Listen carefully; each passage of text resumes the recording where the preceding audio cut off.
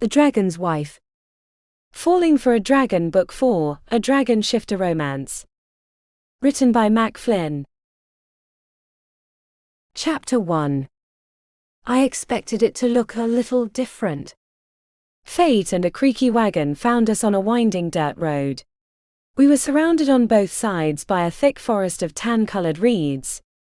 Their bases grew from a marshy land, and their stalks stretched up to 8 feet tall. The plants grew so close together that a fly would have trouble crawling between them. The comment had come from me.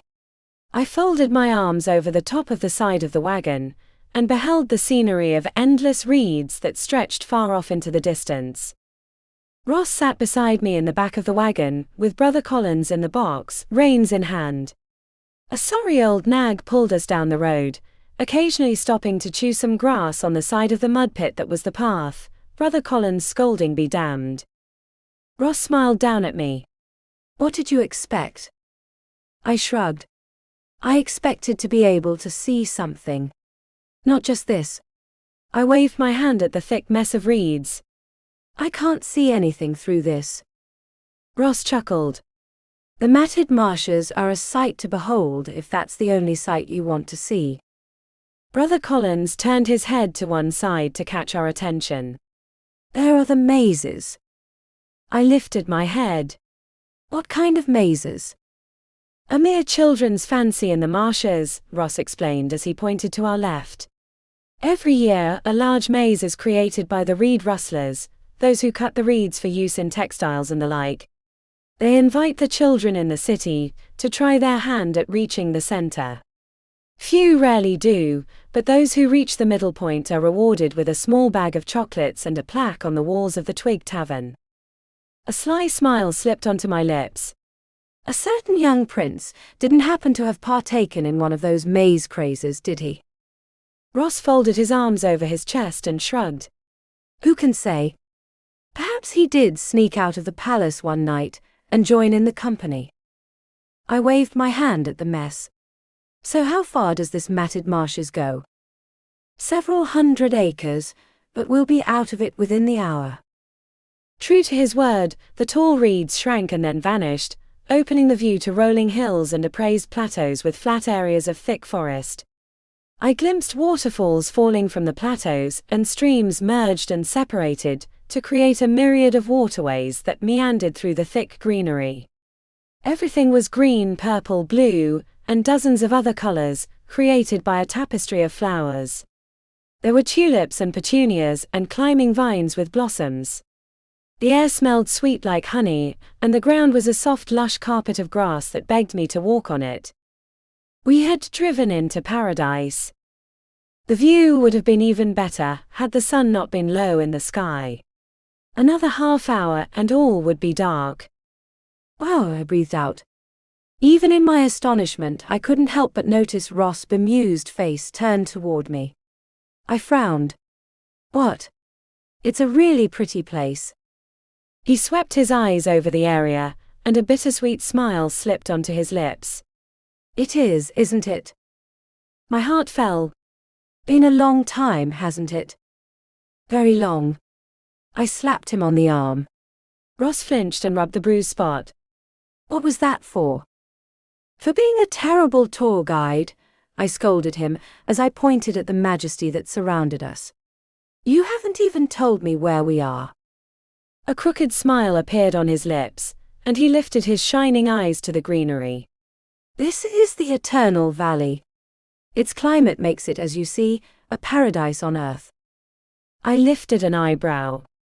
"So, nobody lives here?" He chuckled. "Plenty of people live here, but they prefer to keep their houses hidden. Like there." He pointed at a small grove to our left.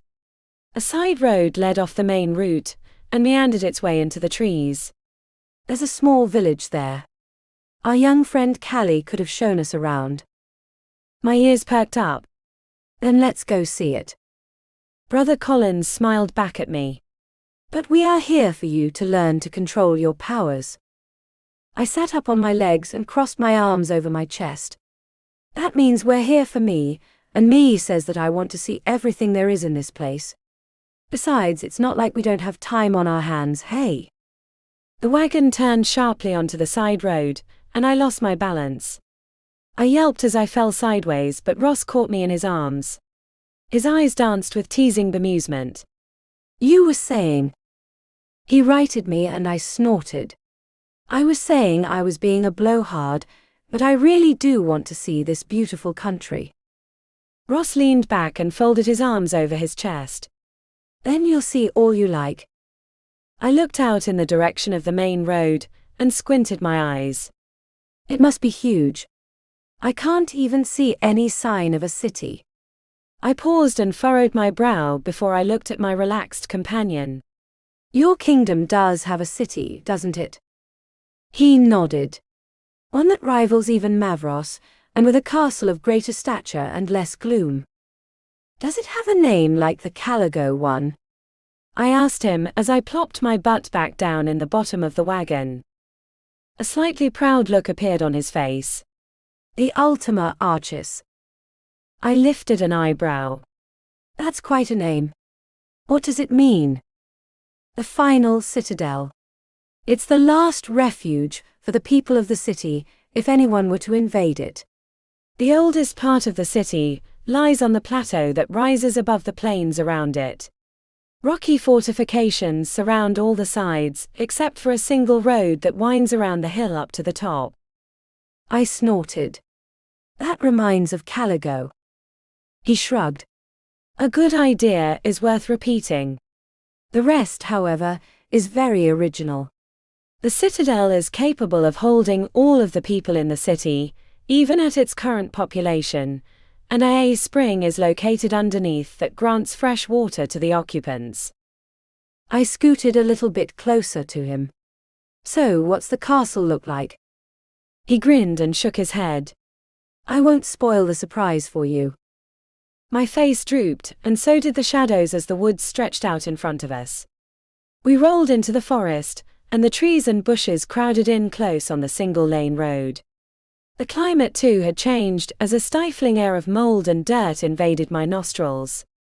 The pair of odors were drenched only by the smell of something much more powerful. I lifted my nose and took in a deep whiff, but still my brow was furrowed. "What's that scent?" I asked my more knowledgeable companions. Brother Collins turned his head to one side to catch my eye. "Magic, miss. The forest is so old it has grown its own magic." My eyes widened a little. "They can do that?" Ross nodded. "This one has, and the people of the forest have made a business out of using the magic granted to them." I snorted. "So they haven't tried bottling it? It smells strong enough to eat with a fork." "There have been attempts," he confirmed as he draped his arms over the side of the wagon and swept his eyes over the area. "Once bottled, however, the magic is disconnected from its source and withers to nothing. Only the people themselves may carry it off after a few generations of living here." "And Callie's family has been here a long time." I mused. "They've been here since the magic formed into something the people could use," he confirmed as he stretched out his hand. Ross snatched a rose-like flower from a bush and held it in his open palm. The flower stretched out its petals, and a small woman popped her head out. Her translucent wings beat fast and furious behind her, and she shot into the air and disappeared into the woods. I gaped at the fleeing fairy before I returned my awe-induced gaze to the smiling Ross. "Is the forest full of that?" He nodded. "And more, and that's why you need to stick to the paths and the road, otherwise something far worse than a fairy might find you." I swallowed the lump in my throat. "Like what?" His eyes twinkled. "Like a pixie." I narrowed my eyes at him. "Are they even dangerous?" "Only if you tickle their wings," he mused as he sat up and stretched his neck to take in the view above the wagon box. "But here we are." The road opened to a main street, and a small town of clapboard buildings was revealed to us. The hamlet sported several blocks of houses, and businesses lined both sides of the main road. Their false fronts and large windows advertised every kind of medicine to every type of disease known to man, and I didn't recognize a few. The streets were lit by lamps topped by glass balls, and inside the balls glowed bright sticks that cast their white light on the many people who walked the boardwalks. Men, women, and children gawked at the window dressings with their vials full of rainbow-colored potions, and their fine dresses that sparkled in the dim light. The locals stood out in their puffy, colorful attire and pointed hats.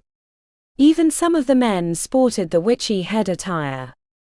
The sun finished its journey and disappeared beneath the horizon, not that one could see that through the thicket of trees that huddled against the backs of the farthest buildings. The strange lamps grew brighter against the encroaching shadows, and more than one person stopped to admire their soft glow. I sat up and squinted at one of the lamps as we passed by. "Are those really sticks in there?"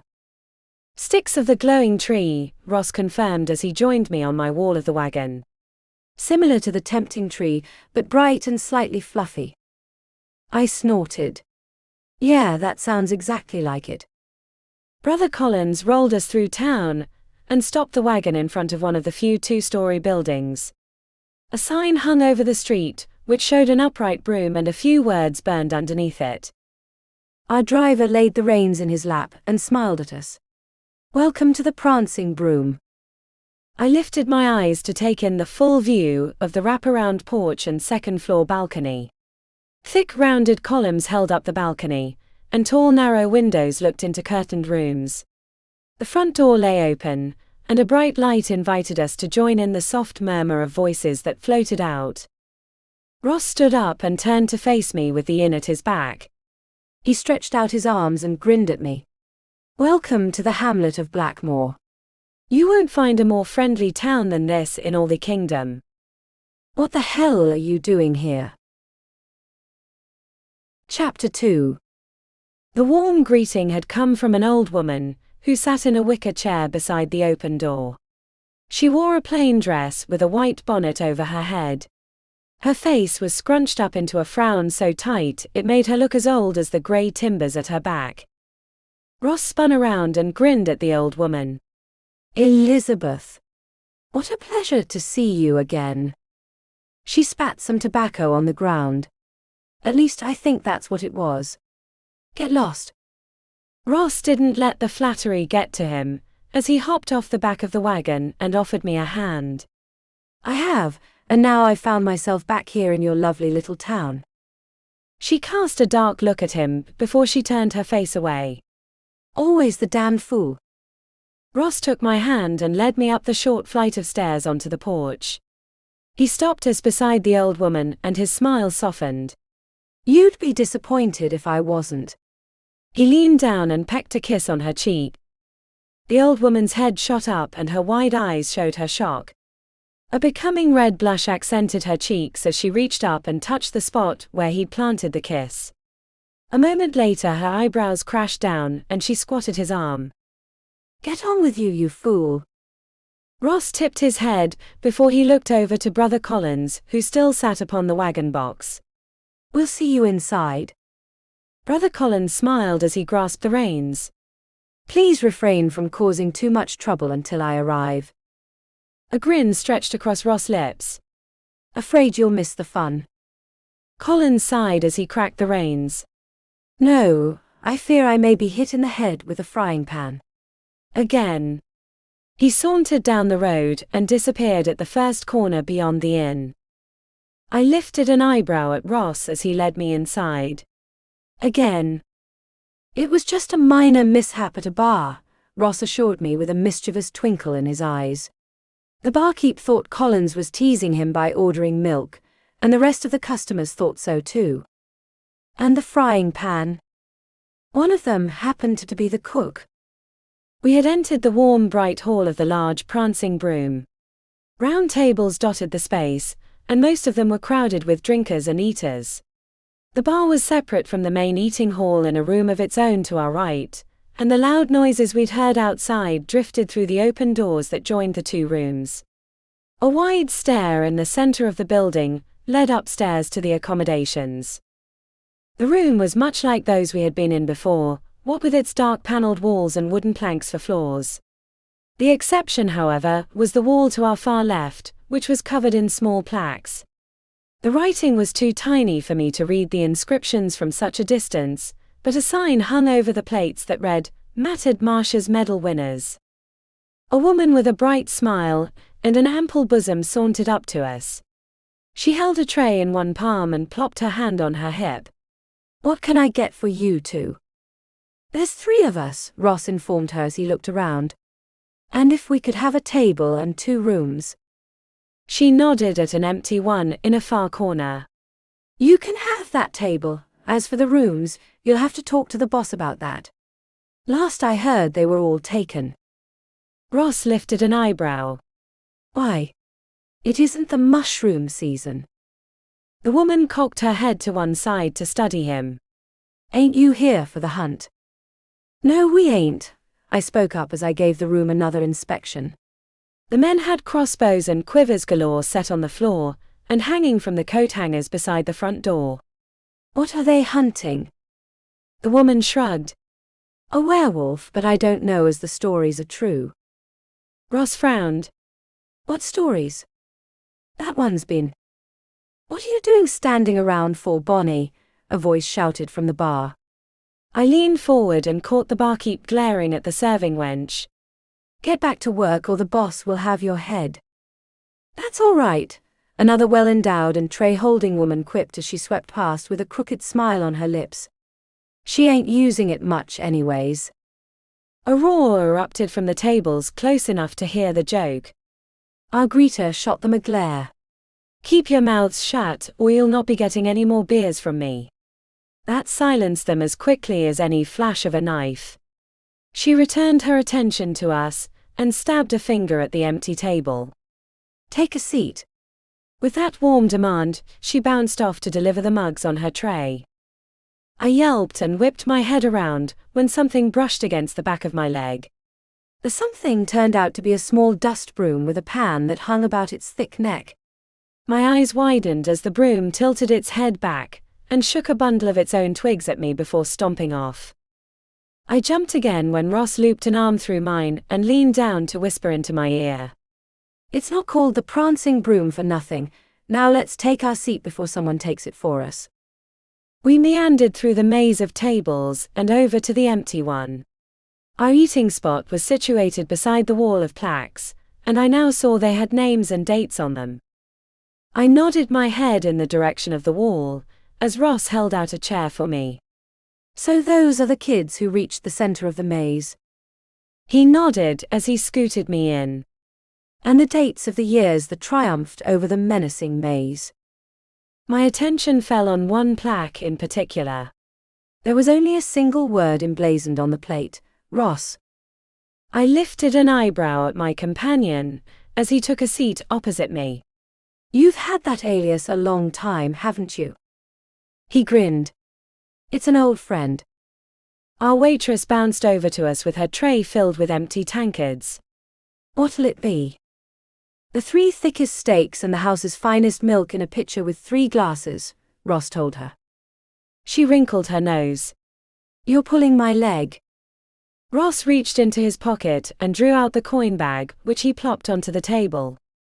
"And don't spare the cream." She shrugged and sauntered off to fulfill our order. I caught a glimpse of another walking broom with its own duster collar. The tiny thing meandered under the tables, sweeping away the bits of peanuts and crumbs that dropped from the tables. I caught Ross' attention and jerked my head toward one of the magical creatures. "So how do they do that?" "Special wood and a touch of fairy dust, one of the house specialties," he explained to me as he leaned back in his chair. "The publican himself is a wizard of the town, being from an older family like Callie. His name is Calder, and you'd have a hard time finding a greater friend and a worse foe." "I'm guessing he's not much of a werewolf hunter," I mused as I studied the myriad of weaponry which the tiny broom sidestepped. Ross' eyebrows crashed down. "That's another story completely. There hasn't been a werewolf in these parts in 50 years, so I'm surprised to hear there's one around now." "Are they a Pactus too?" He nodded. "They are, but one of the scorned ones like the serpents of Sarah. Their god granted them abilities that could be used to hunt for food, and they took it upon themselves to hunt their enemies instead. I winced. So they fell to human flesh too? Ross pursed his lips. Worse. They left their enemies to rot in the open. Proper burials are important in this area, especially with the diseases they bear, and the blot they leave on the magic. I tilted my head to one side. Blot on magic? The magic of the woods thrives on the purity of the landscape, he revealed as he took on a contemplative look. It doesn't mean someone can't plow up a field or cut down a tree, but bloodshed out of senseless violence leaves a mark on the land. Nothing will grow where such a body lies. Only a proper burial will assuage the magic. I'm surprised you haven't had one yourself. Chapter 3. The jolly voice came from a short, pale, middle-aged man, who sauntered over to our table. He wore leather pants and a plain white shirt, and black suspenders kept up his pants. His boots tapped on the floorboards with a greater softness than I would have given him credit for. He sported a long black handlebar moustache which mostly hid his wide smile but not his twinkling blue eyes. He stopped at our table and clapped Ross on the shoulder, which nearly forced his face into the woodtop. By the gods, am I surprised to see you still alive. Ross gathered himself and gave the burly man a smile. It's good to see you again too, Calder. How are the kids? Wondering when that rapscallion is going to show them how to pick locks like he promised, Calder replied as he used a hand to gesture to me. But who's your lovely companion here? She's pretty enough to be one of my wenches. I choked on my own spittle, as Ross' eyes danced with mischief.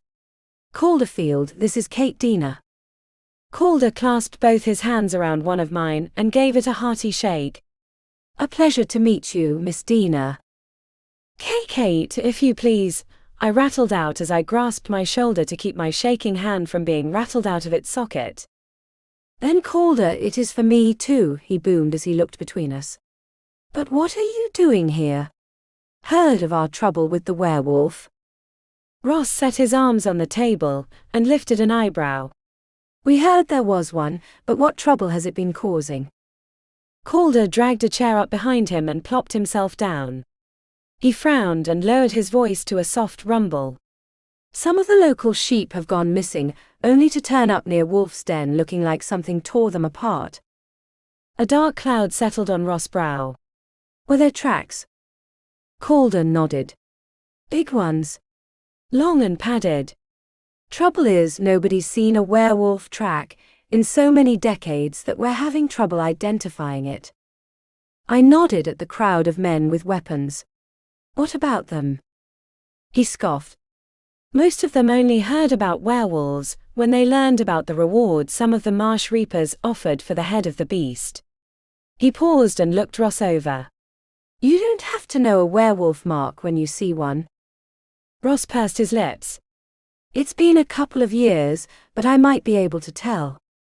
Then would you mind clearing it up for us? Calder mused as his gaze settled on the coins. I'll make it worth your while. Ross smiled and patted the bag, making the coins inside jingle. We're set up, but we could use 2 rooms for the night. Then that's what you'll get, Calder promised as he stood. I'll come back for ya later, and you can check out those footprints. My eyes widened. At night? Calder nodded. We have to. It's gonna rain soon, and the prints'll be all washed away. It'll take me that long to get your rooms in order anyway. He dipped his head and strode off. I leaned across the table to Ross and lowered my voice to a whisper. Is this such a good idea? Why not? He mused with a touch of amusement. I cast my eyes around the room where more than one bounty hunter glared at us. I don't think they appreciate the competition, and aren't werewolves a little more dangerous at night? He lifted an eyebrow at me. So they're in your world too. I slid back down into my chair and shook my head. Not really. I mean, there's legends, but nobody believes them. Do your legends speak of werewolves only walking around at night? I shrugged. Most of them, yeah. The werewolf can only transform during a full moon at night, and it goes out to hunt for its victims with a mindless animal instinct. Unless you watch the movies, then most of that's thrown out the window. He lifted an eyebrow. Movies. Moving pictures like a play, I explained to him. Harkening back to those days, I couldn't help but lean an elbow on the table and cup my cheek in my open palm. Kind of miss that stuff. And reliable indoor water. We could settle down somewhere, Ross suggested. I shook myself from my reverie and gave him a smile. That does sound tempting, but I still need to find out why I was dropped here. At that moment, Brother Collins joined us. He was a bit disheveled, and the bottom hem of his cassock was covered in some questionable brown material. Ross leaned back and looked him over with amusement. Where have you been? Attempting to find a stall for the horse, Collins informed him as he brushed off a bit of hay from his sleeve. Unfortunately, my arrival was ill-timed, and another gentleman and I had a disagreement over the last stall. Ross' eyes twinkled. Did you win? Collins bowed his head. Our horse is stalled and eating her grain as we speak. I leaned in toward our companion. And the gentleman? Collins reached into his cassock and drew out a sickle which he placed on the table. I was forced to disarm him, but he should recover full use of his limb. After a time. I lifted an eyebrow. Why does a brother of the church know how to fight? Brother Collins cast a bemused look at Ross, who sheepishly grinned at the two of us. That would be my fault. Collins looked at me as he used a hand to gesture to Ross. Ross here has taken us to quite a number of, shall we say, exciting locales, some of which required me to learn a great deal about the art of self-defense. And speaking of that, Ross mused as he pushed the sickle toward our friend, why don't you show Kate what you can do with this? Collins smiled but shook his head. I would rather procure us our rooms. Shall I make it 2 or 3? We've already procured them, Ross assured him as he leaned back in his chair. And we have a good deed lined up for the end of the day. Collins lifted an eyebrow. Indeed. How so? Ross regaled him with our conversation with Calder, and when he had finished his tale, the good brother closed his eyes and shook his head. I can see that the beautiful Kate here has not tamed your desire for adventure, nor your penchant for trouble. I snorted. I'm afraid I get him into as much trouble as he gets me, only I don't get us out as well. Ross smiled across the table at me. You did a very good job down in the tombs. I shook my head. That was just dumb luck, and if you hadn't been there I would have been worm food. A friend is always on hand when trouble is afoot, Collins mused as he lifted his gaze to the plaques. His attention fell on the one I had noticed earlier. I recall needing assistance myself when a young lad offered his hand to me. I lifted an eyebrow. What do you mean? Collins chuckled. I had entered the reed maze and found myself completely lost. Ross here found me and led me out. What were you even doing in there? Collins' gaze fell on Ross and his smile widened. I was trying to follow a very headstrong young man after he escaped the palace. And here's our food, Ross announced as the wench made her way through the crowd with a platter that fulfilled our count of goods. One of the more rugged customers, a man with the skin of some dead animal tossed over one shoulder and his face as grimy as a mud puddle, snatched one of the full cups off the platter. Give that back, our wench demanded. He raised the glass to her with a grin plastered on his face. Thanks for the mug, beauty. His two compatriots cheered as he downed the contents in one gulp. They weren't cheering when he spat it out just as quickly onto them. What's the big idea? One of them snapped, as the attention of everyone in the room fell on the trio. Why'd you do that? The thief sneered at the mug as he crashed it down hard on the table. What's this filth? The wench glared at him. That filth ain't yours, that's what it is, and I expect you'll be paying for it and not them. The man draped one arm over the back of his chair and swept his eyes over the room.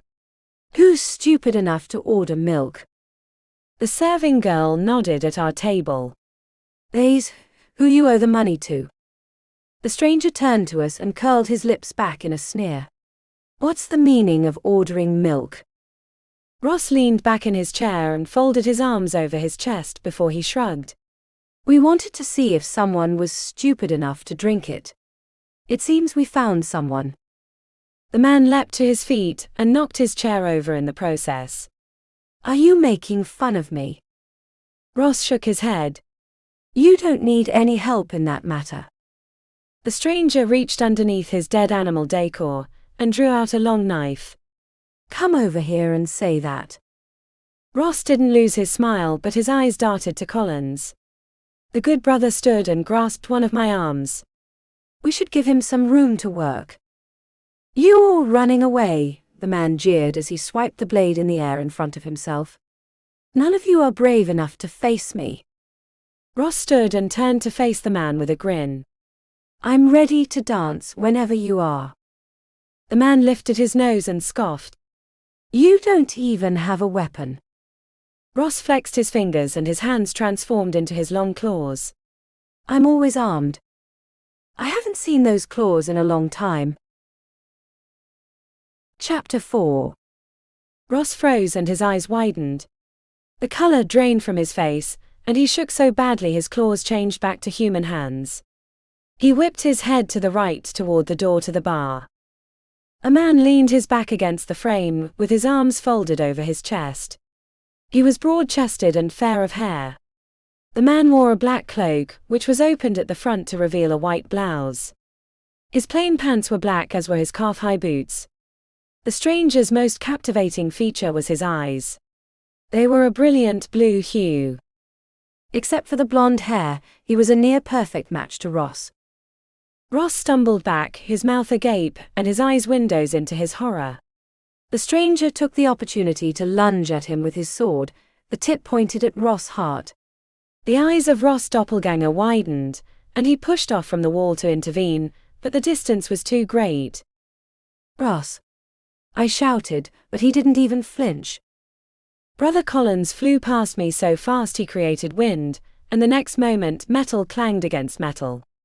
Our mild-mannered friend had picked up the sickle, and blocked the other man's blow with the cutter. Collins flung the surprised stranger back a few feet, but the man didn't get a reprieve as the good brother swung the sickle in quick strokes. The blade cut into the front of the man's shirt and buckle. The shirt popped open and his pants dropped to the ground, revealing a pair of dirty underwear. The crowd erupted into laughter as the stranger blushed cherry red. He hiked up his pants and hurried out with his companions in close pursuit. Ross stumbled back, and Collins watched with concern as he fell into his chair. I rushed over to him and tugged on his arm with both hands. Ross. Ross. He set one hand atop mine, but his eyes always remained on the tall stranger. The handsome man strode through the curious company, and over to us. He clapped his hand on Ross' shoulder and grinned down at him. Hello, little brother. It has been a while. Ross slowly began to shake his head. No. He brushed away the man's hand and jumped to his feet. Ross' face was a picture of fury and terror. You shouldn't be here. You need to. Shut up. The reproach from the stranger was low and swift. His eyes darted over to the stairs. Follow me. He turned and strode back through the crowd. I set a hand on Ross' arm as Collins took up position on Ross' other side. The good brother too grasped Ross' other limb and gave it a slight tug. This would be better discussed in a closed room. Ross stiffened his jaw and nodded. He strode ahead of us, and I caught Collins' gaze. He shook his head before following Ross. I frowned but hurried after them. Our guide led us up the stairs to the long hallway that stretched across the whole of the inn. He strode down the leftward part of the building, and opened the last door that faced the street. We followed him and found a small but clean room with a queen bed, dresser, and mirror. One of the tall, narrow windows I had beheld on the street stood opposite the door, and looked out on that same road. I was the last to enter, but the man held the door open for all of us before he shut it behind me. He crossed his arms over his chest as all three of us turned to face his frowning expression. You still have not learned to avoid trouble, have you? Ross balled his hands into fists at his side and narrowed his eyes. If that's all you want to talk about, then. The man held up his hand. You know such a petty discussion is far from the only reason I led you up here. Why have you returned to Hadrianus? Ross shook his head. It's nothing the prince needs to get involved with. My jaw hit the floor as I looked between the men. I caught Ross' eye as I pointed a finger at the tall stranger. So he's truth be told, I'd forgotten his name. Trent, the stranger finished for me as he studied me with a curious eye. I do not believe we have ever met, fair lady. I shook my head. We haven't. I'm Kate. He inclined his head to me. A pleasure to meet you, Kate, though I wish the circumstances were more agreeable. Ross crossed his arms over his chest and frowned. What are the circumstances? Trent shrugged. Perhaps the same reason that brought you here, the werewolf. I had heard of problems in the area, and decided to investigate the matter myself. Ross jerked his head in the direction of the window. We'll do the job. You head back to the castle. Trent frowned. You still believe that old woman? She's been right before. A barking laugh escaped Trent. You mean when she predicted you would be wet before the day was out, and she pushed you into the river? She found Mother's missing jewels, Ross reminded him as he shook his head. And she was right that Mother and Father would bear two princes born 5 years apart. That happened. He met Trent's gaze with his own steady and slightly morose one. And then she predicted that one of those princes would kill the other. Trent sighed and his expression softened. I will not have her push you away after such a long time apart, nor will I forsake my duty to protect my people from harm, no matter the danger. You, of all people, should understand at least the latter, if not the former. Ross pursed his lips, but his ire too was dampened. I still don't like this. A smile curled onto Trent's lips, as he lifted his eyebrows at his younger brother. Nor I your way of speaking. How long did it take for you to acquire such a vulgar tongue? Collins cupped one side of his face in his hand and closed his eyes before he sighed. Far too quickly. Trent gestured to me. Might I ask if this is the woman you are rumored to be traveling since you last left Umbria? Ross nodded. She is, and if you don't want to get involved with Corvinus's men, then you won't stick around very long. Trent narrowed his eyes. Then the rumors of that confrontation are true. We awaited confirmation from the king himself about your abrupt exit from that kingdom, but no letter was forthcoming. Mother feared you had been killed. No, but I don't recommend taking in the sights of the dungeons of Caligo Castle. Trent gestured to the bed. I would like to hear what happened, if we have time. A sudden noise interrupted his plans. A blush accented my cheeks as I dropped my gaze to my stomach. Sorry. Trent smiled and shook his head. There is no need to apologize. Your dinner was very rudely interrupted. I will have the publican bring your meal up here. He turned to leave. Trent. The call came from Ross. Trent paused with his hand on the knob and half turned to face his brother. It's good to see you. Trent grinned before he slipped out of the room. I turned to Collins and Ross and folded my arms over my chest. So that's your brother? Ross took a seat on the foot of the bed, and a bitter smile slipped onto his lips. I'd hoped not to see him. I guess I was foolish to think he wouldn't be where there was trouble. Brother Collins solemnly nodded. That does appear to be a family trait. I suppressed a snort, especially when I noticed Ross' still downtrodden expression. I plopped on the bed beside him and set a hand on his back. I'm sure it'll be okay. This is just a quick job, and then we'll go our separate ways. Ross grasped my other hand in one of his, and lifted his beautiful eyes to mine. Then let's see if my old friend is ready for us. My stomach grumbled again. I sheepishly smiled at him. After dinner. He grinned. After dinner. Chapter 5. Trent soon returned carrying our platter of meat and 3 fresh glasses of milk with a jug in his other hand. Compliments of the house, he announced as he set all the stuff down on the top of the dresser beside the wash basin and turned to us with a smile. And Calder told me to tell you that the party will head out in an hour. I lifted an eyebrow. Party? He tapped his foot against the floorboards. The gentlemen and women you saw downstairs will be joining you on your guided tour of the incident areas. They are on private property, and the farmers are less than willing to allow a constant flow of strangers to loiter, even if they proclaim to be there for their benefit. Ross stood and strolled over to the dresser, taking up the glasses in his hands. What is the bounty on the werewolf? 3 barons, Trent told him as Ross passed out the milk to us. All the money to be paid out to the family of the hunter who inflicted the mortal wound. Ross lifted an eyebrow as I hungrily eyed the meat. No split. Trent shook his head. The farmers have decided that any fool can scratch a beast, so only one can earn the reward.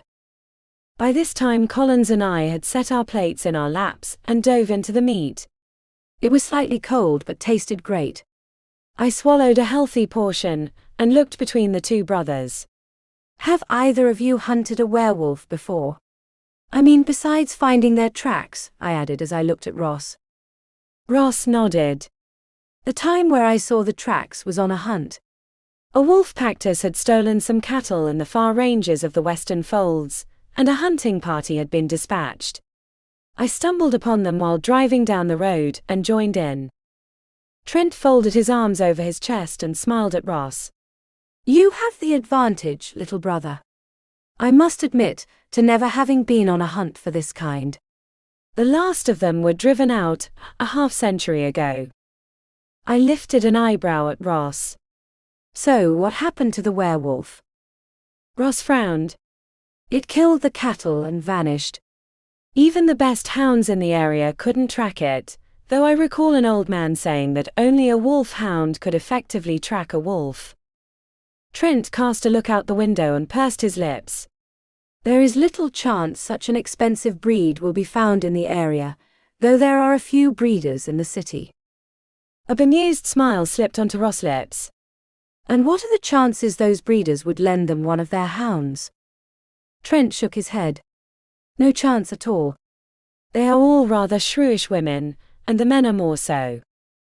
A thought struck me that made me wince. If a werewolf scratches you, do you become one? Trent lifted an eyebrow at me. That is a rather unusual question. She's a rather unusual woman, Ross mused as his eyes twinkled at me. As for your question, they're Pactus, and that gift can't be passed on except by birth. I lifted one hand and wiggled my fingers at him. And one other way. You're the exception to the rule. Trent furrowed his brow as he looked between Ross and me. What are you saying? Have the gods seen fit to bless someone else with a new Pactus? Ross shook his head. Not quite. The gods have seen fit to send Kate to us. Trent examined me a moment before he frowned. I am afraid I do not understand. Ross used a hand to gesture to me. The woman you see before you is a familiar, that mythical being who's able to use the power of any Pactus she touches. And bites, I added. He lifted an eyebrow at me. On whom did you try that one? Don't ask. Trent's eyes widened and he gaped at all of us. Surely you jest. Ross shook his head. I'm afraid not. She's the one who's supposed to rid the world of all its troubles. I winced. No pressure there. He grinned at me. I think you can handle it. Collins took a sip of his milk and smiled over the rim of the mug at Ross. Especially with you at her side. That just guarantees us victory. Trent crossed his arms over his chest and frowned. I fear I have some doubt as to this woman's supposed fate. Ross was equally perturbed, but at his brother. Why? Trent looked me over again and furrowed his brow. The legends of the familiars state that they are a majestic breed, and while your companion is most certainly beautiful, I fail to see an ethereal quality hinted at in the records. Records? My ears perked up at the mention. What records? Those records contained in the library at the castle, Trent explained. I whipped my head to Ross. You didn't tell me there were records there. Ross shook his head. I didn't know. Trent laughed. My brother was not one to frequent the library. Some days I doubted he knew we possessed one. You may visit it if you wish. He cast his eyes at Ross and his expression softened. There are other reasons to visit the castle. Ross' face fell. Mother. She misses you a great deal, though she hides it well behind her smiles. We'll see how things turn out here, Ross mused as he turned to face the dresser. Trent returned his attention to me. I still have trouble believing I may be looking at the savior of all the world. Ross picked up his plate and shrugged. When we get to the city, we'll let the old woman take a look at her. Fair enough. Trent wrinkled his nose. Fair enough, as you say, though your way of speaking may leave father very displeased. Ross grinned. It'll be nice to know that some things never change. I raised my hand. A question here. Who's this old woman you guys keep bringing up? Is she the soothsayer who predicted the, trouble between you? Ross nodded. The same. She's of a very old vintage, and when we were growing up, she lived alone in a small house at the rear of the citadel. Trent closed his eyes and a chuckle escaped him. She tolerated much in her position there until her fame forced her to move to the outskirts of the city where she lives in semi-reclusion. She didn't want to be bothered anymore. I wondered. Ross shook his head. No. Her hut was accessed via a rather steep and narrow set of ancient stairs, an old emergency escape that was blocked off long ago. The many visitors wore away what little remained of the stone, and some nearly fell off into the ditch that surrounds the high walls. Trent opened his eyes and they twinkled as they fell on Ross. Do you recall the time we sneaked into her hut to take some of her potions to drink, to become stronger? Ross shuddered. And they turned out to be her bath soaps. My face drooped as I looked between the pair. You guys drank her bath soaps? Trent sighed. Regrettably, yes. Brother Collins set aside his half-empty plate and stood. I believe I will check to see that our horse is doing well. If you will excuse me. He slipped out before anybody could object. Ross plopped himself on the bed beside me and dug into his meal. Back on the topic of the trouble of the current day, has anyone seen the werewolf? Trent shook his head. Not as far as I could find. There are of course rumors of wolf-shaped shadows but nothing specific. So, what happens if it is a werewolf? I spoke up between bites. Do we shoo it away? Ross paused in his eating and pursed his lips. That would depend on if the werewolf is willing to pay for the damages and do the leaving. Often they're so feral they hardly know they're partially human, and the only way to reason with them is with the blade of a sword. I winced. So no saving. Trent leaned his back against the wall beside the dresser and sighed. The wolf Pactus sealed their fate a very long time ago. We are only able to right the wrongs they make in this period. A long haunting howl made us all freeze. The eerie noise floated through the air, lingering for a long time before dying off. The next moment, Ross rushed over to the window and flung it open. He stuck his head out, and I heard a buzz of excitement. I looked over his shoulder and beheld in the street a myriad of frightened people. The locals congregated in front of the inn, and their colorful attire was in stark contrast to their pale faces. Many a pointed hat quaked in fear as their voices mingled in a song of terror. What was that? Where did it come from? Has anyone seen my husband? He's at the pub like he always is. Calder stepped out onto his porch and raised his hands. The loud murmur died away, and he swept his eyes over the crowd. There's nothing to fear so long as we stay together. Nobody goes out alone. Another howl interrupted him, and the din of cries rose up again. The lament of the people was joined by the whinny of horses. Calder whipped his head in the direction of his stables. The livery. It's got in there. My eyes widened and my breath caught in my throat. Brother Collins. Chapter 6. Ross spun around and snatched my hand in his. He tugged me along as Trent followed us. Why not leave the woman in the room? Because she won't stay there, Ross shouted back. I nodded at our follower. He's right. We rushed down the hall and the stairs and crashed into a crowd of people standing there. The townsfolk from the streets had spilled into the inn for safety, and now they were packed in there like sardines, only better smelling. Ross stopped us at the bottom of the stairs and swept his eyes over the crowd.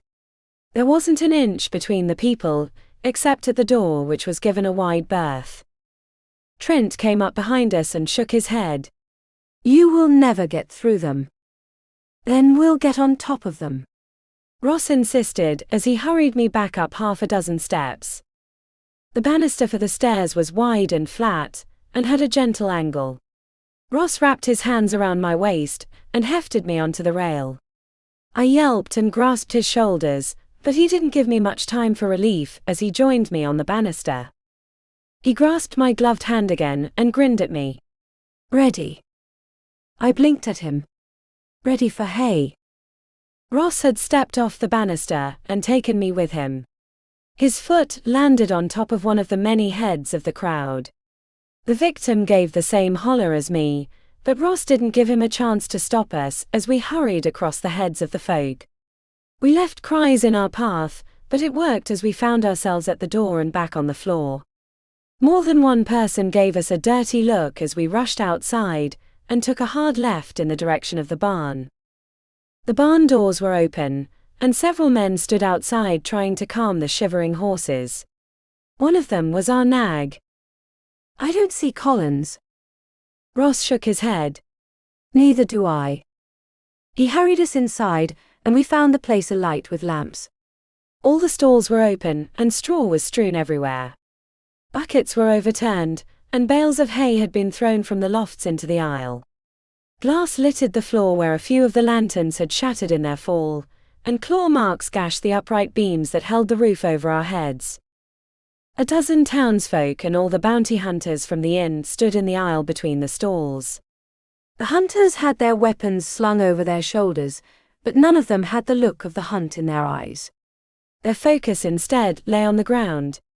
My heart skipped a beat when I noticed a splattering of blood on the floor. And Brother Collins wasn't among these men either. Ross hurried over to the innkeeper and his associates. Have you seen our friend? Calder shook his head. Not since the fight with the werewolf. It was horrible, one of the men spoke up. By his coveralls and hay-strewn hair, I took him to be a barn worker.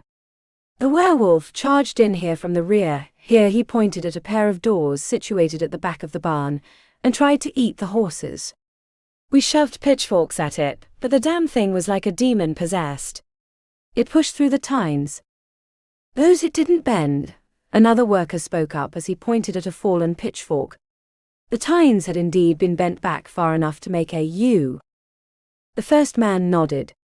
And it tried snapping our arms and legs off. The guy in the robe fended it off, but it bit him real good on the arm right here. He used a finger to point at the telltale blood spot on the floor. But he cut deep into the wolf too, and it went loping out of here with a limp. The man chased after it, and nobody's seen either of them since, Calder finished for him as he scowled down his quaking employee. And don't go telling anyone else about what happened here, or the whole town will think they're all going to be dragged away by the beast. Ross strode through the group and I followed at his heels. We hurried through the open doors and out into the cool night air. The rear of the barn abutted the woods that surrounded the town. The dim light had dampened the cheerful attitude, and heavy shadows hung over the thick woods like a shroud. Trent joined us, looking a little disheveled and out of breath. Has he been found? I shook my head. Collins ran off to follow the werewolf. Ross dropped one knee on the ground and studied something in the dirt. By this point his bleeding had already slowed. I shrugged. Maybe it wasn't a bad wound. Ross lifted his head, and his eyes followed a path I couldn't see. He stumbled to the edge of the trees. He followed Collins' trail to the perimeter, while Trent and I lagged behind. And then he stopped. A frown creased his lips as he again dropped to one knee. He brushed his hand over a mess of leaves. While the rest of the foliage lay about in a roughly even matting, the leaves here had been kicked aside. Something happened here. A scuffle, but I don't see any wolf prints. Perhaps Collins' own tracks obliterated them, Trent suggested. Ross pursed his lips and raised his gaze to the forest. There's only one way to find out. He stood and half turned to Trent and me. I frowned at him. If you tell me to stay here, I'm going to run ahead of you, even if I don't know where I'm going. I was going to say to watch my back, he countered as he lifted his gaze to his tall brother. Have your sword skills improved? In response, Trent reached into his cloak and drew a long dagger from the rear of his belt. Substantially. Ross nodded at me. Then you take Kate's back and she'll have mine. With the course of action decided and our order arranged, Ross took the lead and led us into the dark forest. The starry sky did little to light our way as we followed the meandering trail. After a long moment of silence between us, Trent spoke up. Are we following the wolf or Collins? Ross didn't lift his eyes from the forest floor as he shook his head. I don't know. Trent frowned. What do you mean? Ross paused for a moment beside a nasty-looking bush. Large thorns protruded from its slender stems. He yanked some off one of the thorns and turned to face us. I mean this. I squinted at the tiny fuzzy item he held. What is it? A piece of fur and a piece of cloth. I lifted an eyebrow at him. Couldn't it just be the werewolf? Or do they not usually run naked? They're usually attired in something, but this isn't the same fur color from the barn, Ross revealed as he tucked the items into his pocket. A dark cloud settled on Trent's brow as he searched the area around us. Then there may be more than one. Perhaps one providing food for their mate. Perhaps, Ross mused as he half turned to the way ahead of us. But let's keep going. We continued on our journey through the dark forest. The land began to rise into narrow paths meandering through deep pools of swampy water. The small ponds lay some 10 feet below us and down a steep incline. A sparse crop of reeds sprouted from the waters and stretched up a few short feet. I wrinkled my nose at the dark pools. What are those? We are on the edges of the matted marshes, Trent explained, looking with disdain at the rancid water. The water has no outlet here but rises up from the ground to lay there in the heat of the sun. What I wouldn't give for that sun, I murmured as our path narrowed to barely shoulder's width. The hairs on the back of my arms were ever at attention, and my ears strained to hear anything but the lonely crickets and our breathing. Every twitch of branches and groan of trunks caused me to stiffen. I yelped when Trent's breath wafted over my ear. You are safe. I gave him a shaky smile. For how long? Oh, about 2 seconds. A shadow flew out of the trees and crashed into me. I tumbled across the ground, locked in the grip of the shadow. Roots and reeds were no obstacle, and I received more than one horrible cut as we rolled down the incline. We came to a stop at the bottom of one of those murky, but thankfully shallow pools. I ended up on the bottom, and the warm breath of my attacker wafted over my face. Torn cloth tickled my nose before Ross grabbed the creature and threw it off me. It flew several yards before it landed on all fours, and slid a few feet to come to a stop facing us. The creature lifted its head, and revealed a long-snouted fiend with glowing yellow eyes. It was also wearing the remains of a cassock. Chapter 7. I gaped at the figure, as did the two brothers. Is that? Ross could hardly get out a single word. Collins. I whipped my wide eyes up to him. I thought you said Pactus couldn't pass it on. It has never been done before, Trent spoke up. His voice was in whispered awe touched with fear. He gathered himself and drew his knife out from behind him. And we must keep our guard up around him. At the reveal of the blade, Collins curled his lips back in a snarl that revealed 2 rows of sharp teeth. He flexed his clawed hands at his sides and stood on elongated feet that ended in padded paws. Wolf paws. Collins. Ross shouted at his friend as he took a step forward. He swallowed the lump in his throat and balled his hands into fists. Answer your prince. The creature only snapped its jaws, but Ross stiffened his own jaw. Answer me, Ethan. The yellow eyes blinked, and the figure stumbled back. Its whole body began to shake, and it lifted its clawed hands to its face. The creature's eyes widened, and it loosed a howl so heartbreaking that my own fear vanished. I climbed to my feet and grasped Ross' arm. We have to help him. Trent came up to stand on my other side, and his expression was stoic. More stoic than I wanted to see. How?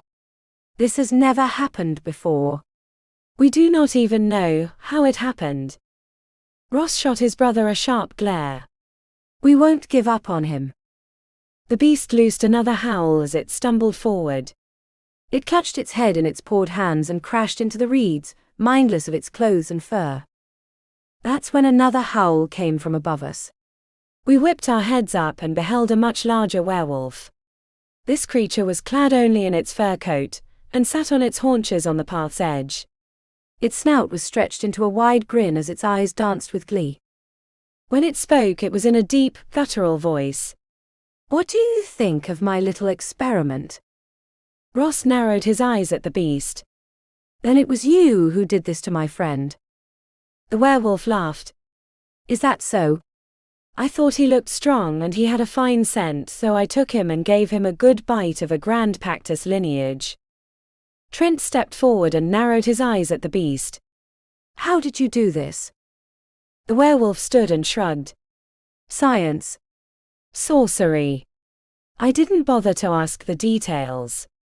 One doesn't refuse the good doctor on such minutiae. What doctor?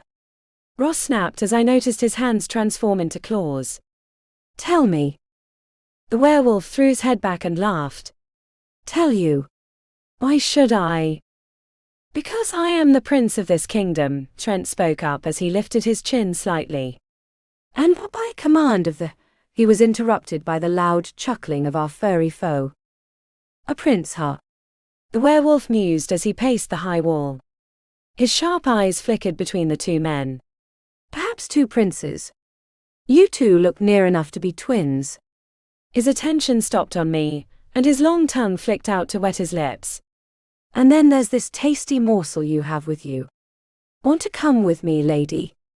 I can show you a hell of a time. I scoffed. I don't hang around with hairballs. A low growl escaped his lips. He flexed his claws and took a step toward us before he froze. A shudder ran through his body, and I noticed his fur shrink a little back into his skin. His claws too shrank a little, and his snout shriveled. He clenched his teeth and reverted to his full werewolf form, but the effort made him pant. Our foe whipped his head to Collins and his good humor returned. I'd love to see what you would do to your friend here, but I'm afraid I have some rather pressing business to attend to. He stepped back and swept into a low bow. Good night. Stop. Ross shouted as he rushed toward the slope. A garbled howl came from Collins and made Ross freeze. Our furry friend furiously shook his head, and when he opened his eyes they were the bright feral yellow from before. He whipped his head about to face Ross and snarled at him. Ross turned to face his old friend and held up his hands. Easy there, Collins. You don't want to hurt me. Collins stretched out his fingers and his nails lengthened. He would beg to differ, Trent counted as he held his dagger in front of him. We must defend ourselves. Ross shook his head. I won't hurt. Collins loosed a howl before he lunged at him.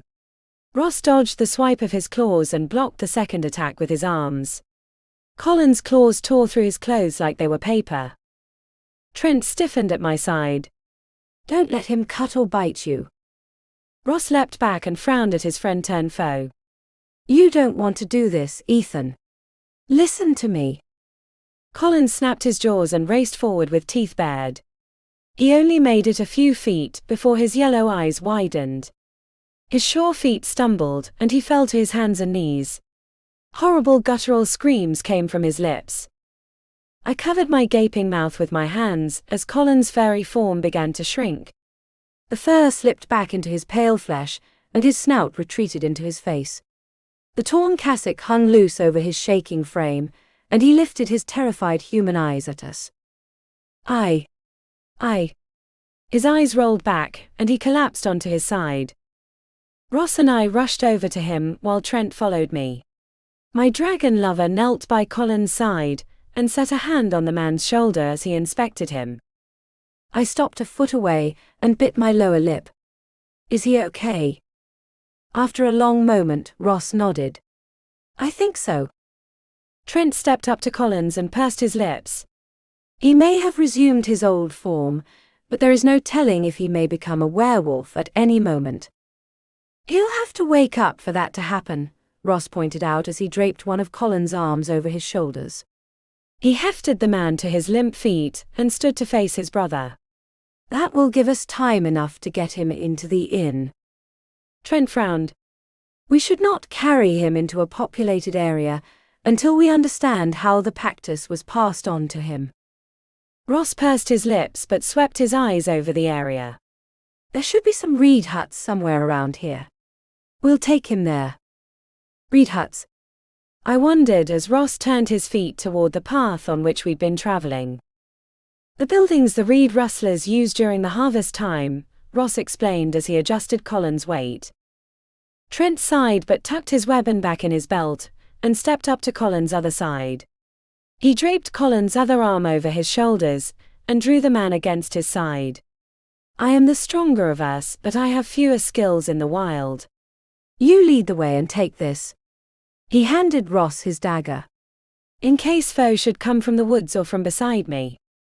I won't be using it on Collins, Ross insisted as he tucked the dagger into his own belt. Then do not stop me should I need it, Trent warned him. The tension between them was palpable, but Ross turned away without a word. We climbed the precarious slope and crawled onto the path. I stood and looked down at myself. The shallow, murky waters had done their worst, and my clothes were now a wonderful poop brown with bits of moss stuck to them.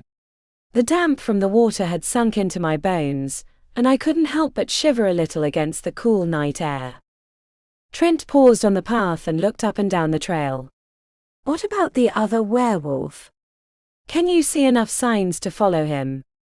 Ross stooped and investigated the ground. After a long moment he stood and shook his head. This one knows how to hide his tracks. The footsteps are obscured by where he walked on the leaves, and a light breeze would have me lose the trail. Not to be a bother, I spoke up as a gentle breeze blew past us and I wrapped my arms around myself. But we should get Collins someplace before he catches cold. Ross drew off his coat and draped the cloth over my shoulders.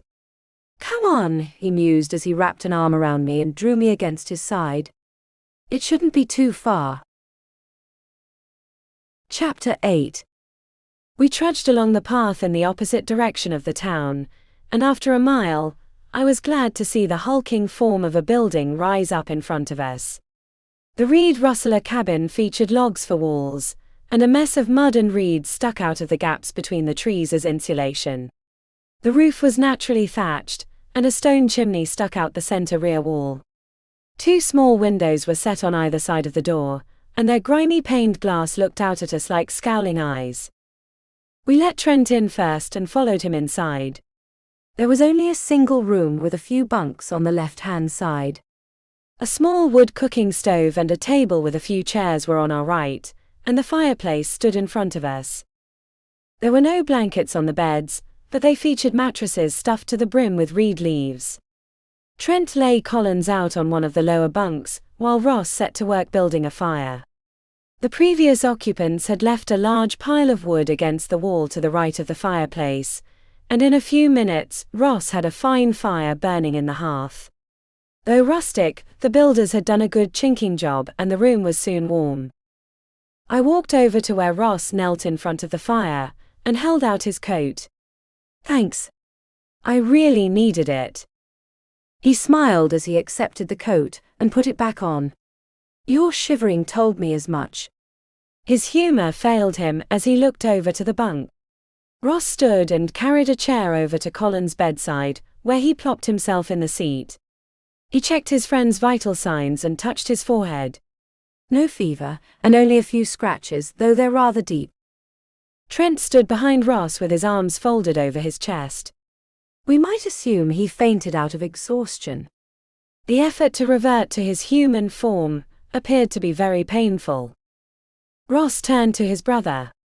"What do you know about these werewolves intruding on the land?" Trent shook his head. "Not as much as I wish. Half of the stories are only rumors, and the others are from those who live out in the far reaches of the land. They could only tell us that the werewolves have attacked their livestock, which isn't unusual for that Pactus."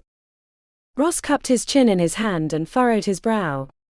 "And this one attacks a stable, in the very heart of a town." Trent studied his sibling. "Have you ever seen a werewolf do as he did, when he seemed to lose control over his form?" Ross shook his head. "No. Once transformed, only a knock on the head or death can revert it, unless they willingly give up their form, that is." At that moment Collins stirred. A soft groan escaped his lips before his eyes fluttered open. He stared at his surroundings in confusion before his gaze stopped on Ross. When he spoke, his voice was weak and hoarse. "Where are we?" "A cabin in the marshes," Ross revealed as he studied his friend. "What do you remember?" Collins closed his eyes and a shudder ran through him. "Everything." Trent stood a little straighter and dropped his arms to his sides. "Then what can you tell us about the werewolf that attacked you?" Collins shook his head. "I'm afraid very little, Your Highness. I had entered the barn to check on the horse when the wolf attacked through the rear door. I used my arm to block his attack and he bit me." Here he paused and lifted his right arm. His sleeve was particularly mangled, and through the torn shreds I glimpsed a horrible bite wound. There was a burning sensation, but I ignored it as I gave chase to the fiend who made his escape out the same way. As I reached the edge of the woods, I felt this powerful force take hold of me. My body changed. Horrified by what was happening and fearful I would attack someone, I escaped into the trees. My memories are hazy, but I recall the overstimulation of my senses. Everything was too loud and smelled too strong. It drove me mad. That is the state in which you found me." Ross pursed his lips. "Did you recognize us?" Collins nodded. "In a way, and yet I could not control myself. A hunger compelled me to attack you.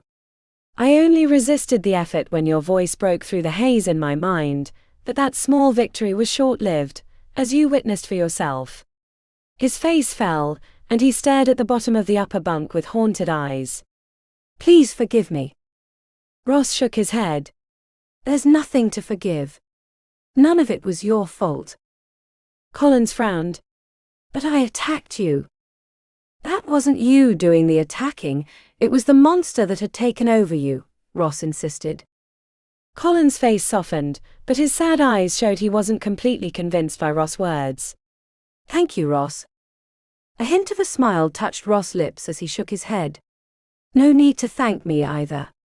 We were just fortunate your transformation failed."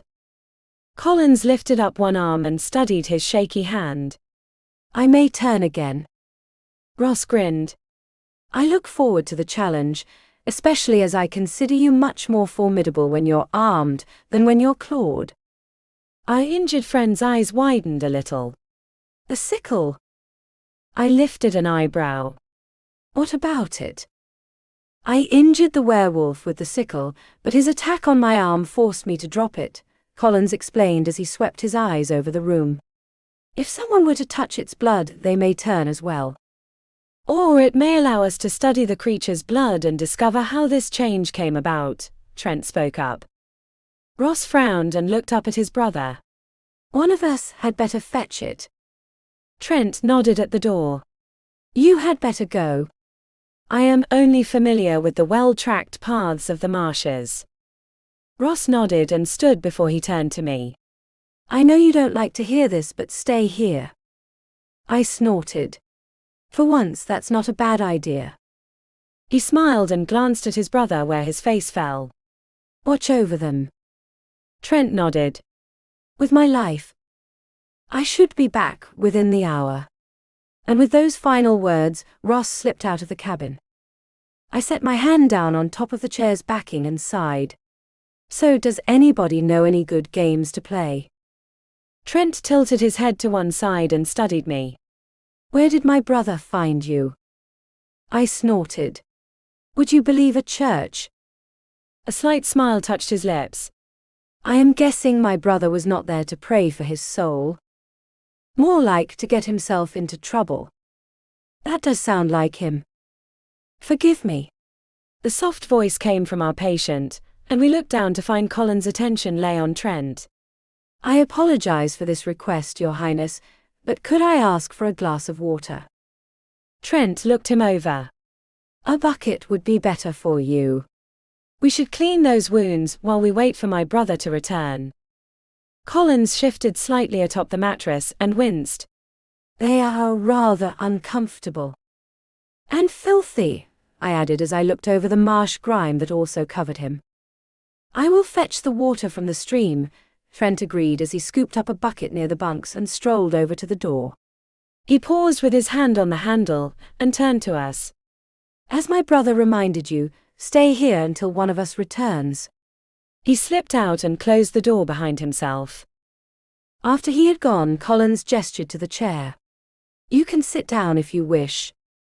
I'd like that, I replied as I plopped myself into the seat. My bones were a little weary from the tumble down the slope. I took the opportunity to pluck some of the crusted scum off my body and toss it onto the dirt floor. Nice night out, isn't it? A chuckle escaped his lips. I find this night not so alluring as others. My face fell as I looked up at him. I'm sorry. I didn't mean anything by that. He shook his head. As Ross insisted, there's no need to apologize. However, he caught my eye and opened his mouth only to shut it again. He took a deep breath and tried again. Forgive me if what I am about to ask is too personal. You needn't answer. My curiosity was piqued. That depends on what you're asking. It is about your familiar powers. I was curious to know the sensations that run through you whenever you borrow them from a Pactus. I lifted my chin slightly and furrowed my brow.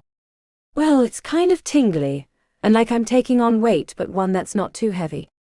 Of course, that might be the transformation happening too. I tend to grow a lot of strange things when I touch one of them. I could have slapped myself for that mistake, and he slightly twitched at my error. Sorry. He shook his head. It's no shame to be considered a Pactus, though I doubt anyone but you would consider me as such. Some may even call me a thief. He paused and frowned at the upper berth. But I'm sure you are wondering why I asked you that question. You wanted to know if what you have is like my familiar powers. He nodded. I see there was no deceiving you. Yes, I wanted to discover any similarities. And I find that there is none. My transformation was painful and frightening. I winced. I'm sorry. He furrowed his brow. I do worry that I will transform again. I feel something unfamiliar inside of me. It's like a shadow that hides in the dark spots of my mind, waiting for a moment when I am off my guard. I set a hand atop one of his and smiled. I'm sure it's just your exhaustion talking. I don't think either of us were convinced by my words. Chapter 9. The door opened and Trent strode inside. The bucket was filled with water, and there was a frown on his lips. He was sure to close the door securely behind himself before he set the bucket on the floor close beside the head of the bunks. We may have a visitor soon. I lifted an eyebrow. Is Ross back already? Colin's face lost a little color. It's him. Trent cast a curious look at our wounded friend before he nodded. I believe so, but I cannot be sure. My heart sank as I realized who they were talking about. The werewolf. Collins dropped his head onto the mattress and closed his eyes. It is. I can feel it. Trent narrowed his eyes at the bedridden man. How? Collins shook his head. I cannot tell. There is only a feeling here. He set his hand on the wound in his arm. It pulses with a strange heat which I cannot quite describe. It is like the sensation of a hot iron, coming closer and closer. Can you sense from what direction the heat is strongest? Trent questioned him. Collins squeezed his eyes tight and furrowed his brow. I believe I can. He tried to sit up, but I grasped his shoulders and pushed him back down to the mattress. What the hell are you doing? I scolded him as I glared down at the wounded man. You need to stay down. He gave me a tender smile. While I appreciate your concern for my health, there won't be any health to care for if we don't find the werewolf before he finds us. I pursed my lips but reluctantly released him. He sat up and tried to stand, but his legs wobbled. I grasped his arm to steady him and caught his eye. Wherever you're going, I'm going too. Collins nodded, and together we shuffled him across the floor. He held out his wounded arm in front of him and closed his eyes. His limbs swayed to and fro like a dowsing rod, and after a journey halfway across the room he stopped and pointed toward the chimney. Collins' eyes flew open, and my heart skipped a beat when I detected a tremor in his voice. There. He is in that direction. Then came the tapping. The hairs on the back of my neck stood on end as I heard a soft rap against the exterior of the logs. The sound wasn't the harsh din of metal on wood, but of the hollow clamor of a single nail against the timber. A stifled groan came from my companion. I turned my face toward Collins. His eyes were tightly shut, and he had clenched his teeth. He wrapped his arms around his shivering body as he sank to his knees. Collins! I shouted as I knelt beside him and clutched his quivering shoulders. What's wrong? He bowed his head, and his hands tightly gripped the remains of his cassock. That sound, he let out another groan. That's when I saw his hands, or rather claws. They were slowly transforming into werewolf hands. Trent splayed out his own hands, and they transformed into the familiar claws of a dragon Pactus. I noticed the gleam of the firelight on his claws, and I threw myself over Collins as I glared up at him. I won't let you hurt him. Trent shook his head. He may not give us that choice. He won't change. I insisted as I gripped Collins' shoulders tighter and leaned down close to his scrunched face. Fight it, Collins. You can do this. All the while that horrible tapping noise echoed down the outside wall. It traveled from the chimney to the corner, and around the short side of the building to the front. Movement out of the corner of my eye made me lift my head, and I beheld a large shadow outside the far window. Its long snout stretched out in front of it, as the tapping noise stopped at the same spot but continued its horrible tune. Collins let out a horrible cry and doubled over.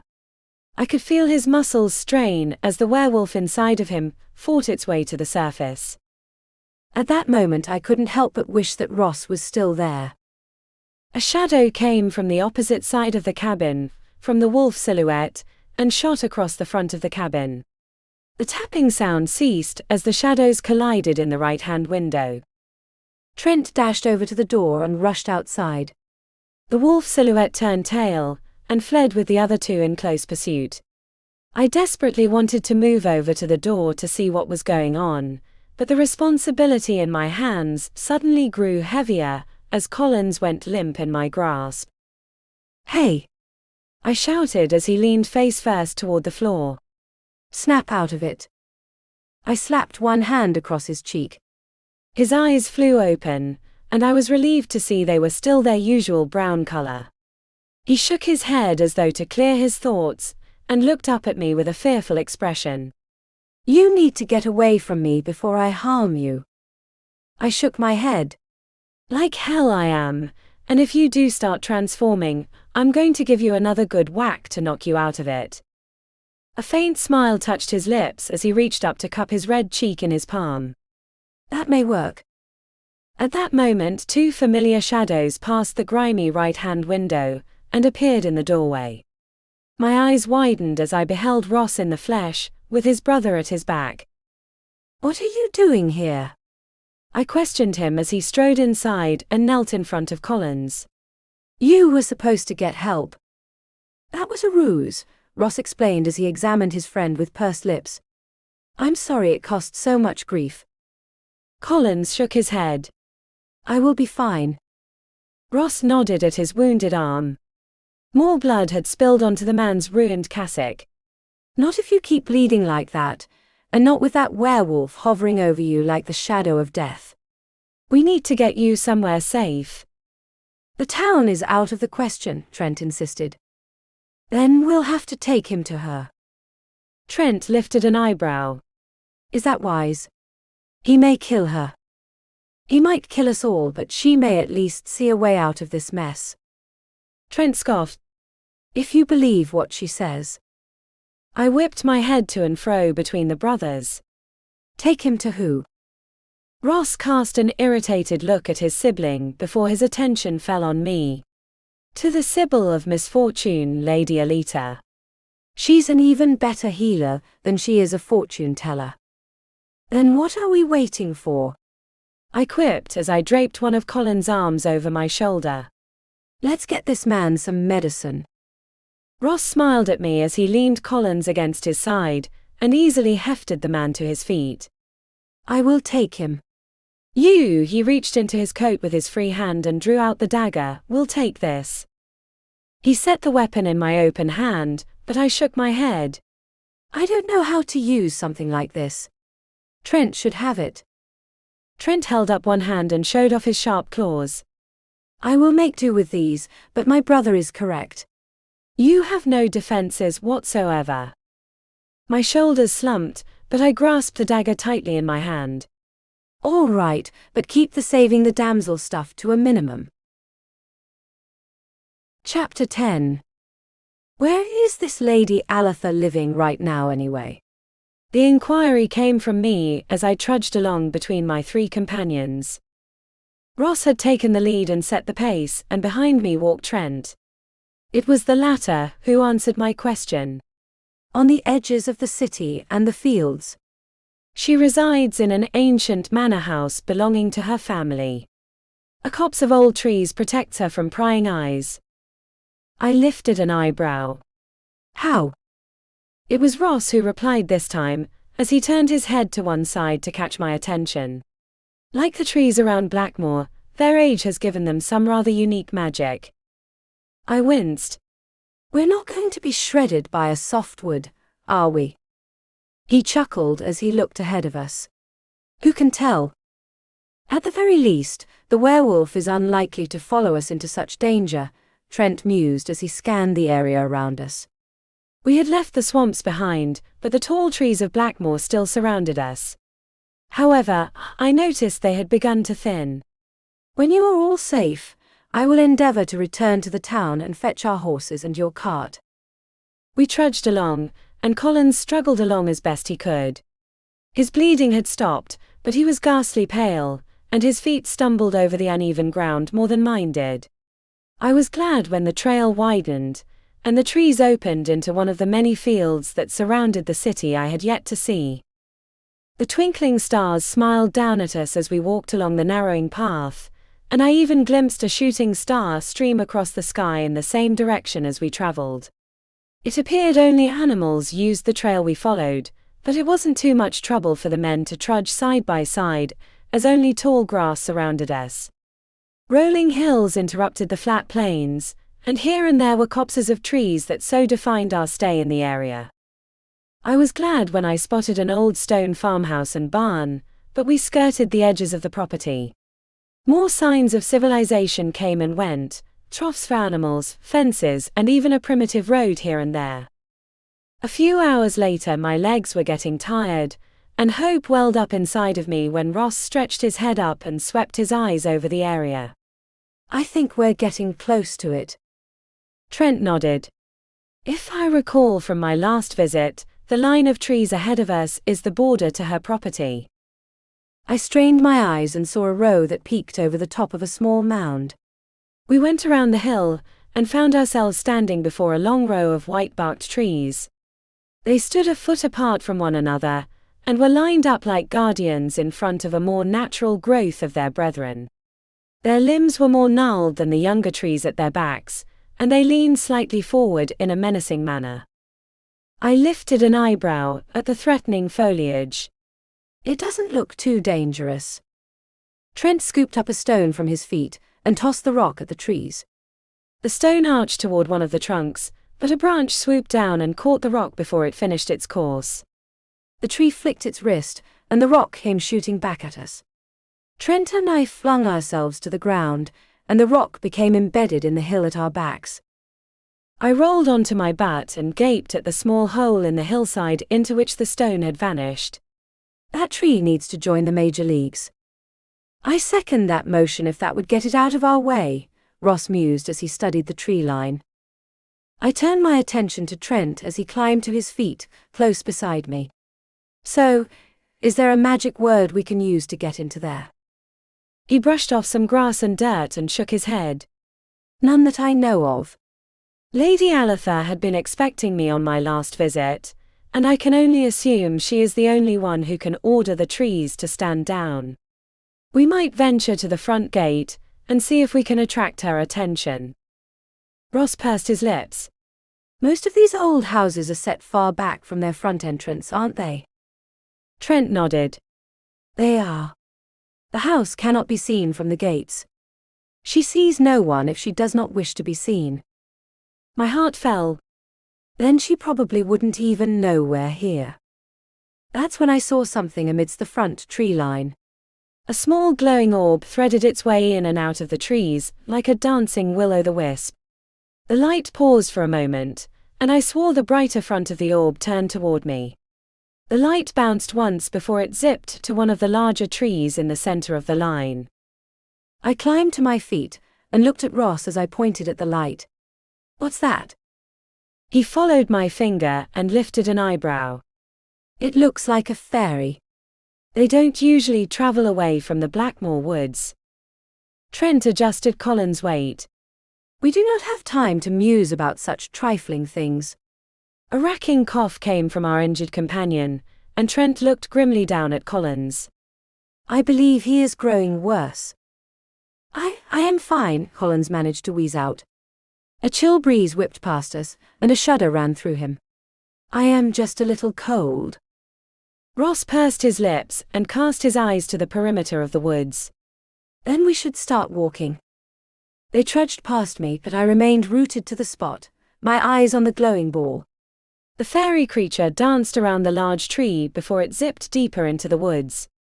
I stiffened my jaw and marched over to the line of trees. Ross turned his head about and his eyes widened. Kate! Don't. I reached the plants and removed a glove before I stretched out a hand toward the trunk. The trees bent down and their branches menacingly surrounded me. I more than expected a branch to shoot out and slap my fingers clean off. My fingers brushed against the trunk and one thought flowed through me. Please let us through. My friend is sick. The trees shuddered and their branches retreated. A rumble came from the ground, and I stumbled back into the waiting arms of Ross. What are you doing?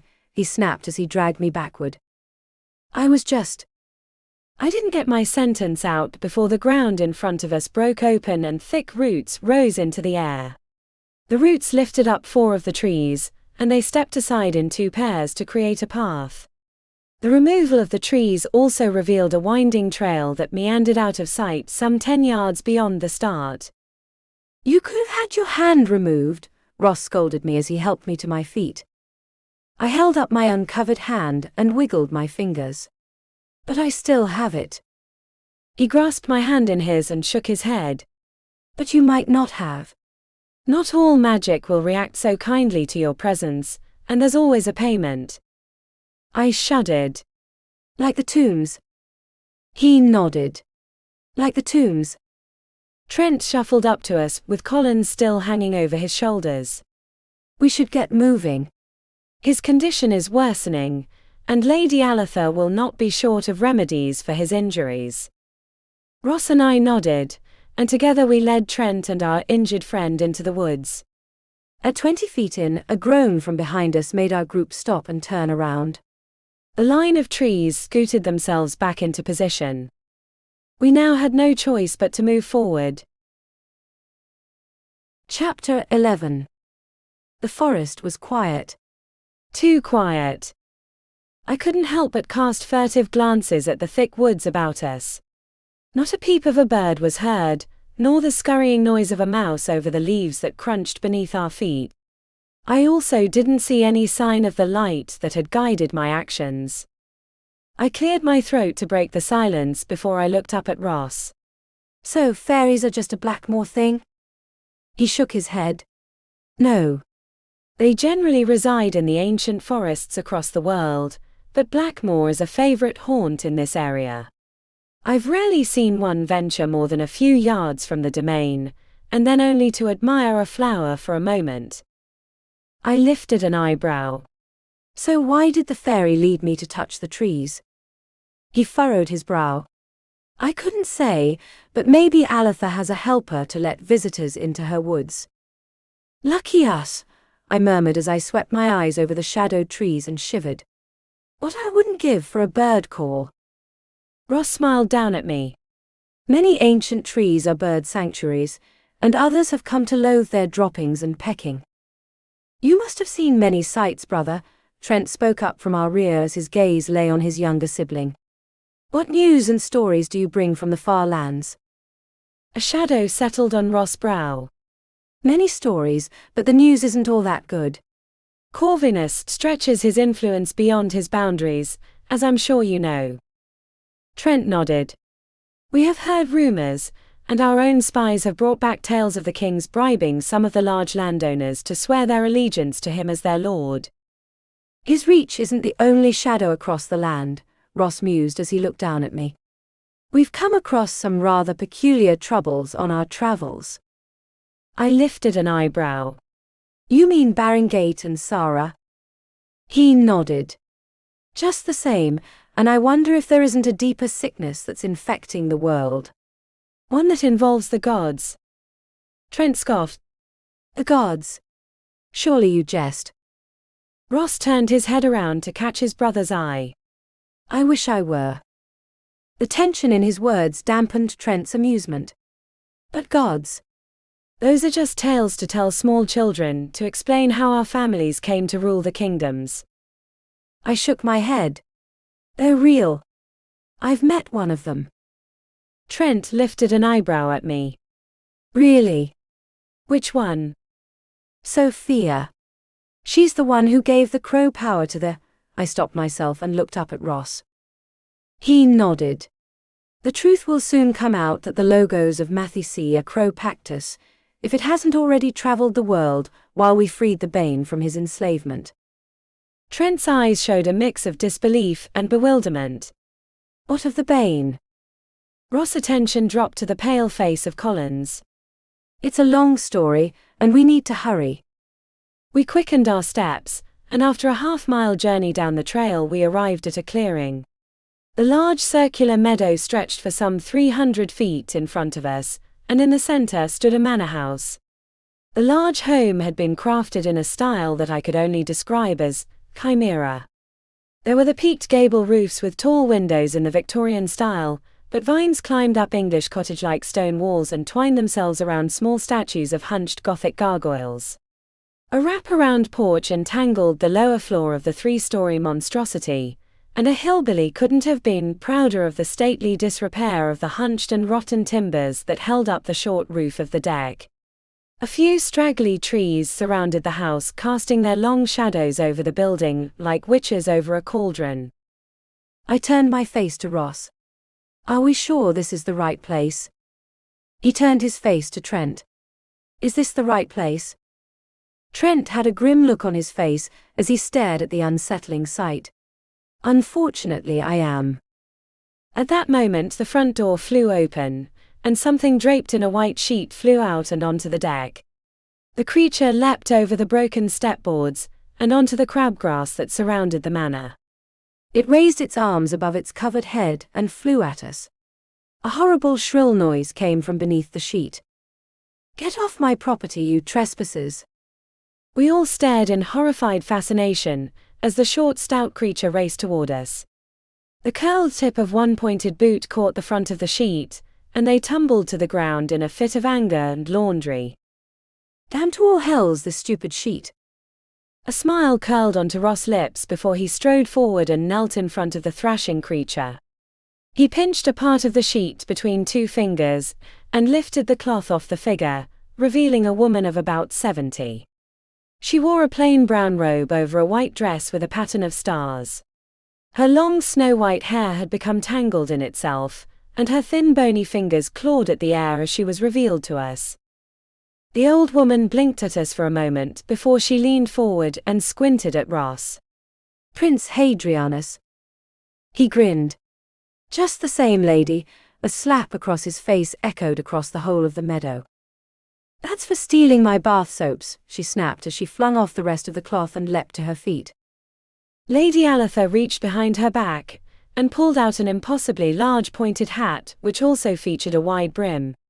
The woman plopped it on her head, and I noticed the hat had somehow carried a small brown sparrow. The creature was perched on the bent tip and had a pair of deep red eyes that watched me with an unnerving intensity. Ross rubbed his reddened cheek, but a smile still played across his lips. "Is that any way to treat your prince?" "That's exactly the way to treat a prince who steals your favorite bath soaps," Aletha snapped as she climbed to her pointed shoes and put her hands on her hips. "Now, how in all the hells did you get in here?" Trent stepped up to the pair, towing Collins along beside him. "We would explain, but there are more pressing matters. Our friend here is wounded and—" "Heavens preserve the peace!" Aletha shouted as she clapped her hands on her cheeks. "Ethan Collins, what in the world have you done to the poor man?" "Nothing we hope a little of your magic salves won't cure," Ross told her. She stabbed a finger at the open front door. "Inside and into the guest room to the right. And take this." She shoved the sheet into Ross' hands. "It'll be needed." He lifted an eyebrow. "For bandages."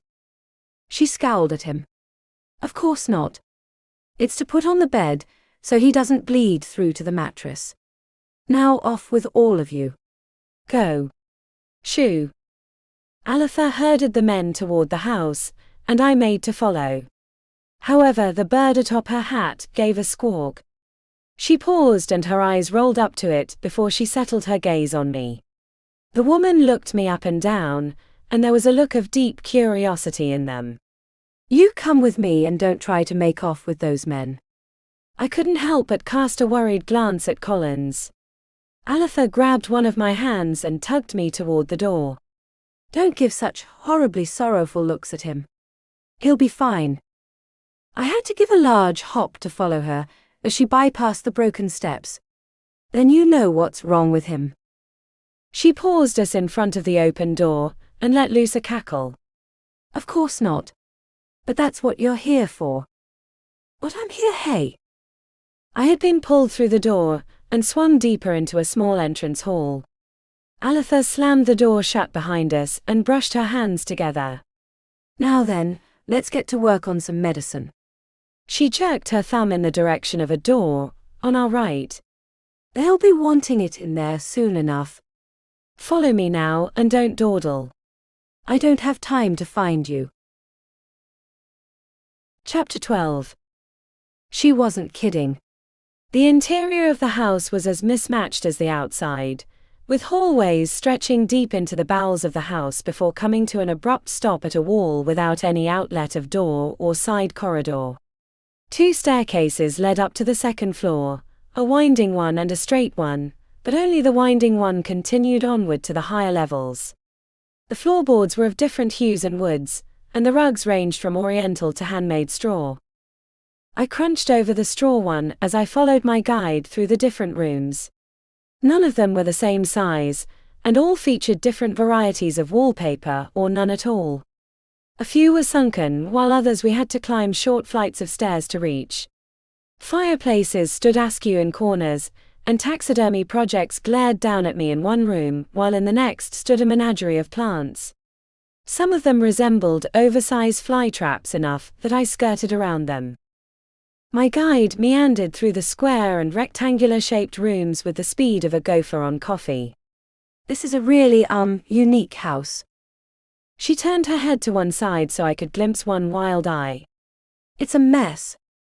I guess it is, I murmured as I lifted my gaze to the bird. The creature had turned around on its perch to continue to staring at me. I don't think your bird likes me very much. He doesn't like anyone, she retorted as she grabbed the pipe of her hat and gave it a shake. The bird swayed to and fro, and had to use its wings to keep its balance. What say you, Levy? The bird found its footing and gave a squawk. She threw her head back and cackled, nearly tossing her feathered friend. See? Always grumpy. Levy cast a dark look at her before he returned his unblinking attention to me. I couldn't help but glare back at him as we entered a kitchen, or as close to one as we'd yet found. The floor was of cobblestones, and a heavy table sat in the middle of the room. Pantries and cupboards covered the stone walls, and a huge wood-fed stove stood against the wall opposite the door. A smaller table stood to the left of the entrance, and was stacked with some half-dozen pots and pans, all covered in dust and cobwebs. The room was warm and airy, and the scent of freshly baked bread wafted past my nose. Aletha pointed at a copper kettle on the stove. Heat up some water. I hurried to obey, and pumped some water out of a hand pump at the sink. All the while I felt the beady red eyes staring at me, where Aletha stooped in front of the stove to light the fire. I set the kettle on the stove just as she slammed the door shut, and brushed her hands together. There, she congratulated herself as she put her hands on her hips. She spun about to face me. We have some time before that's warmed, and that's enough time for you to tell me where you dropped out from. One of the coastal cities. Or just a farm in the middle of the States. You certainly don't have enough accent to be from Europe. My heart skipped a beat. You know my world. She cackled. Of course I do. My jaw hit the floor. You're not from it too, are you? She scoffed and waved away my question with one hand. Of course not. I've seen it through my crystal ball. My heart fell. I see, then you couldn't get me back, could you? Aletha shook her head. Not through that way, no, or any way that I know of. I stepped closer to her and clasped my hands together. Then could you at least tell me why I'm here? She looked me over. Bit of a mystery, isn't it? I expect you haven't seen much of the world, and ran into some of the gods that linger about. I shook off my shock and nodded. I met with Sophia at Baring Gate. The old woman lifted an eyebrow, and my pulse quickened. Do you know her? Aletha stroked her chin between 2 bony fingers. I didn't think she'd have the power to show herself to anyone anymore. I grasped the old woman's upper arms, and shook her whole body. Stop talking about things I don't know about, and don't speak in riddles. Just tell me why I'm here and what I'm supposed to do. Both bird and witch swayed to and fro. Aurora. I stopped and blinked at her. What? She swatted my hands away and brushed her sleeves as she frowned at me. Not what, who? That's who brought me here, and I suspect you too. She turned her face away and wrinkled her nose. Just like her not to tell me anything about this, either. I leaned to one side to capture her attention. But who's Aurora? Aletha rolled her eyes and strode over to a shelf of books. What's this world coming to when nobody even mentions her anymore? She drew out one of the larger tomes and moved over to the large table where I followed her. My hostess opened the book, which was unsurprisingly a cookbook, and she stopped at a particular chapter. The title read Festum Calorum. She cast a quick look at me. Feast of the Heavens, if you want to know. These here, she tapped a long pointed fingernail on one of the recipes, are all that remain of her worship. My bewildered eyes flickered between the pages and the woman's stern face. I don't really understand. And you shouldn't, Aletha snapped as she slammed the book shut, making me jump. The goddess that brought you here hasn't given me a sign since that handsome rogue in the front room was a young whippersnapper. I blinked at her. You mean this goddess was the one who gave you the premonition about Ross killing his brother? She plucked the book from the table and returned it to its place on the shelf. Yep. My face fell. She doesn't sound very, light-hearted. At that moment, Ross stepped into the room. One of his hands was stained red. He's getting worse. Aletha frowned and rolled up her long sleeves. All right. If he can't wait, then I'll just have to use the big pill. The short old woman marched past Ross and I sidled up to him. He took a look at my face and frowned. What's wrong? I'll tell you later, I promised before we followed our hostess. Aletha stomped through the maze of a house and to the front entrance hall. The door to the east wing stood open, and I could see it was a small comfortable bedroom with a bed and dresser. Collins lay atop the bed, and his body shook with fever. Trent stood by with a grim look on his face. Aletha marched over to the bed, and put her fisted hands on her hips as she looked him over from toe to head. He's quite a mess, isn't he? She leaned down and squinted at the wound on his arm. A werewolf, this is a rather angry wound. Was it sick? Ross came up to stand beside her and frowned down at his friend. The werewolf transferred its Pactus to Collins via the bite. Aletha's eyebrows shot up. Did the wolf happen to say how he made that possible? Ross shook his head. Only that a doctor was involved. She wrinkled her nose and returned her attention to Collins. A bad doctor who lets his patients infect them with such a disagreeable disease. No offense to you, sirs. Trent pursed his lips. No offense taken, but what can you do for him? Aletha grasped the front hem of her robe and drew the cloth open to reveal half a dozen rows with 10 small pockets per row. Each pocket held a tiny glass vial with a cork wood stopper. She scanned the vials for a moment before her eyes lit up. Aha! She snatched a vial from the very bottom and rear, and held it in front of her face as she let her robe drop. I squinted at the vial, but could deduce nothing but a very clear liquid. This should do the trick. She turned around to face our group. Hold him down.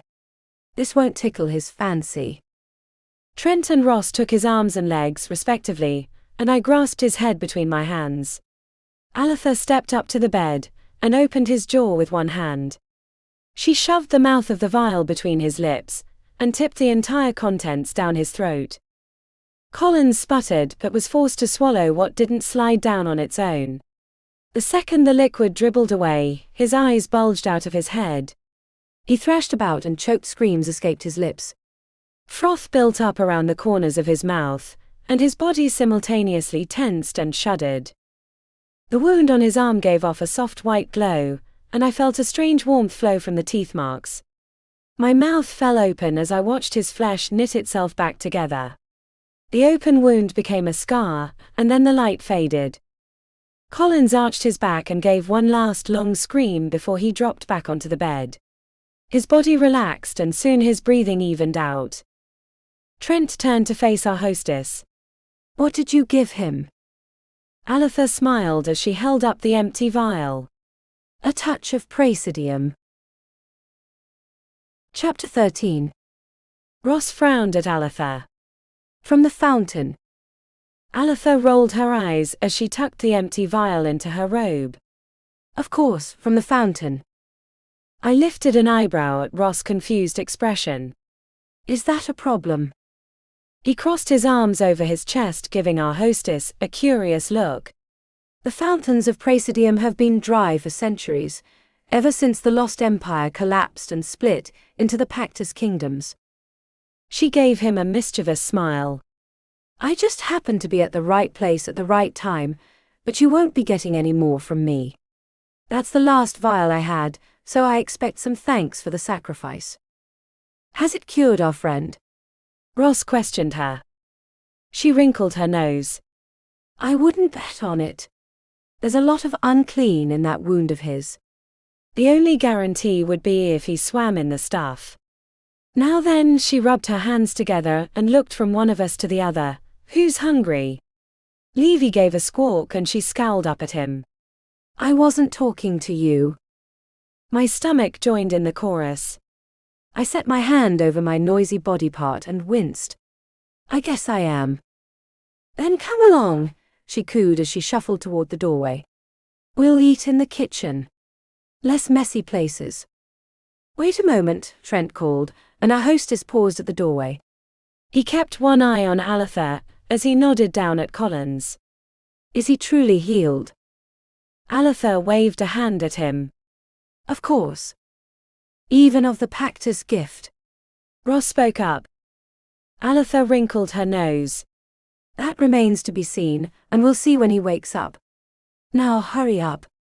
I'm hungry. She slipped out of sight. Ross and Trent moved to follow her, but I wrapped a hand around Ross' arm and gave it a tug. There's something I need to talk to you about first. Trent paused near the doorway and half turned to us, but Ross shook his head at his brother. Tell Aletha we'll be right there. Trent lifted an eyebrow but slipped out of the room. I waited for his footsteps to recede before I returned my attention to Ross. Did you know Aletha has seen my world? His eyebrows crashed down. No. Did she tell you that? I nodded. She even knew a place name that nobody else would know if they were from your world. Why was she talking to you about your world? He wondered. I looked down at myself. My clothes had long ago been replaced by attire from my current world. I don't know. It's like she knew I was from there. She also said a goddess sent me here. Somebody by the name of Aurora. Aletha showed me some recipes that mentioned her. A barking laugh escaped him. Did any of those happen to be called Oracrustum? I shrugged. I didn't really notice. Why? Those are cookies given out to children once a year by some of the older families in the capital cities, he explained as a smile touched his lips. His eyes took on a faraway look of reminiscence, and I couldn't help but notice that he looked younger on the memories. The children would recite a prayer to their parents, and if they performed it correctly, they were given a cookie stuffed with sugar and chocolate. Both of my eyebrows slowly rose up. What was the prayer? He closed his eyes and shook his head. Let's just say I wouldn't earn a cookie right now. I folded my arms over my chest and stared hard at the floor. This Aurora goddess doesn't sound like she has any worshippers left. None at all, at least none that I've seen on my travels. Most people outside of the capitals don't even know who she is. I winced. That sounds terrible. Even the logos knew about Sophia. Ross furrowed his brow. It makes one wonder how a goddess without worship has been able to survive for so long. What you told me about Sophia, she was greatly weakened by her lack of worshippers. I nodded. Even the logos couldn't keep up her strength. Footsteps sounded along the hall and soon Trent appeared. He tightly clutched a large butcher knife in his hand. Lady Aletha wishes for me to inform you that food will be ready soon, whether you are present or not. A grin curled onto Ross' lips. I didn't know you knew how to slice vegetables with a knife. You were always more adept with your claws. Trent shook his head. I am not particularly adept with a knife, no. I nodded at the weapon. Then what's that for? Lady Aletha thought the knife would encourage you to come quicker. Ross turned to me and offered me his arm. We should go before she gives an even blunter hint. I cast a furtive look at Collins. What about him? We'll prepare a plate for him, Ross promised. I accepted his arm, and the three of us ventured back through the maze of a house. Why does this place look so crazy? I asked my companions as we walked through the plant room. Trent was our historian to answer my question.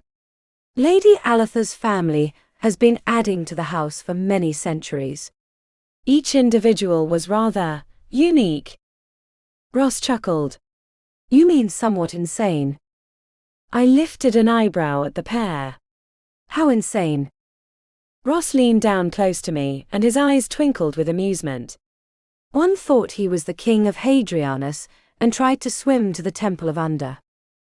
And the temple is located about 100 yards off the shoreline and 300 feet below the surface. I winced. So he didn't make it. Not even halfway. Trent looked over his shoulder at us and smiled. Perhaps he would have succeeded had the fake flipper wrapped around both legs not slowed him down. I blinked at the siblings. Wow. Ross straightened and tapped his chin with one finger as he looked up at the ceiling. And another one thought he'd found the fountain of youth. Until his dying day, he swore he would remain 20 years old forever. I furrowed my brow. So should we believe Aletha when she told us she got the water from a dry fountain? Ross shrugged. We should humor her at the very least. As for belief, we should wait until we see it for ourselves. We entered the kitchen and found our hostess hard at work over the hot stove. She didn't look at us as she used a wooden spoon to stab it at the table. Sit. We seated ourselves down at the long table, and a moment later Aletha trudged over carrying a small cauldron. Steam rose up from the contents, a stew that resembled a swamp mixed with a tar pit. My stomach dropped with my appetite. Our hostess grabbed some bowls and ladled the soup into them before setting them in front of us. She plopped herself down at the head of the table and scooped up her spoon. Eat up.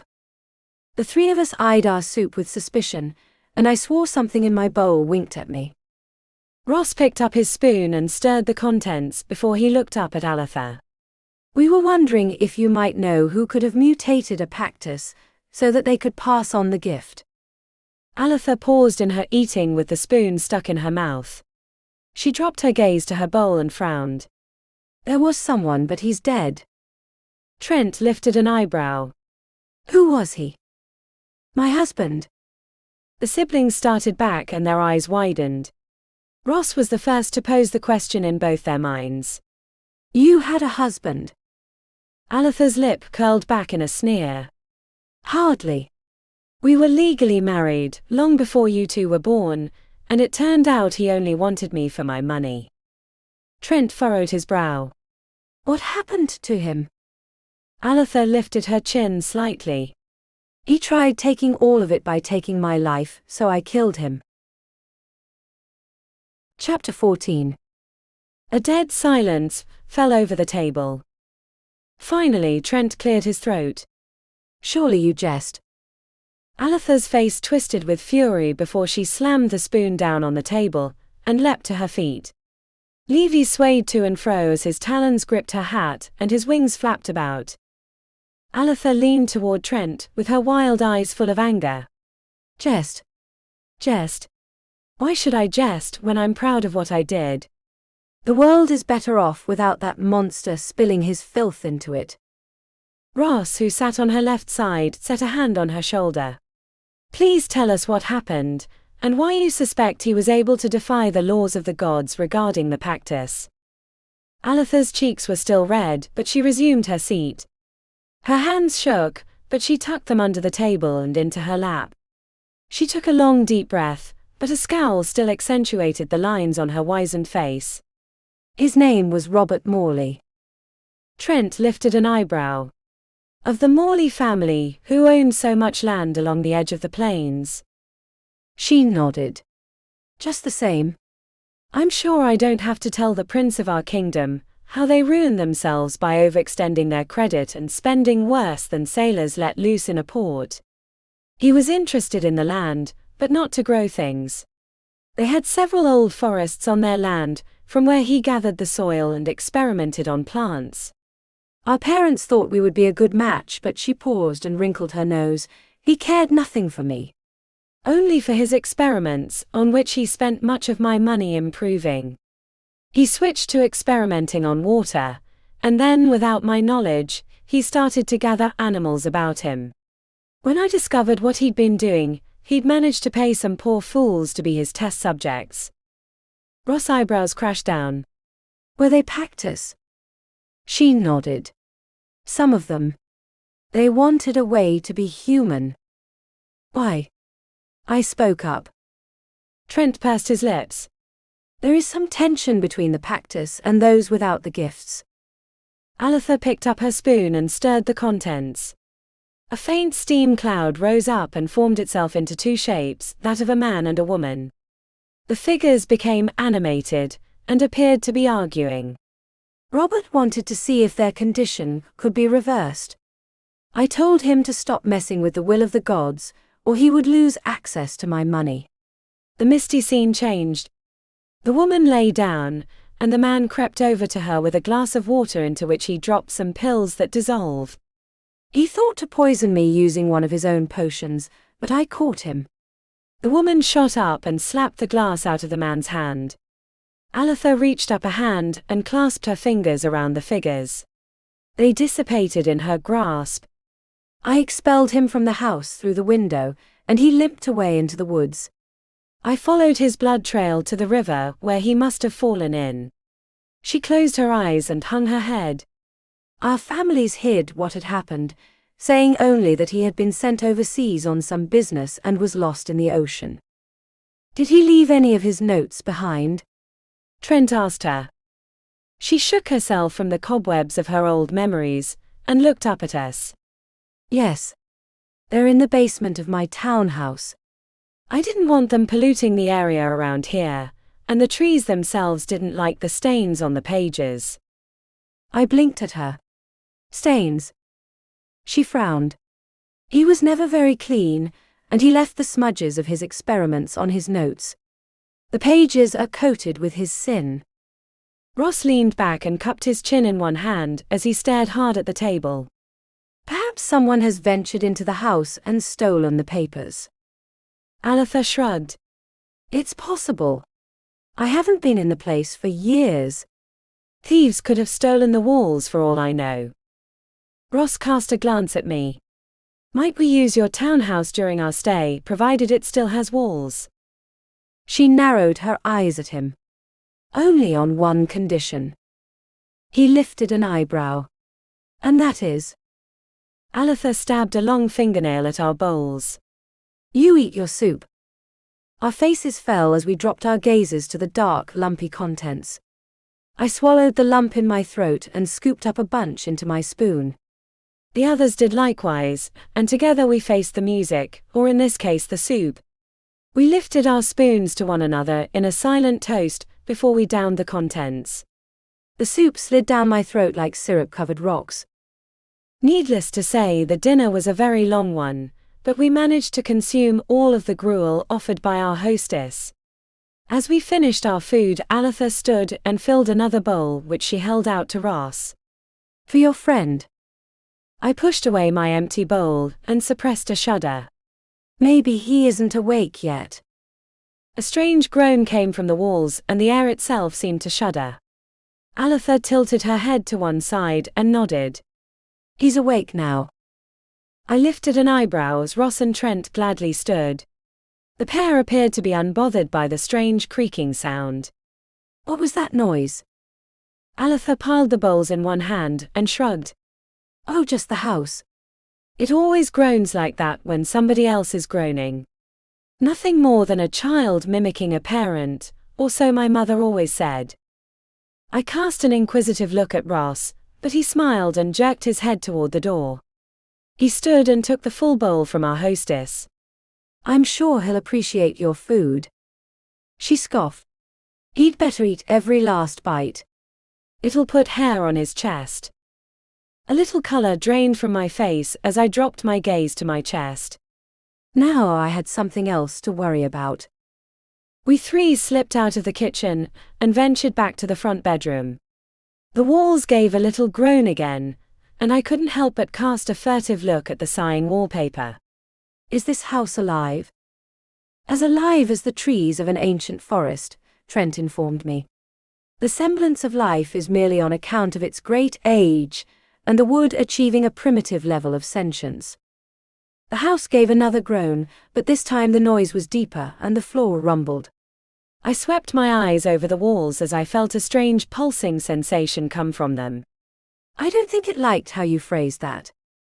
Ross tilted his head to one side to smile at his older brother. The house is as eccentric as its mistress, so let's not insult it. Trent frowned, but his lips remained shut. We reached the bedroom and found Collins awake. Some of the color had returned to his face, and he turned his head to and fro with wide alert eyes. The sweat on his brow had dried, and there wasn't a hint of a tremor over his body. At our coming his attention fell on us, and he pursed his lips. Where have you brought me?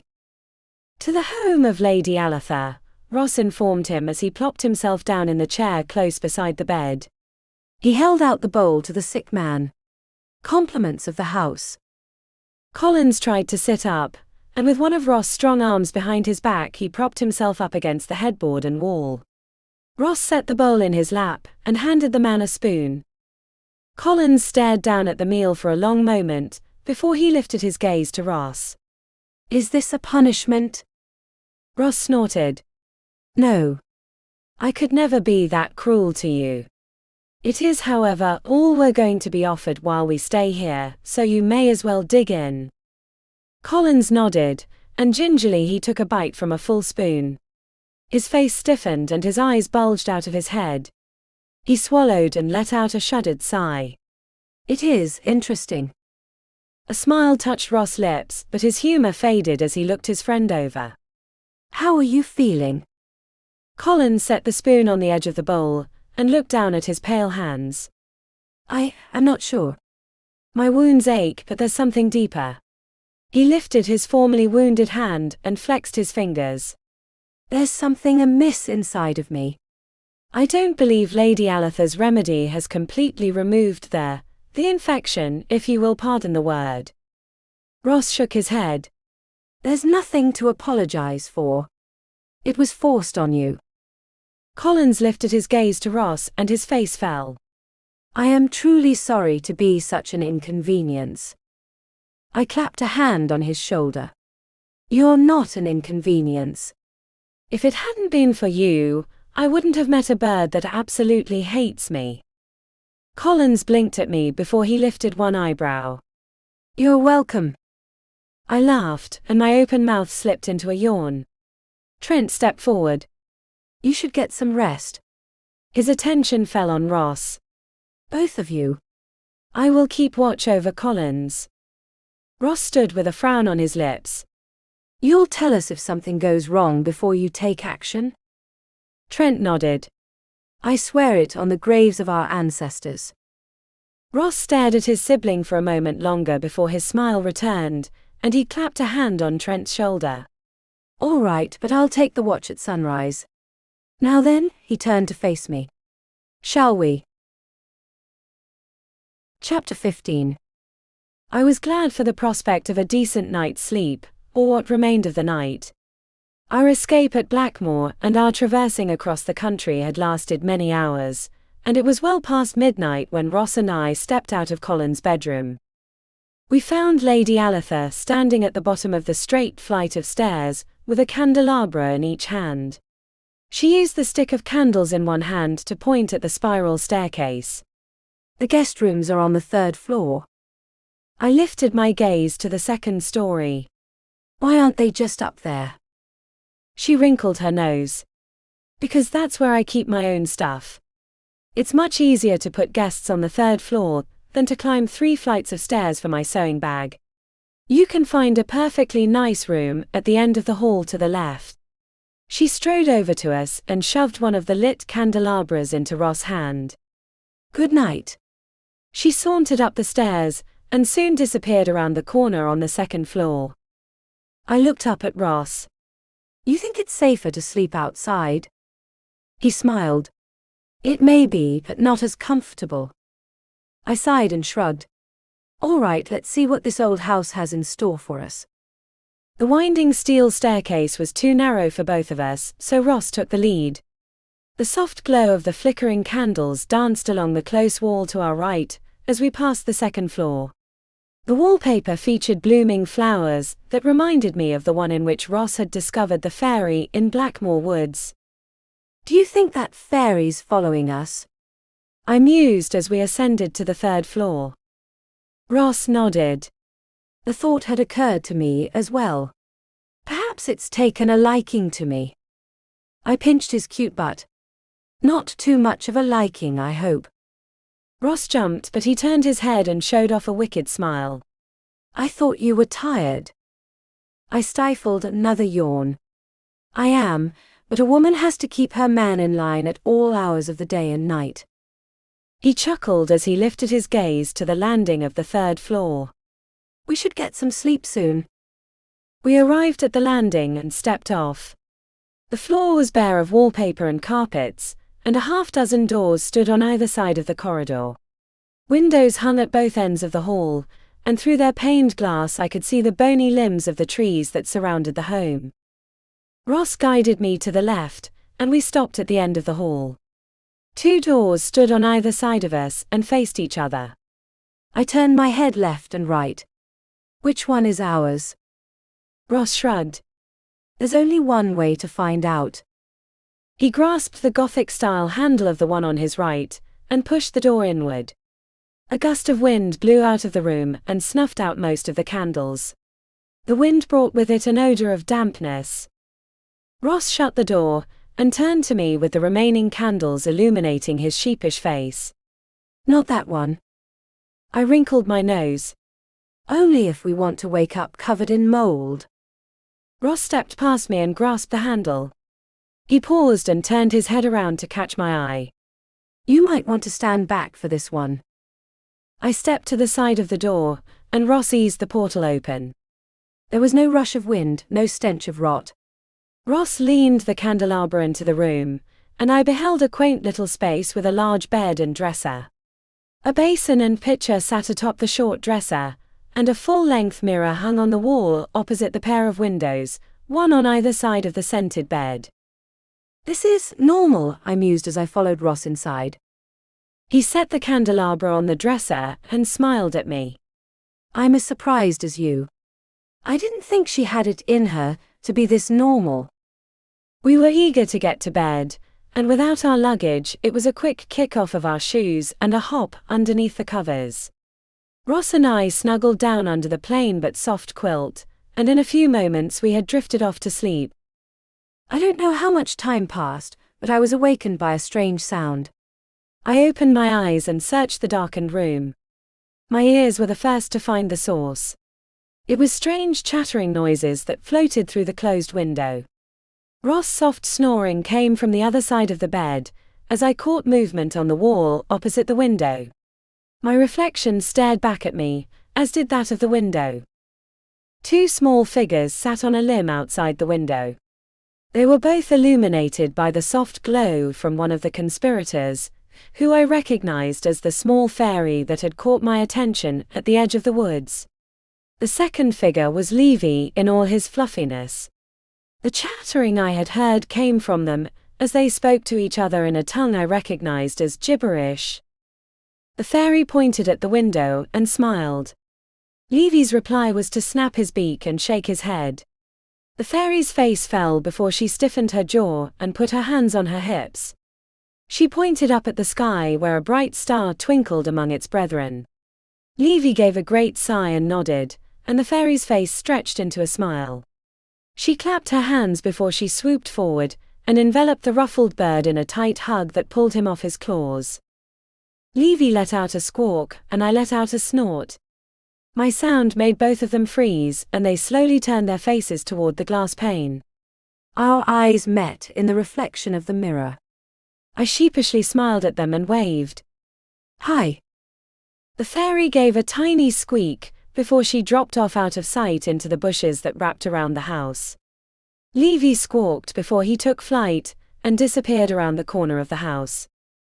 I leapt off the bed, flung open the window and stuck my head out. "Hey. I just want to talk." "Talk about what?" came the reply from behind me. I jumped and the top of my head hit the bottom rail of the window. Nerve pain shot through me as I turned around and set my hand gingerly on the knot that was even now growing. "Are you trying to break my head open?" Ross sat on the edge of the bed a foot behind me, with a devilish grin on his lips. "I'm trying to figure out why your beautiful head was stuck outside the window in the first place." I plopped my butt on the bed beside him and pointed at the open window. "Levy and that fairy were outside the window talking." I paused and furrowed my brow. "At least, I think they were talking." I couldn't understand what they were saying, but they were pointing at the window, and whatever was decided, the fairy really liked it, and Levy didn't. Ross frowned before he stood and strode over to the window. He leaned his hands on the sill and stuck his head out, looking this way and that before he drew back into the room. "And they flew off?" I nodded. "They noticed me watching them." He held out his hand to me. "I doubt we could catch the fairy, but perhaps we should see about Levy." I grinned and clapped my hand in his. About time my eyes searched him instead of the other way around. Chapter 16. Ross lit the candelabra with a few matches found in the top dresser drawer, and we stepped out into the hall. All was dark and quiet, until I heard a soft groan came from the bedroom door opposite ours. The hairs on the back of my neck stood on end. I sidled up closet to Ross' side and couldn't speak above a whisper. "What was that?" He shook his head as he turned to face the telltale door. "I don't know, but we're going to find out." In unison, we stepped up to the door, and Ross eased the portal open. The rush of air didn't happen as before, but the stench couldn't be avoided. The room smelled like a wild animal had made its home in there, and dragged up some of the week's old garbage. The light from the candles fell on a room much like ours, but one that featured cobwebs in the corners and across the furniture. A thick layer of dust also covered everything. I couldn't see any disturbance in the dirt, and the windows were not only firmly shut and the curtains were drawn. "Hello," Ross called out as he lifted the candelabra higher. "Is anyone in here?" "What in the world are you doing?" I let out a shriek, and Ross spun around so quickly he nearly extinguished the candles. The waving flames fell on a small figure in the doorway. The familiar posture of hands on hips made my heart settle back into its usual rhythm. Aletha stepped into the light of our candles, and my heart froze again. The woman's hair, once pulled back, had been loosened, and the long tendrils draped over her shoulders like snakes. Her eyes were so wide they appeared to be without pupils, and her lips were twisted into a cruel snarl. She lifted her hands in front of her, and her fingernails were as sharp as daggers. She lifted her chin, and her whole body rattled like a skeleton. "You will pay for disturbing this house." Aletha rushed at us. Ross threw himself between the old woman and me, and thrust the candelabra in front of himself. The old woman screeched to a stop and flung up her arms. A hiss escaped her lips like a vampire presented with a cross. Ross took a step toward her. "Get back." She shrank from the light, but a cold wind blew past us and slammed the door shut, shutting out the light from the hall window. The breeze whipped about us, and one by one it extinguished the candles. Ross wrapped his hand around one to protect it, as the others were snuffed out. I grasped his arm as I stared wide-mouthed at our hostess. "What are you doing?" Her form could barely be seen in the dim light. Everything had been absorbed by the darkness, save those horrible lifeless eyes. The woman gave a shriek that made my blood run cold, and she threw herself at us. Ross shoved the candelabra practically up her nose, and the single flickering flame wavered inches from the center of her face. The flame illuminated her skin, and I let out a gasp as I beheld rotten flesh and holes. Her eyes crossed, and she let out a yelp before she retreated into the deep shadows. Ross wrapped his hand around the single flame, and his face was grim. "Tell us who you really are, demon." Her quivering voice floated out of the darkness. I am Aletha." "No, you're not," Ross snapped as he swept his eyes over the room. "You're something else, aren't you? A wraith, perhaps, or phantom. Something that lurks in the dark to scare children." A low, deep chuckle came from the dark. It was no longer Aletha's voice that answered back, but one that sounded like a deep growl mixed with torment. "Children are too easy. I prefer to capture older humans. They're so much more fun to toy with." The voice moved around us, stalking us from the shadows. "First they try to act brave, but after their courage fails them they plead for mercy." "I've been offered riches, and even someone's daughter once." "Oh, what a delicious treat that would have been." Ross turned the failing flame to follow the voice. "We won't falter." The chuckle echoed out of the shadows. "You will. You always do." A cold hand touched my shoulder. I screamed and flung myself against Ross. He swung around to shine the candle on the darkness, and in doing so he nearly extinguished the flame. The thing gave a great, inward breath. Ah, the sweet scent of fear. There's nothing like in the whole of the world. Ross shoved the candelabra into my hands and grabbed the lit candle. He began to light them one after the other, and my heart lifted as the room around us came back into dim view. The anger in the air was palpable. "What are you doing?" "Stop that." "Shrink into your fear." "Not tonight or any other night," Ross challenged it, as he lifted the brilliantly illuminated candelabra above our head. The candelabra cast its glow over the very corners of the room, and the light fell over a short form that hunkered in the corner closest to the door. Their narrowed white eyes glared at us with such hatred that I couldn't help but shudder. A harsh hiss came from them and the wind picked back up. Ross threw the candelabra at them, and the light clattered at their feet, casting its brilliance over the shadow. The creature let loose a scream and skittered across the floor. The wind died down and Ross grabbed my hand. "Run!" he shouted as he raced us toward the door. He flung open the portal and we both skidded to a stop. The wild figure of Aletha stood in front of us. Her loose hair framed the annoyed expression on her face. "What in the world is going on here?" A cold chill ran down my neck and I whipped my head around. The pale, vengeful figure of Aletha stood behind us. Her hair had transformed into tendrils that hissed at us. "Ross?" I asked my companion as I looked up at his bemused face. "I'd like to know what's going on too." Aletha leaned to one side and frowned at her monstrous doppelganger. "You?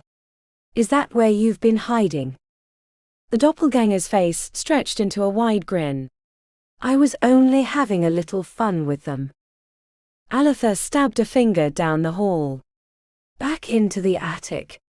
Her mirror image's face fell, and it opened its mouth, but Aletha's eyebrows crashed down. "Now." Her reflection slumped forward, and at the same time its body fell away into an amorphous black shape that slightly resembled a human. The shadow slipped past us and slithered down the hall like a dark ghost. I leaned forward and grasped the edge of the doorframe in time to watch it slip up the winding stairs and disappear into the cracks of an attic access door. Aletha crossed her arms over her chest and turned her ire on us. "What are you doing wandering around?" I shook off my shock and swallowed the last remaining taste of fear in my mouth. "I had something I wanted to ask Levy." Our hostess arched an eyebrow. "What is it?" "Why he was chattering at our window with a fairy, who may have followed us from Blackmore," Ross answered her. Aletha showed genuine surprise before she rubbed her chin in her hand, and a thoughtful expression spread over her face. Has he now? I'd like to know what he has to say too. She grabbed our hands and tugged us out of the room. Let's go see. Chapter 17. Our hostess dragged us from the dreary room and out into the hall. The door shut behind us on its own, and made me jump as we were pulled down the hall. I looked from one of my companions to the other. What was that thing in there? Aletha wrinkled her nose. A bogey, but it likes to pretend it's a wraith. The naughty thing is supposed to stay in the attic, but it does get out occasionally, and slink itself into a corner of one of the rooms. We reached the winding stairs, and Aletha stopped at the spiral banister. She leaned over and looked down into the shadowed abyss. Levy! Levy, where are you? She waited a moment, but all was quiet. A frown creased her lips, and she slapped a palm against the railing. Where is that blasted bird? It looked like he fell into the bushes outside our window, I spoke up. Then to the bushes. Our hostess took the lead down the narrow stairs, with me at her back and Ross behind me.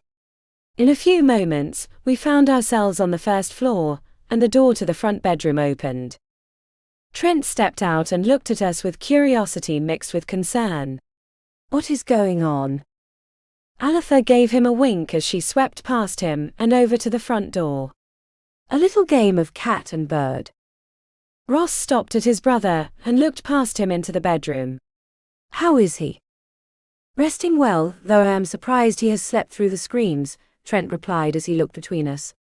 You both appear to be quite shaken. I smiled and waved away his concern. It's fine. We're okay. Hurry up now.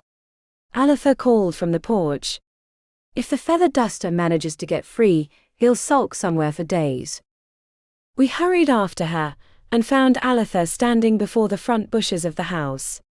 My eyes traveled up the wall to the third floor, where our open window glared down at us. This is it. Aletha parted the bushes and squinted into the shadows. All right, Levy, come out now. You've been found out. A small squawk came from the depths of the bushes. She put her hands on her hips and frowned into the shadows. None of that now. Get out here and explain yourself. The small bird trudged out of the bottom of the bush, with its wings pressed tightly against its body and its head bowed. The sparrow stopped at Aletha's feet and gave a small chirp. Aletha crossed her arms over her chest and shook her head. I'm not mad, but I want an explanation, and these folks here, she used a hand to gesture at us, deserve an explanation. Levy turned his head away from us and squawked. She lifted an eyebrow. Why was she here? The bird chattered, and Aletha shook her head. Slow down. I can't understand a word you're saying. That makes two of us. I murmured, before Ross pressed a finger to his lips. Levy had continued his chattering but at a slower pace, and after a few moments Aletha nodded. I see. Ross lifted an eyebrow at our hostess. What did he say? He said he caught a fairy outside your window and talked to her. She said she was on a secret mission and wanted to know where you guys were headed. Aletha tapped the top of Levy's head with 2 fingers. You shouldn't give out that kind of information before talking to me about it. Levy rubbed the top of his head with one wing and let out a squawk. I don't care if she was nice and smelled of raspberries. Your stomach doesn't need to be giving away my guest's plans. The bird tucked his wings tightly against his body and turned away from her to sulk. She sighed and lifted her attention to us. I'm very sorry about that. He isn't usually this broody. Did the fairy happen to mention the secret mission in more detail? Ross wondered. Aletha cast a scolding glance at her feathered friend.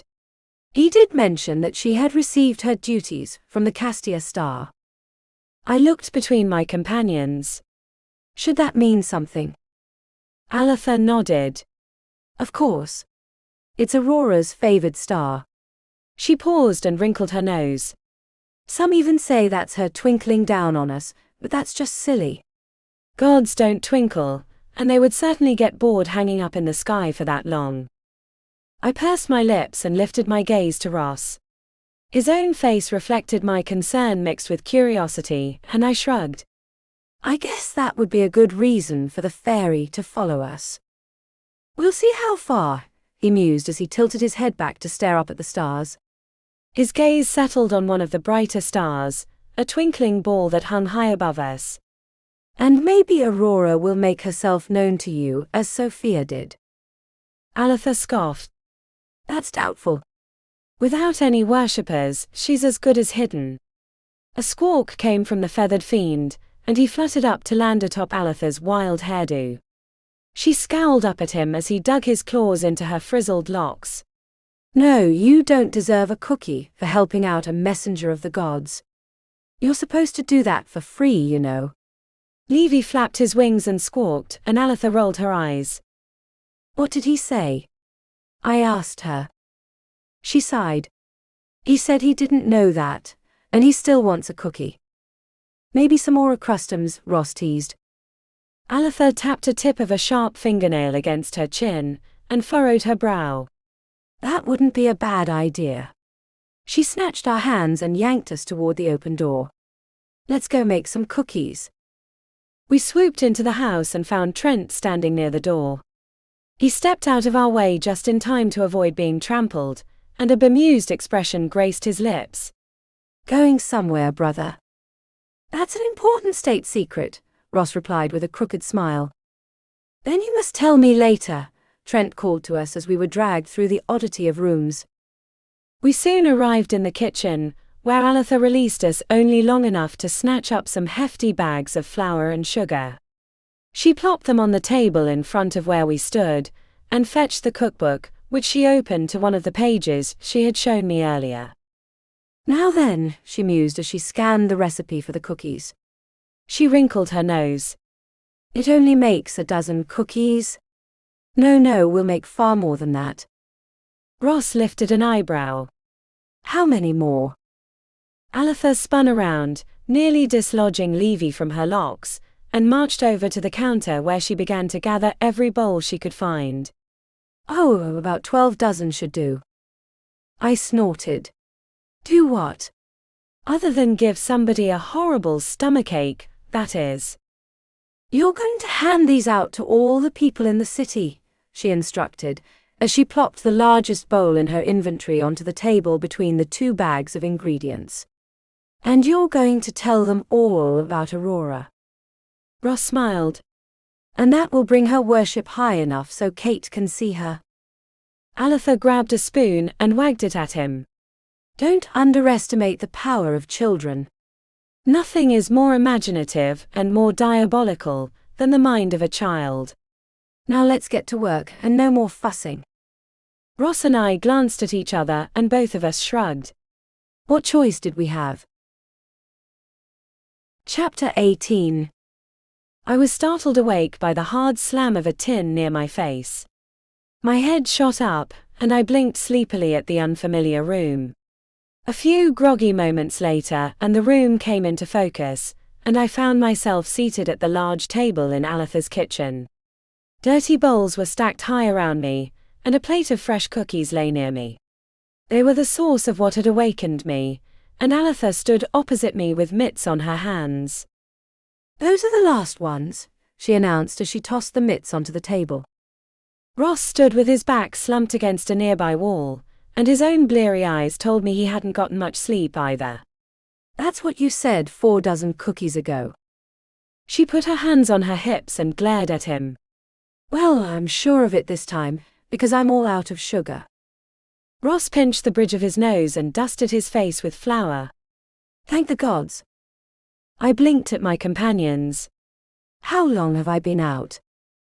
About 4 hours, Ross replied as he pushed off from the wall. I thought you could use some sleep. So could you, I mused as he plopped himself on the bench beside me. You look like something the cat dragged in. A squawk came from Levy, who still sat atop Aletha's gnarled hair. Sorry. Ross grinned. I'll get some sleep later after Trent has come back with the wagon. I lifted an eyebrow. Did he leave already? Just before sunrise, Ross confirmed as he nodded at the window. I beheld a fresh day with a newly risen sun that twinkled at me. The night was gone, but a sense of apprehension still lingered within me. How's Collins? I inquired as I returned my attention to Ross. Quite well, thank you for asking, came the cheerful voice of our companion as he strode into the room with a smile on his face. He stopped at the table and rubbed his reddish face. And quite clean. I thank you very much for preparing that bath, Lady Aletha. She looked him up and down and wrinkled her nose. I didn't want you stinking up the place any longer. So you're feeling fine? I inquired. Collins bowed his head to me. Quite fine, Miss Kate. Fine enough that we can get to the city and have someone look at you, Ross spoke up as he stretched his arms over his head. Trent should be here any moment. A sound of rolling wheels and the familiar neigh of a horse came from the driveway. Ross stood and strode over to the window with me at his heels and Collins close behind. We peeked out the window and were just in time to watch our cart roll around the corner to the front of the house. Ross led the way to the main doors, and we reached the doors and flung them open just as Trent hopped off the wagon box. A majestic black steed had been harnessed to the back of the wagon, and he untied the rope and led the creature over to us. May I present one of the finest steeds in the world, Trent announced as he beamed with pride. This is Celeria, and you would be hard put to find a faster horse in all the kingdoms. I reached out and stroked the velvety soft nose of the majestic mare. She is beautiful. Did you have any problems procuring the wagon? Ross spoke up. Trent's good humor faded a little. Only the usual payment issues, but I believe you are wondering what happened at Blackmoor after our adventure in the forest. Ross nodded. I am happy to report that the werewolf has not attacked anyone else. Unfortunately, he has also not been found. The hunters brought hounds into the woods but discovered nothing. I couldn't help but notice that Colin's face had grown slightly pale. Hey, I whispered as I slid up to his side and lowered my voice. You okay? He rallied himself and smiled. Yes, though I was foolish enough to hope he'd been discovered. I dropped my gaze to his arm where the sleeve of a fresh shirt hid his scar. Is it still there? He wrapped his hand around the wound area and nodded. Yes, and there is still an unsettling feeling within me. We'll get you the best help we can find, Ross spoke up as he sauntered over and clapped a hand on Colin's shoulder. If there's hope to be found, it'll be in Coonaborn. I wrinkled my nose. Coona what? The name of our family's city, Trent explained as he mounted his steed. He grasped the reins and his eager eyes gazed out on the long road ahead of us. If we hurry, we should reach the outskirts by evening. Collins moved to take the box, but Ross blocked his path with one of his arms. I'll drive. You sit in the back. Collins frowned. But you need sleep. Ross laughed as he climbed onto the box. And I'll get it. Or have you forgotten that all roads that lead to Coonaborn are as straight as an arrow shaft? A blind man could steer a carriage and 8 down them, and never lose his way. Collins didn't look pleased, but he reluctantly climbed aboard. I hopped in afterward, and leaned my back against the rear of the box so I could watch the view behind us. Wait a moment. Aletha shouted before she dashed into the house. She returned a few minutes later with a large picnic basket hanging from either arm. Our hostess handed them to me and tapped the top of the last one. For the trip, a little something for you to eat. I looked at the other basket. And that one. She smiled. The cookies. They'll keep for a while, but don't forget to hand them out. She leaned forward and stuck her face in mine before she lowered her voice. I'll know if you don't. I was still staring at her in confusion when she drew back and smiled at me. Have a nice trip. Ross cracked the reins and our little pony clopped forward. We rolled down the lane, and into the woods that surrounded the property. Aletha stood in the yard with Levy atop her now hatted head. She waved to us for a few moments before she cupped a hand over her mouth. "Oh, and watch out for the wraith in one of the upstairs rooms. It's even pushier than the bogey here." My face drooped and I looked up at Ross. "Is that what she calls pushy?" He chuckled. "You should have met her mother." I opened the hatch of the cookie basket and inspected the layers of goodies. "Will she really know if we don't hand these cookies out?" He shrugged. "I wouldn't put it past her to have added a dash of a spell to the cookies as she packed them." I turned around and sat up on my knees so I could fold my arms over the empty seat beside him. "So what's Coonaborn like?" Ross furrowed his brow as his eyes took on a wistful expression. "It's like finding a gem on the beach. One of a kind, and more beautiful than all the cities in the world." I lay my chin on my folded arms and snorted. "And this is your unbiased opinion?" He gave me a wink. "Of course, but it would be best for you to see for yourself. Like Trent said, we'll be there before nightfall." I sighed, but fell into the gentle rocking of the cart as we made our way down the lane. A long row of trees blocked our path, but as we approached they stepped aside as they had done before. We rolled another half-mile down the private drive before we connected to the main thoroughfare, an impressive 2-lane dirt road packed into a concrete-like surface. The tall field grass around us sweetened the air with its scent as we rolled down the countryside. I couldn't have imagined a more beautiful and more rural sight, and there was some trepidation on my part as we rolled through more and more fields without any sign of the fabled city of the water dragons.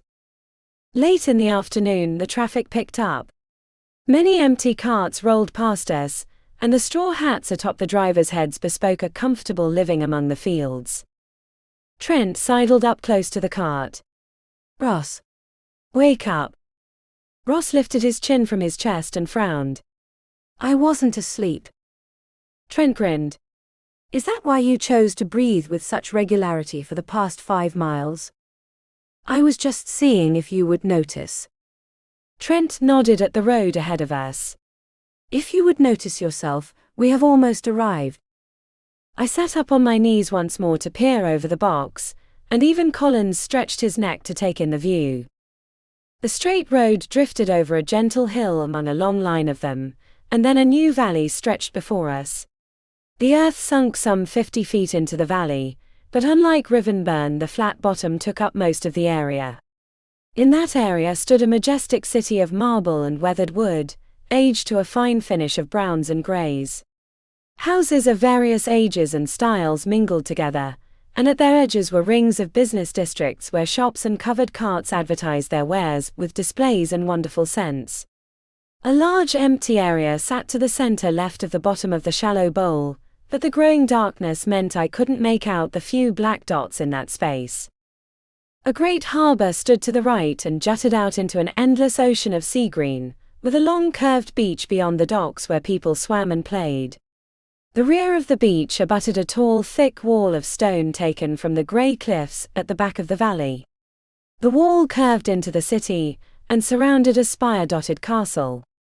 The keep enfolded a large courtyard along with high walls of smoothed stone that stretched for 5 floors and dominated the skyline. The far side of the valley was ringed by steep rocky cliffs, and atop them ran a ledge that stretched out into the sea with what appeared to be a lighthouse at the tip. The soft murmur of the waves and the people wafted over me, and sent a chill down my spine as a sense of adventure and optimism mingled with the sounds. Ross grinned down at me. "Welcome to Coonaborn." Chapter 19. "Wow," I breathed as we rolled past a steady line of wagons. A few held the remains of vegetables, and others carried scattered remains of grains. Trent chuckled. "Indeed. There is no sight more beautiful than breaking over the hills and seeing Coonaborn in the soft rays of the setting sun."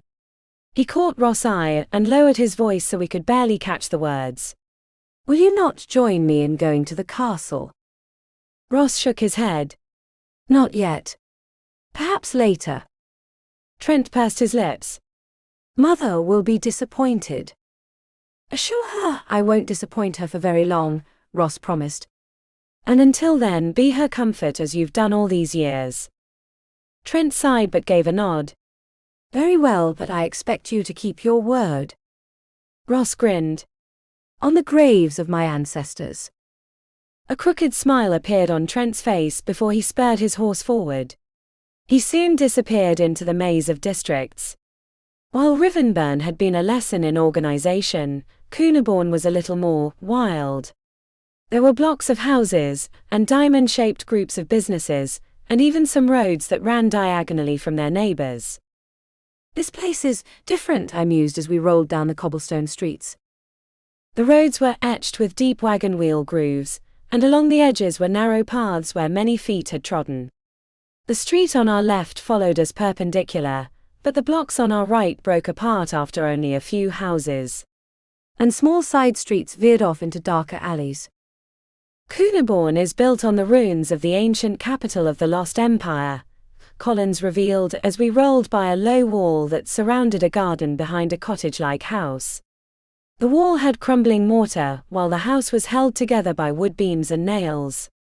Over the centuries, the city's inhabitants have built on those ruins, contributing their own style and organization, such as it is.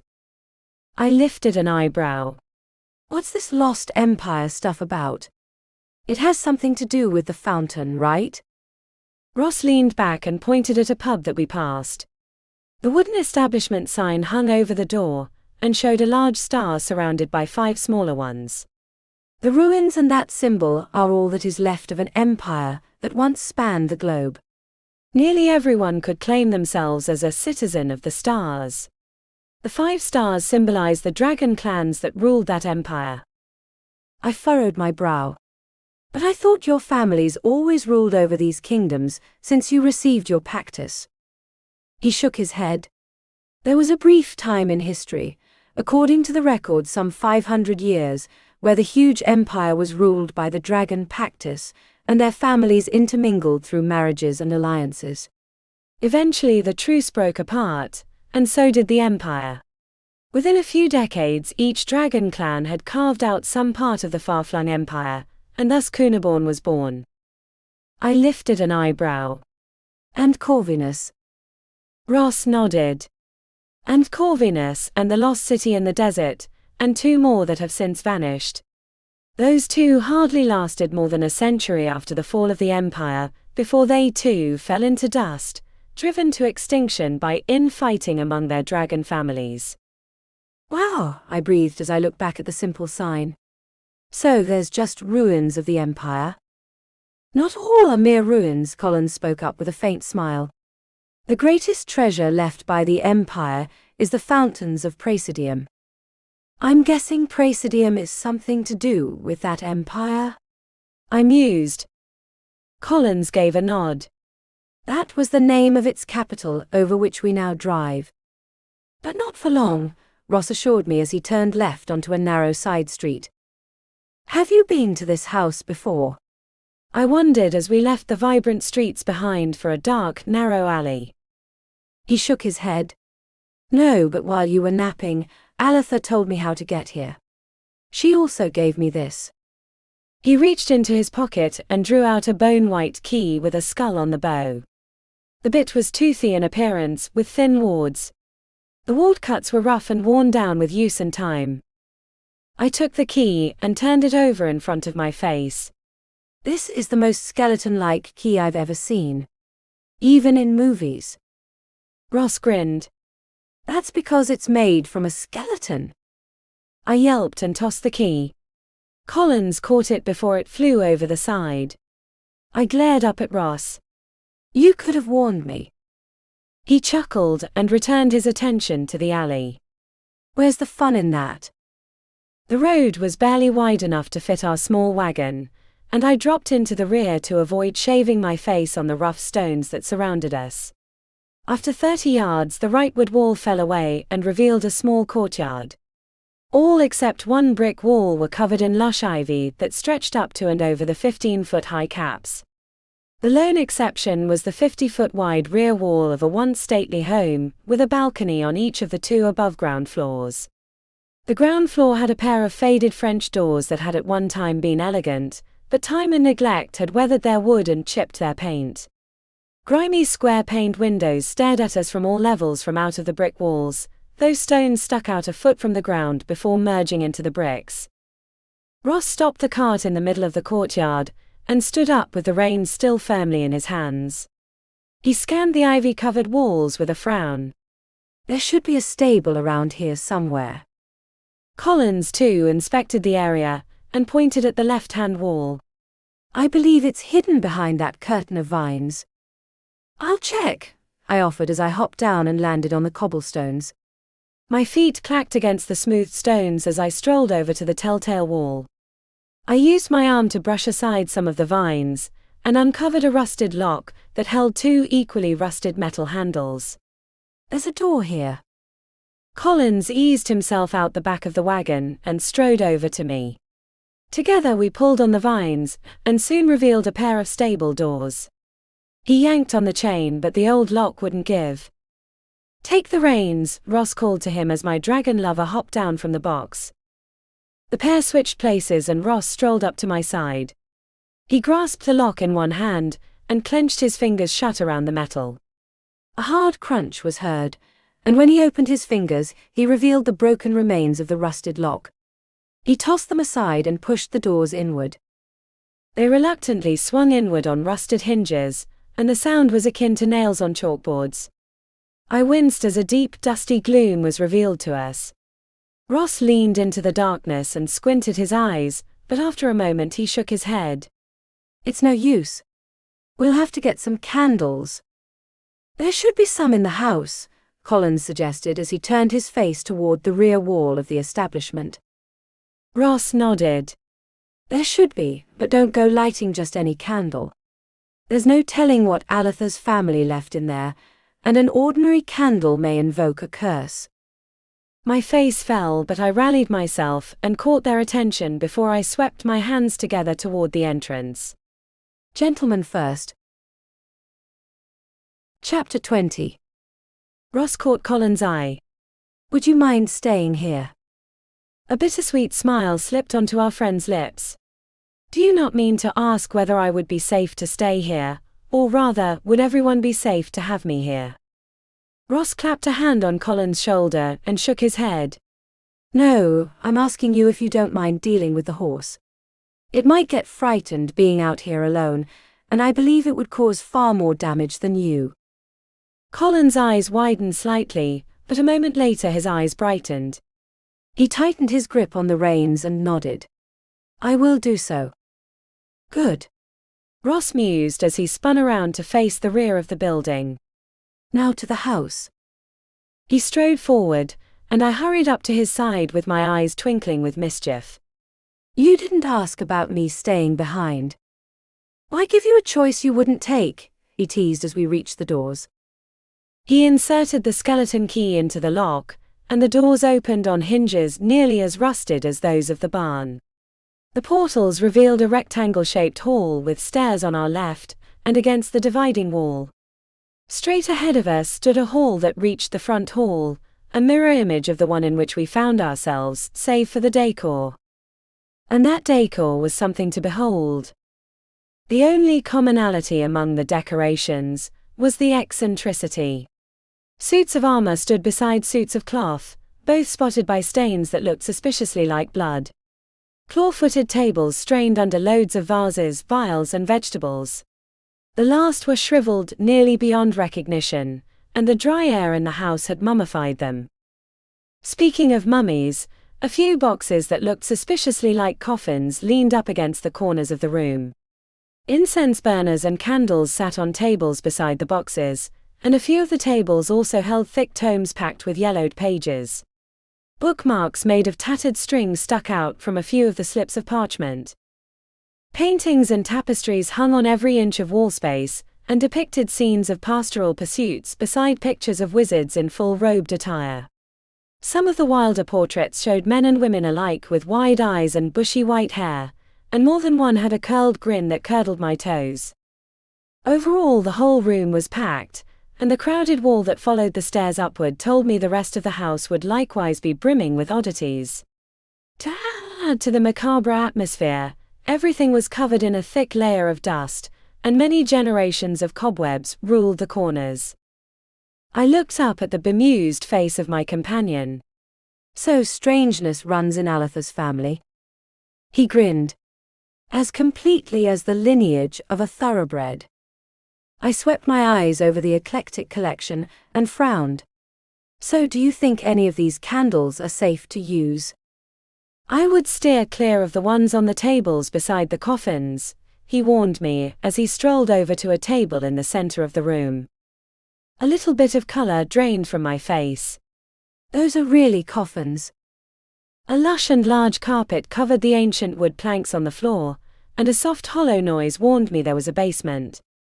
Ross stopped at the table and plucked a small box into his fingers. I'm not curious enough to look inside, but I would guess that's what they are. Grandma and Grandpa on display. I murmured as I tiptoed over to him. The box contained matches, one of which he struck on a piece of flint and lit the candles on a large candelabra. The number of sconces would have put a menorah to shame, though only half of them clasped a candle in their cradle-like bodies. The flickering lights illuminated enough that I could see a pair of doors on either side of the hall. They were shut tight, with the same lock for the key Ross had tucked back into his pocket. Ross held the candelabra aloft, and his eyes flitted over the area. I wouldn't be surprised if a ghost lived here. The hairs on my arms stood on end. Please tell me you're joking. He shook his head. I wish I were, but as we witnessed in the tombs of Tadville, the dead remain with us in some form or another. I wrinkled my nose. But they weren't really there, were they? I mean, besides their bones. Who's to say how the ancient magic of the vengeful Maggie worked? He mused as he turned to me with a smile. But we should get back to Collins. He was looking rather weak when we left him. We slipped outside and found our friend seated on the wagon box. His pale face did stand out against the dark, and he held the reins tight to hide a slight tremor in his hands. At our coming he gave us a strained smile. I thought perhaps the ghouls had taken you into the basement. Ross stopped us beside the box and smiled. Not yet, but let's see what we can find in the stables. Ross led the way into the darkened interior, and soon found a few safer lamps to light the dry space. The lanterns illuminated a short stable, with enough room for our wagon. A row of 4 stalls lined the left-hand side, and on the right hung the tack and a few mouldy bales. Collins guided the wagon inside as Ross kicked at the straw. We'll have to get some feed tomorrow and have someone clean out this stuff. Fortunately, I may know someone who's willing to solve both those problems. You don't owe him any money, do you? I teased as I sidled up beside him. He grinned. Not that I know of, but that hasn't stopped me from having a tab. As Collins rolled to a stop behind us and hopped down, I couldn't help but inch closer and lower my voice. There aren't really any ghouls in this world, are there? Ross chuckled. That's from an old bedtime story the mothers of the city used to tell their children. They warned them not to go out at night to the gross grotto, or the ghouls would crawl through the gates and grab them. I couldn't help but glance out the open doors. That gross grotto wouldn't happen to be this place, would it? He shook his head. No, at least not just this place. As you know, Cuneiform was built on the capital of the old empire, and many parts of the city were raised up so that the ruins could be used as basements. Much of the ruins were closed off to create those spaces, but tales arose that they were still connected, and all of them could be reached via an underground tunnel located in the city center. So many people kept exploring the tunnel looking for the fabled ghouls and connections that my great-grandfather finally ordered a barred gate constructed over the entrance. I lifted an eyebrow. Where does the tunnel really lead? He shrugged. I couldn't say. A thought struck me that made me snort. How far did you get in it? He grinned. As much as I appreciate your vote of confidence in my ability to get into trouble, My younger self was no match for the barred gate. Trent and I couldn't even get it to budge. Though they did try a great many times, Collins spoke up as he unharnessed our horse. I found them there a dozen times attempting to squeeze between the gaps in the bars. He finished the job and grasped the reins as he smiled at Ross. Do you recall when your head became stuck? Ross winced and rubbed one side of his neck. I remember. Father wouldn't hear of breaking the bars, so all the lard in the larder had to be fetched to free me. When that didn't work, they fetched the strongest man in the crowd to pull me free. My head hurt for a week. Collins chuckled. There was quite a crowd from which to choose. And speaking of hurting, Ross mused as he dropped his gaze to Collins' wounded arm. How does it feel? Some of Collins' good humor faded as he looked down at his limb. There is some discomfort. And the Pactus inside you. Collins closed his eyes and shook his head. I shouldn't have the honor of calling it that. There is nothing holy about what I have received. His shoulders slumped and he sighed. Indeed, it would be better to call that which I carry a sin. Ross strode over and took the reins from his friend, before he clapped the other hand on Collins' shoulder. Nothing inside of you could ever be a sin, old friend. I've never known a better man than you. Collins stood there in shock for a moment, before a smile slipped onto his lips. Thank you. Ross grinned as he strolled past him with the horse in tow. Don't thank me yet. You haven't seen the inside of the house, and in case you've forgotten, I'm not a very good housekeeper. Collins chuckled. I will brave the dust and cobwebs for a good friend. Chapter 21. The horse was stabled, and all but one of the lamps extinguished before we left the barn. The remaining lamp we took for ourselves, and as we entered the dreary house, Collins' face fell. Oh dear. Ross came up behind him and clapped a hand on his shoulder. You have your work cut out for you this time, though I'm not sure how much you can dust anyway. There's a lot of sensitive stuff in here. Collins' attention fell on the corner coffins. So it would seem. Ross lifted the lamp to the stairs. We should see if there are any rooms we could sleep in until sunrise. You mean without choking to death on dust? I mused as we ventured up the steps. The second floor stretched the full length of the house, and like the older country home, had windows on either end of the hall. They both looked out on the adjoining properties and the walls of other more stately homes. The windows hinted at being quite old and neglected, as their tattered curtains waved against a gentle draft that blew in from around the frame. I couldn't keep a slight crack out of my voice. Didn't Alatha mention something about a bogey in here? A wraith, Ross corrected me as he turned his head to and fro. A much more dangerous creature than the bogey we faced. The bogey feeds off fear, but the wraith feeds off life. I've seen them draw out a man's life energy from his mouth. A little bit of color drained from my face. Did he make it? Ross pursed his lips. He survived, but the ordeal took a great strain on both his mind and body. My eyes flickered over the dozen doors that lined both sides of the hall. Please tell me there's a way of telling if a wraith is in which room without seeing it. He nodded. There is, but stay behind me. The boards groaned beneath our feet as we moved over to the first door on our left. Ross leaned his ear against the door and rapped his knuckle against the wood. Hello. Is anyone there? He stayed still for a long moment before he drew away. There's nothing in here. How can you really tell? I asked him as he grasped the handle and opened the door. Wraiths have to answer a call when someone knocks, Ross told me as he lifted the lamp to illuminate a dusty but elegant bedroom. A four-post bed stood in the far corner, and a dresser sat against the wall in front of us. There was also a vanity, and a smaller table with a pitcher and bowl. The windows looked out on a quiet street in front of the house. I lifted an eyebrow. Why? Union rules. Their victims have to willingly enter their web, he mused as he shut the door and turned to us. Otherwise, the life energy can't be drawn out of them. My companion made the mistake of hearing an invitation from the other side, and entering the room where he was then attacked. Something in his voice caught my attention. You didn't like him much, did you? Ross shook his head. Nor did anyone else. He was an arrogant man, so much so that even his own men called him by his nickname, the Boastful Baron. An aspiring adventurer with all the competence of a spoiled child, though he'd spent 56 winters on this planet.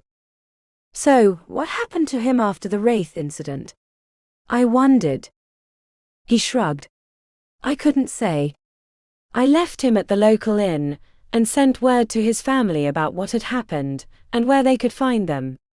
He hailed from an old family that controls a small principality north of here, and the last I heard of them, his brother had taken over as head of the barony.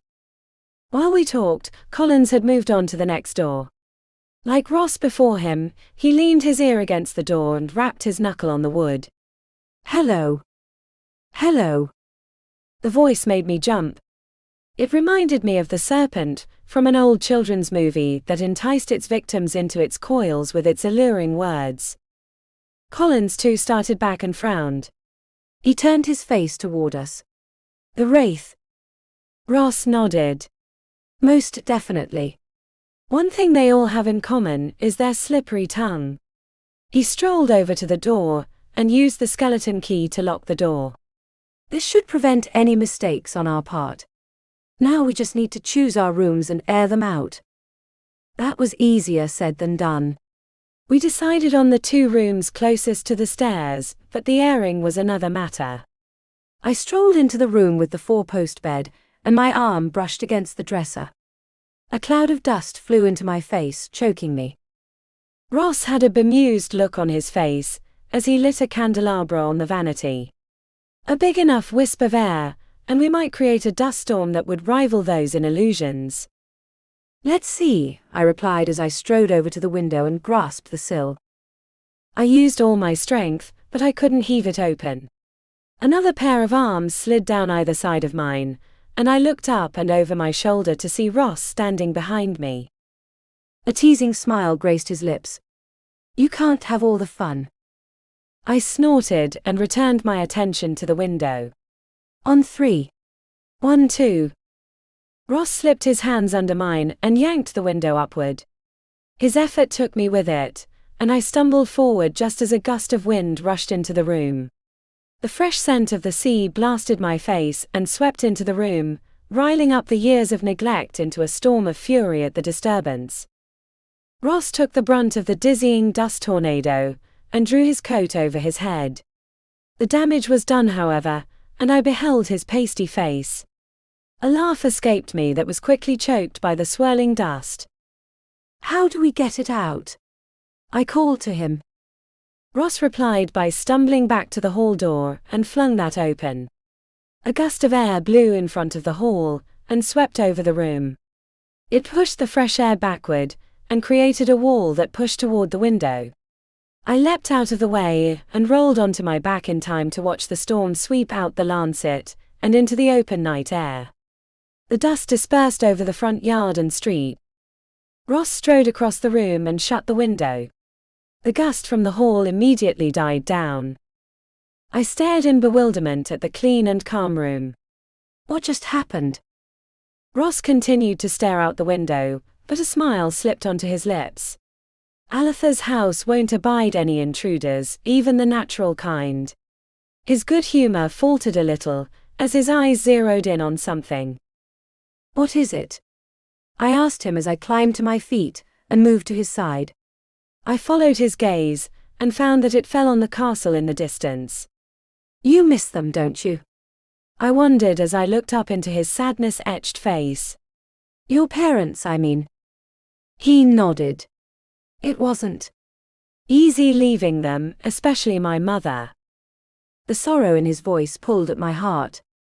I wrapped my hands around one of his and gave a gentle tug. He looked down and I smiled up at him. Why don't we visit them tomorrow? I'd like to meet them too. Ross smiled and shook his head. Perhaps another time, but I'd rather we leave here as soon as possible for obvious reasons. I sighed but nodded. I understand. Ross cupped my chin between his fingers and lifted my gaze to his shimmering eyes. But I must admit to being thrilled to show you what we can see in the short time we're here. I lifted an eyebrow. You think we'll find a way to cure my problem that quickly? He shrugged. Perhaps we might. The gods seem rather fond of you, and perhaps this goddess will meet us after only a day's inquiry. I stifled a yawn and gently tugged him toward the bed. Well, let's start that day after a very long sleep. Chapter 22. We rested so well that bright sunlight streamed in through the window when we awoke. I blinked against the brilliance, and threw the blanket over my head. A chuckle escaped my companion. He rolled over and wrapped his arms around me. His musky scent wafted over me, and I felt his warm breath tickle my neck. We should get up. I dug my nose into my pillow. Why? He lifted his own nose and took in a deep breath. Because I smell food. My head shot up so fast I nearly slammed the back of it into his jaw. I sniffed the air and beheld a wonderful scent of food. My stomach rumbled. Why didn't you say that in the first place? I scolded as I wiggled out of his hold and hopped out of bed. The chill morning drifted through my nightshirt and sank into my skin. I shivered and looked around for quick comfort that would make my appearance less embarrassing when I scurried downstairs to where Collins cooked the food. Something heavy landed on my shoulders, and I turned my head to find a thick robe on my back. Ross stood behind me in his pants but without a shirt. I appreciated the view for a moment before I studied the heavy robe. Where'd you get this? The dresser, he told me as he helped me on with the robe. Alatha's family was always fond of all manner of robes, and many never left the house, so we'll find a healthy supply in the drawers and closets. I snuggled into the robe and breathed in the heady scent of lilacs. I have to compliment the wearer's choice of perfume. Ross slipped in front of me and offered me his arm and a smile. Shall we? I looped my arm through his and nodded. We shall. We strolled out of the room and down the stairs. The doors on either side of the hall were still shut tight, but the smell emanated from down the central hall. We followed the scent to a door frame without a door, and peeked inside to find it was a kitchen with enough floor space for a small dining table. Plates and utensils had been set, and food sat in steaming piles in baskets and on plates. A small counter ran along the wall to our left, with a wide wood-fed stove opposite where we stood. Collins stood at the stove with a frying pan handle in one hand and a spatula in the other. He turned at our coming and smiled. Good morning. How soon until it's good afternoon? Ross wondered as he guided me over to the table. Collins returned to his duties. A few hours. However, we received a verbal missive early this morning from the castle. Ross froze as he pulled out a chair for me and lifted a stiff eyebrow at our friend. And your brother wishes to assure you that he will do all he can to discover the source of the forest trouble, Collins informed him before he paused and frowned at the wall ahead of him. However, he did wish to warn you that on his return to the castle, he heard rumors of more werewolves encroaching on the borders of Hadrianus within the last few weeks. Ross frowned as I set my butt in the chair. I see. We'll have to keep our ears open as well when we go to the market. I tilted my head back to catch his eye. What market? The Lacuna markets, Ross told me as he took a seat on my left. It roughly translates to pool market, so named because their farthest westward boundary abuts the fountains. We'll find someone there to handle our equine needs. So, if the market is in the east, where's the entrance to the grotto? I wondered as Collins joined us with the last of the food. At the northwest corner of the city, only a half-mile from the cliffs, Ross informed me as we dug in. The soil there is very hard, so very few buildings were ever constructed there, even during imperial times. That means much of the foundations from the old city is still exposed, and my great-great-grandfather thought to make it into a tourist attraction, so much of the remains have been well preserved. Is there any proof that there are tunnels under the city? I asked him. In a way, he admitted as he filled his plate. The old city had a well-laid-out grid pattern, and the walls of the structures were very well built. When construction began anew, the streets were paved over, often leaving a hollow area underneath the new construction. That did create pockets of mazes throughout the city, but as for them being all connected, that's not likely. Now we had better eat quickly. Sometimes the stalls close early for the day. I lifted an eyebrow. Why? Ross grinned. They run out of goods, or their stall owners decide this afternoon is a good time for a nap. I will clean the house while you're away, Collins offered as he looked about him. Much of the dust had been swept away, but a few cobwebs remained in the corners. It may take me some time. Ross laughed. I don't guarantee we'll be away long enough to give you time to clean every room. Besides, we'll keep the locked rooms locked in case there's something we'd rather not find in them. We finished eating, and the three of us cleaned up the dishes and pans. Ross and I slipped into something more comfortable, and soon found ourselves in the front hall. At the doors, Ross offered me his hand. I'll take you to the markets first, and then we'll go to the fountains and see what we can find. I lifted my hand and studied the gloved covering that prevented me from truly touching him. I think I'd really like that, I told him as I set my hand in his. Ross smiled and led me out through the front doors. We stepped onto the stone pathway and crossed the small weed-choked lawn to the street. The cobblestone road was narrow with barely enough room for 2 carts, and on either side were slightly raised curbs that kept the sewage from swamping the lawns. Those lawns were mostly surrounded by their own low walls, and the borders of street and property created a narrow sidewalk with flat stones to keep fine heels out of the mud. Hello there. We stopped at the edge of the walk and looked to our right. An older couple strode down the stone path of the adjoining property and waved at us. Their house was of the same style, but well kept with a fresh coat of paint on the exterior. The windows sparkled in the sun, and a lush carpet of grass grew in their lawn. The smiling woman tugged her husband along beside her, and held an umbrella in one hand. She wore a hooped dress, with a tight bodice that showed a little more of her wrinkly cleave than I cared to see. Her companion was likewise attired in a stiff suit, with an even stiffer collar. Their heavy shoes clacked against the stones as they met us at the head of our own path.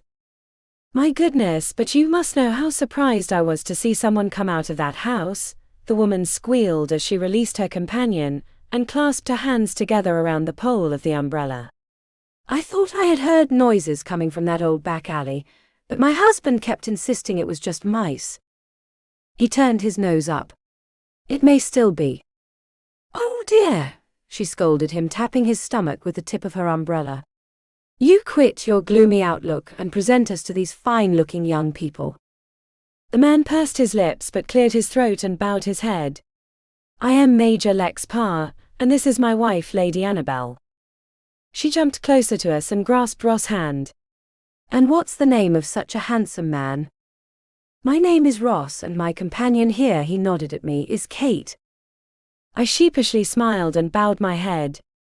It's a pleasure to meet you. The pleasure is all ours. Annabel squealed as she leapt at me and clapped her hands around one of mine. The tube dug into my bones. I cannot begin to describe how glad I am to see someone living in that dreary old place again. When did you purchase it? Major Parr spoke up. Ross wrapped an arm around my waist and drew me against his side, and out of the grasp of our new acquaintances. A wide grin graced his lips and his eyes twinkled with mischief. We're only renting the place for a while. It's our honeymoon. Lady Annabel nodded her head so much I worried it would fly off. Oh, how wonderful for you too. Mind you, I wouldn't stay in that place if you paid me a handful of barons, but perhaps your love will give it the nice shine it's been missing. I lifted an eyebrow. Why wouldn't you stay in there? On account of the hauntings, of course. People have said it's been haunted for at least a century. She paused and tapped a finger against her chin. And there were the shadows a couple of months ago. Ross frowned. What shadows? She waved away his question. Oh, just some prowlers, no doubt. Empty houses always attract them, and this is the emptiest house in the whole city. She perked up and clasped her hands in front of her. But it's so nice to see such a lovely young couple living there, if only for a while. I'm sure you'll brighten up the whole neighborhood with your love. Ross lifted his gaze to the house next door. I didn't know this house was occupied either. We've rented the place off and on for a few years, the Major explained. Annabelle leaned toward me and winked. It's our anniversary too, and I so love the ocean. The sights. The smells. Oh my. She squealed again before she looked up at her husband. Can we go to the beach first before all the crowds? Pa nodded. If you wish, my dear. She returned his attention to us. If you'll excuse us. Her husband offered her his arm, and together the pair strolled down the street and were soon out of sight. I looked up at Ross, who had watched them leave. Are all the residents of the city that friendly? He shook himself of his reverie and smiled down at me. Not often. Oh good, I mused as I flexed my hand. I don't think my bones could take that much welcoming. Chapter 23.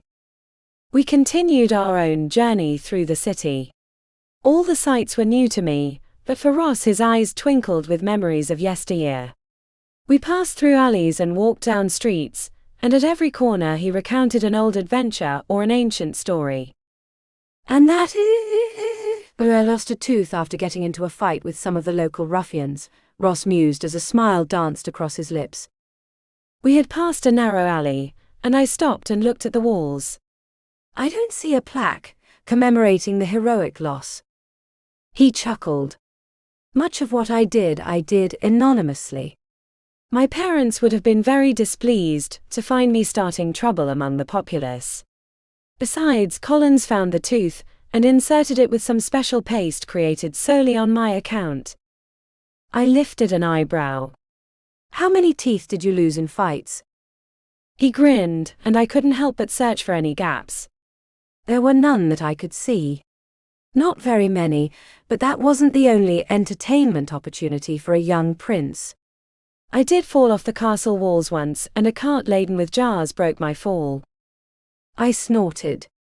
Is there any place in the city where you didn't try to kill yourself? He nodded. The fountains. There's not really any place to be injured there, and fights are strictly prohibited.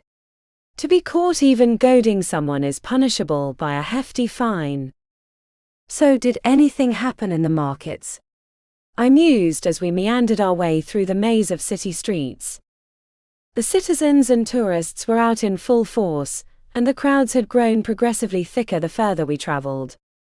Carts too had made their appearances, with many traveling to and fro. Most going in the opposite direction were empty, while those following us were laden with all kinds of goods.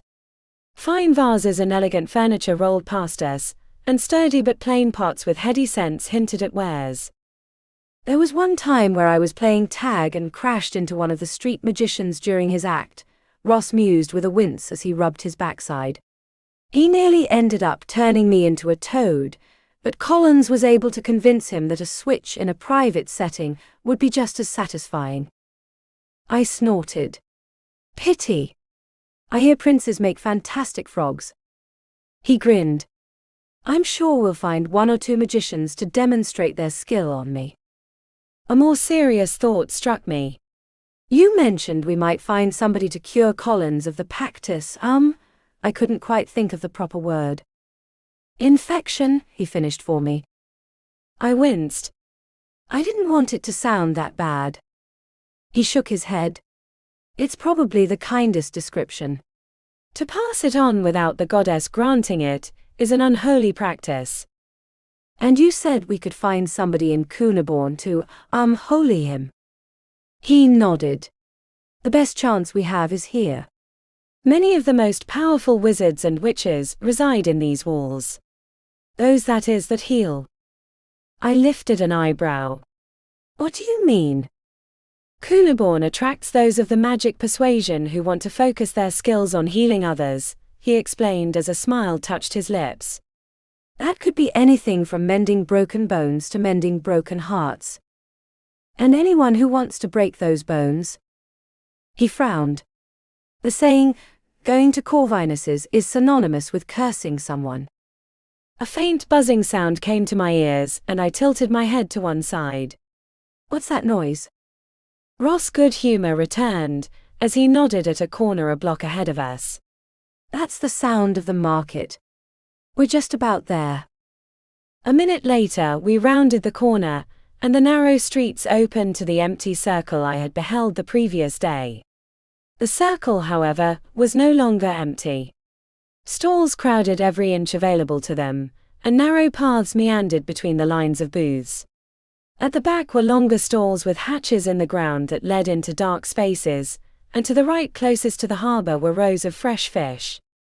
The whole of the area took up about 100 yards square, and it was packed with people. The carts that had passed us couldn't drive through the crowds, but had their own path on the left between the last row of stalls and where the buildings began. A parking lot was located on the far side of the market, and the drivers unloaded the products, and young boys and men took up the items and hurried through the crowds to their respective booths. Mind the runners, Ross warned me as we reached the edge of the wonderful chaos. I lifted an eyebrow. Runners? Ross nodded at the League of Young Men. They deliver the goods to the stalls.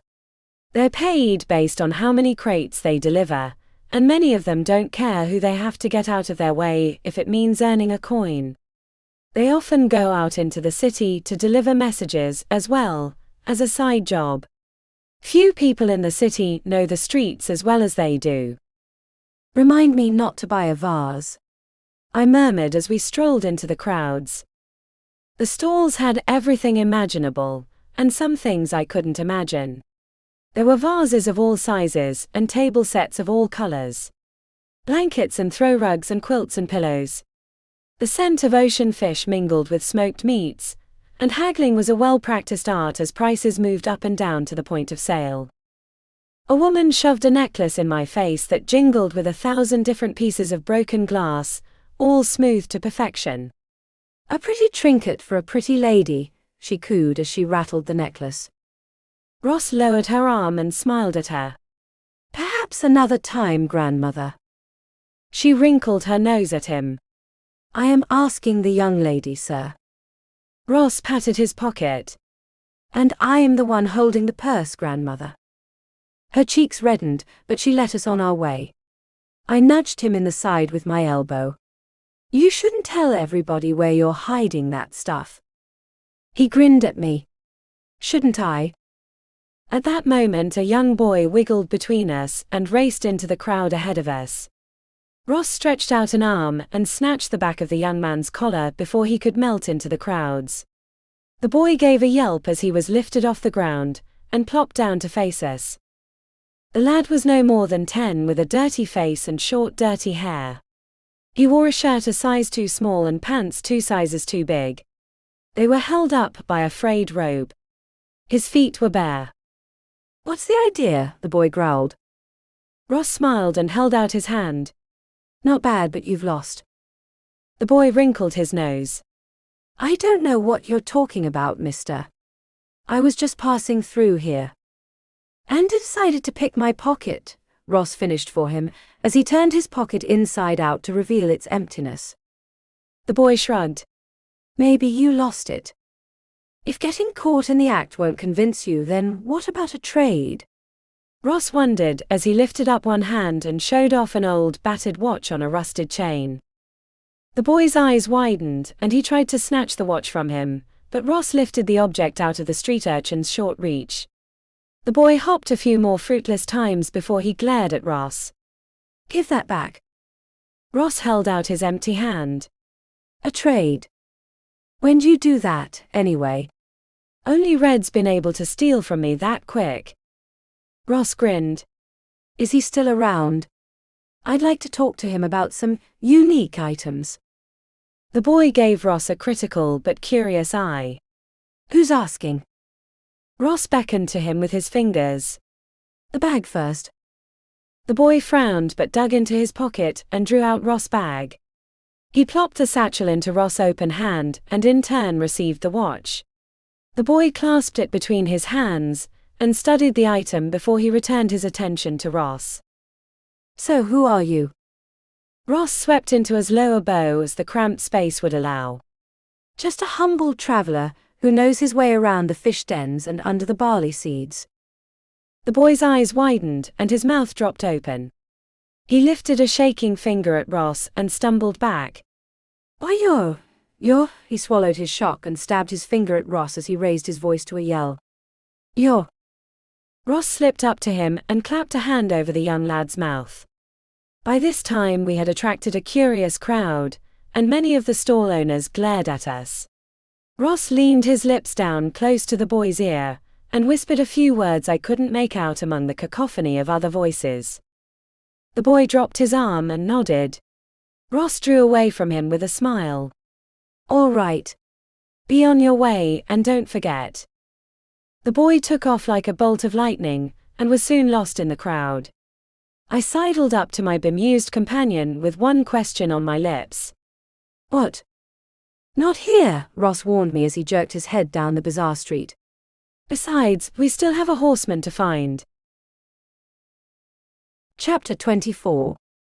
I reluctantly kept my mouth shut, but the question of what he had said to the young street urchin was ever on my mind, as we meandered our way through the crowds until we reached the far side of the marketplace. The stalls were replaced by open spaces separated by simple fences of stakes and rope. The areas contained all manner of heavy-duty farm animals, from pigs to ponies, and the food they needed. Freshly made wagons and carts too were on display. One of the larger open spaces had several large piles of hay, and a sign hung from the rope with a few words that read "Stern Stables." There was also an ancient blackboard, with a large crack down the middle that hung from one of the shed roofs that covered the bales. The varieties and number of bales were listed, along with their price and delivery fee. A single black horse stood at the opening. It was an elegant beast of pure muscle and shimmering hair. The creature stood 2 heads higher than me, and stared with a bored expression at his surroundings. He wore no bridle, halter, nor even a saddle. At our coming, Ross gave the horse a courtesy bow of his head. The creature's dark eyes followed him before they fell on me. The horse threw back its head and gave a loud whinny before it reared up. Ross threw himself between us and stretched out his arms on either side of himself. Whoa there! The horse didn't heed his command, but continued its furious braying and pawing at the ground. Census. At the shout, the horse immediately calmed. A woman a few inches shorter than me stomped out from behind the bales and over to the horse. The beast backed up as she marched herself between the animal and us, and put her hands on her hips. The woman was about my age, with long black hair that she kept wrapped in a low tail that trailed down to her waist. She wore a simple tan blouse, grey pants and heavy boots on her feet. Her slim figure was admirable, and her face was a little dirty from her work. What in all the lands do you think you're doing? She snapped as she wagged a finger at the creature. You're supposed to be the warning, not the attack. The horse shook its head and whinnied. She narrowed her eyes and stabbed a finger at the far corner of the area. I don't want to hear any excuses. Now go over there and think about what you've done. The horse hung its head and shuffled off to the corner. The woman spun around and plastered a smile on her face. I'm so sorry for... She caught her first good look at Ross, and her amiability fell away like a rock over a cliff. The woman crossed her arms over her chest and scowled at him. Maybe I should have let him stomp you. Ross gave her a sheepish grin. You do that to an old friend? She scoffed. I wouldn't, but you don't fall under that category. I lifted an eyebrow at Ross. Do you really have any old friends, or just friendly enemies? He shrugged. Minor details, but we've come to give you business.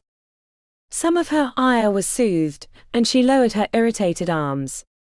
What kind of business? Ross nodded at the bales at her back. The kind that needs to eat hay. The woman held out her hand. Payment up front. He feigned shock. After all these years. I know you, and if you're not quick to leave town then you're quick to forget a debt, she retorted as she tapped her open palm with a finger on her other hand. Now pay up. Ross glanced at the board as he drew the pouch out of his pocket. Prices have gone up since I was last here. That was several years ago. Ross' eyes twinkled as he set a coin in her hand. Maybe it wasn't that long ago. She shrugged.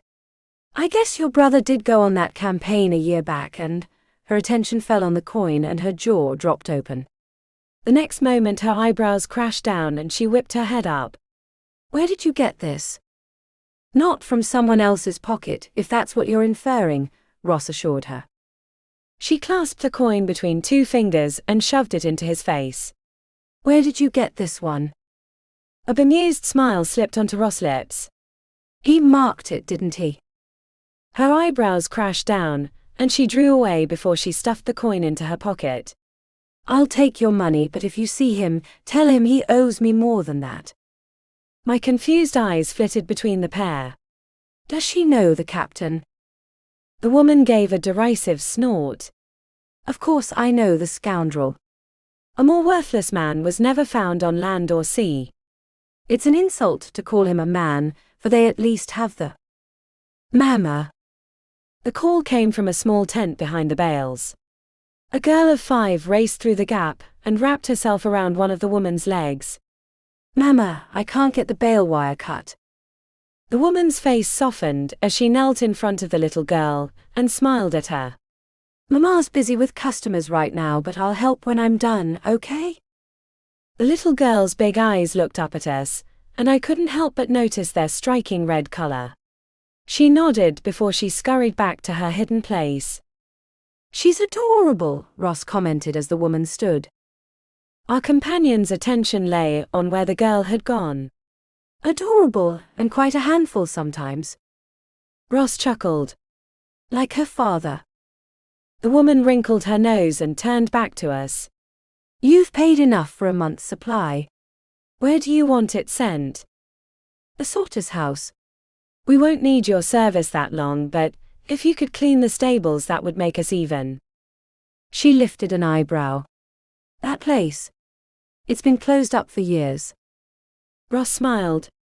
And that's exactly why we need a good cleaning. The woman set her hand over the pocket that contained the coin and frowned. I don't know if this is enough for the job. Why not? I asked her.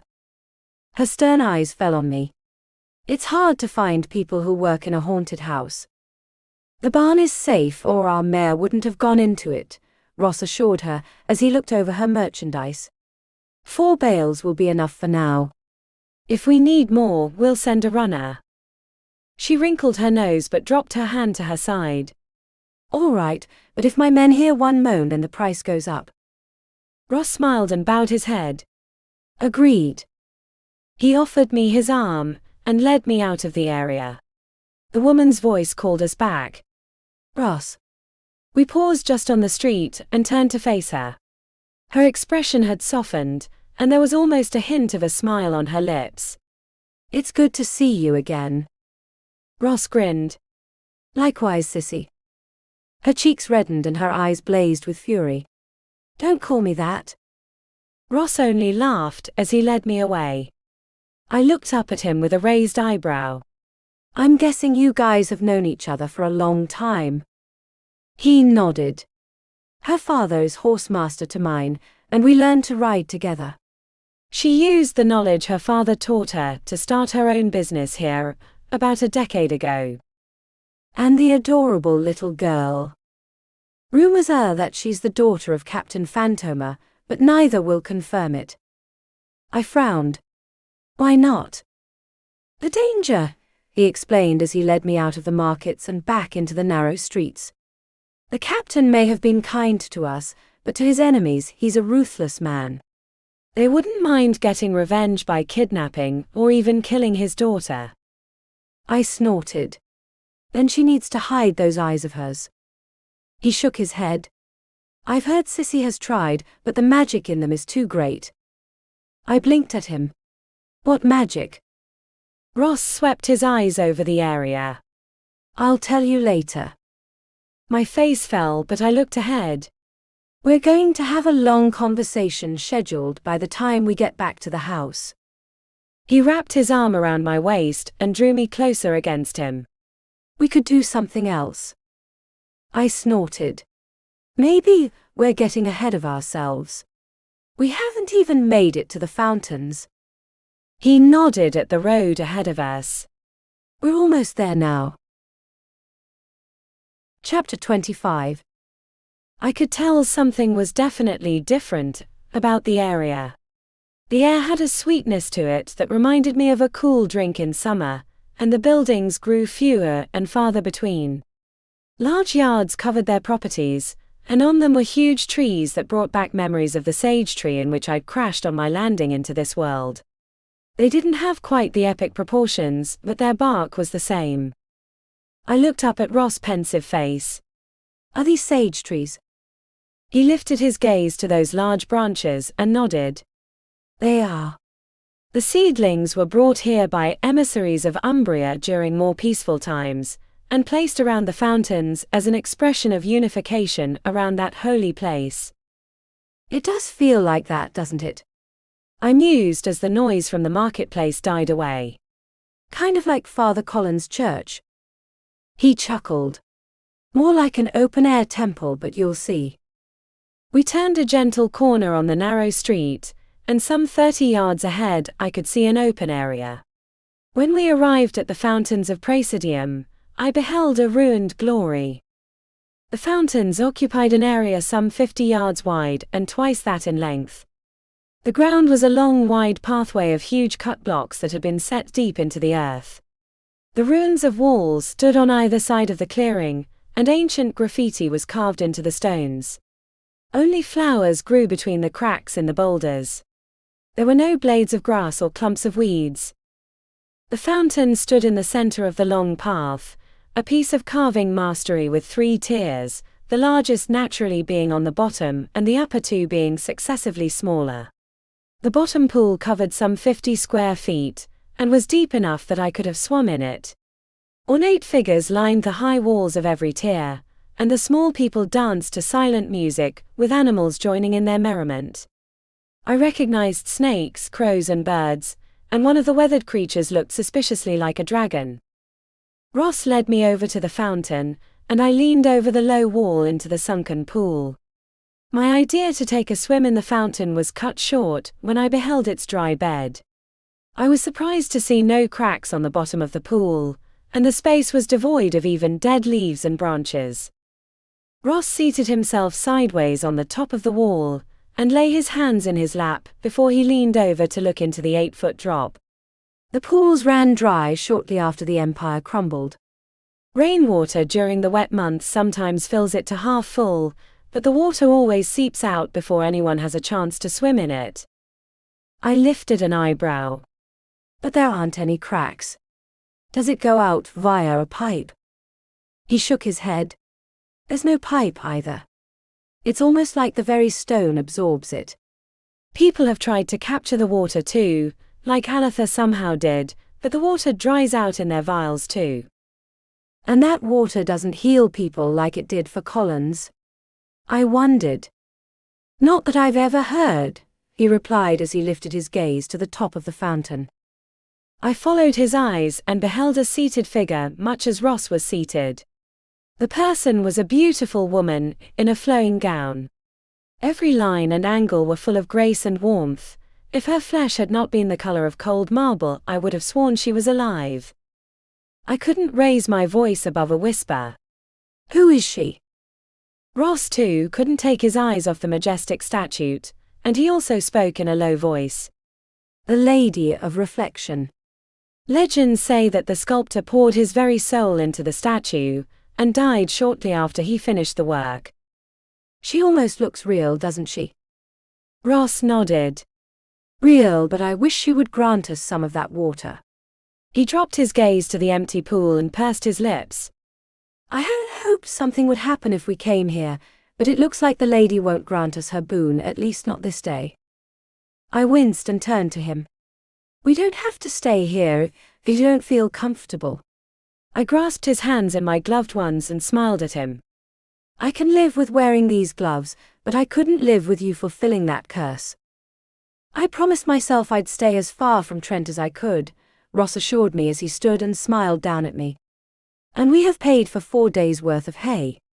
We may as well use as much as we can. Something in his eyes made me feel like he wasn't telling the truth, but I dropped the subject. Instead, I inspected the area around us. We were alone. You did promise to tell me about this red guy and the magic in Phantoma's red eyes. He chuckled. I did, didn't I? And we are alone. He resumed his seat and brought me down with him onto the low wall.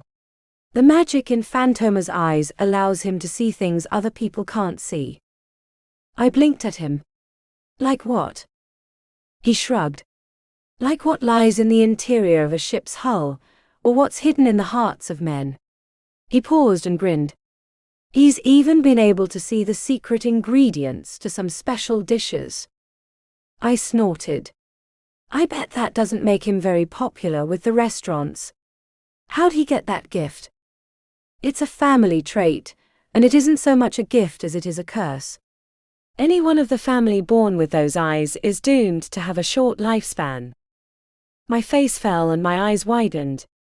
Then the magic is exchanged for their life? He nodded. I'm afraid so. There's hardly been one that lived past 40, though admittedly many of them have turned to piracy and have been ended far earlier than that age. I wrapped my arms around myself and bit my lower lip. That poor girl. A smile slipped onto Ross' lips. Don't pity her just yet. Her mother is so insistent on her not knowing her lineage that she doesn't know how to use her powers. To abstain from its use is to conserve the life. Now then, he stood and turned to face me. If you don't have any more questions, we should be on our way. I lifted an eyebrow. I still haven't asked you about that red person. He was all smiles as he helped me to my feet. It would be more amusing to show you. I allowed him to guide me away from the silent pool area and back into the lively city. I'd no idea the fountains had been so quiet until we stepped onto one of the roads opposite where we'd entered the sacred space and made our way deep into the metropolis.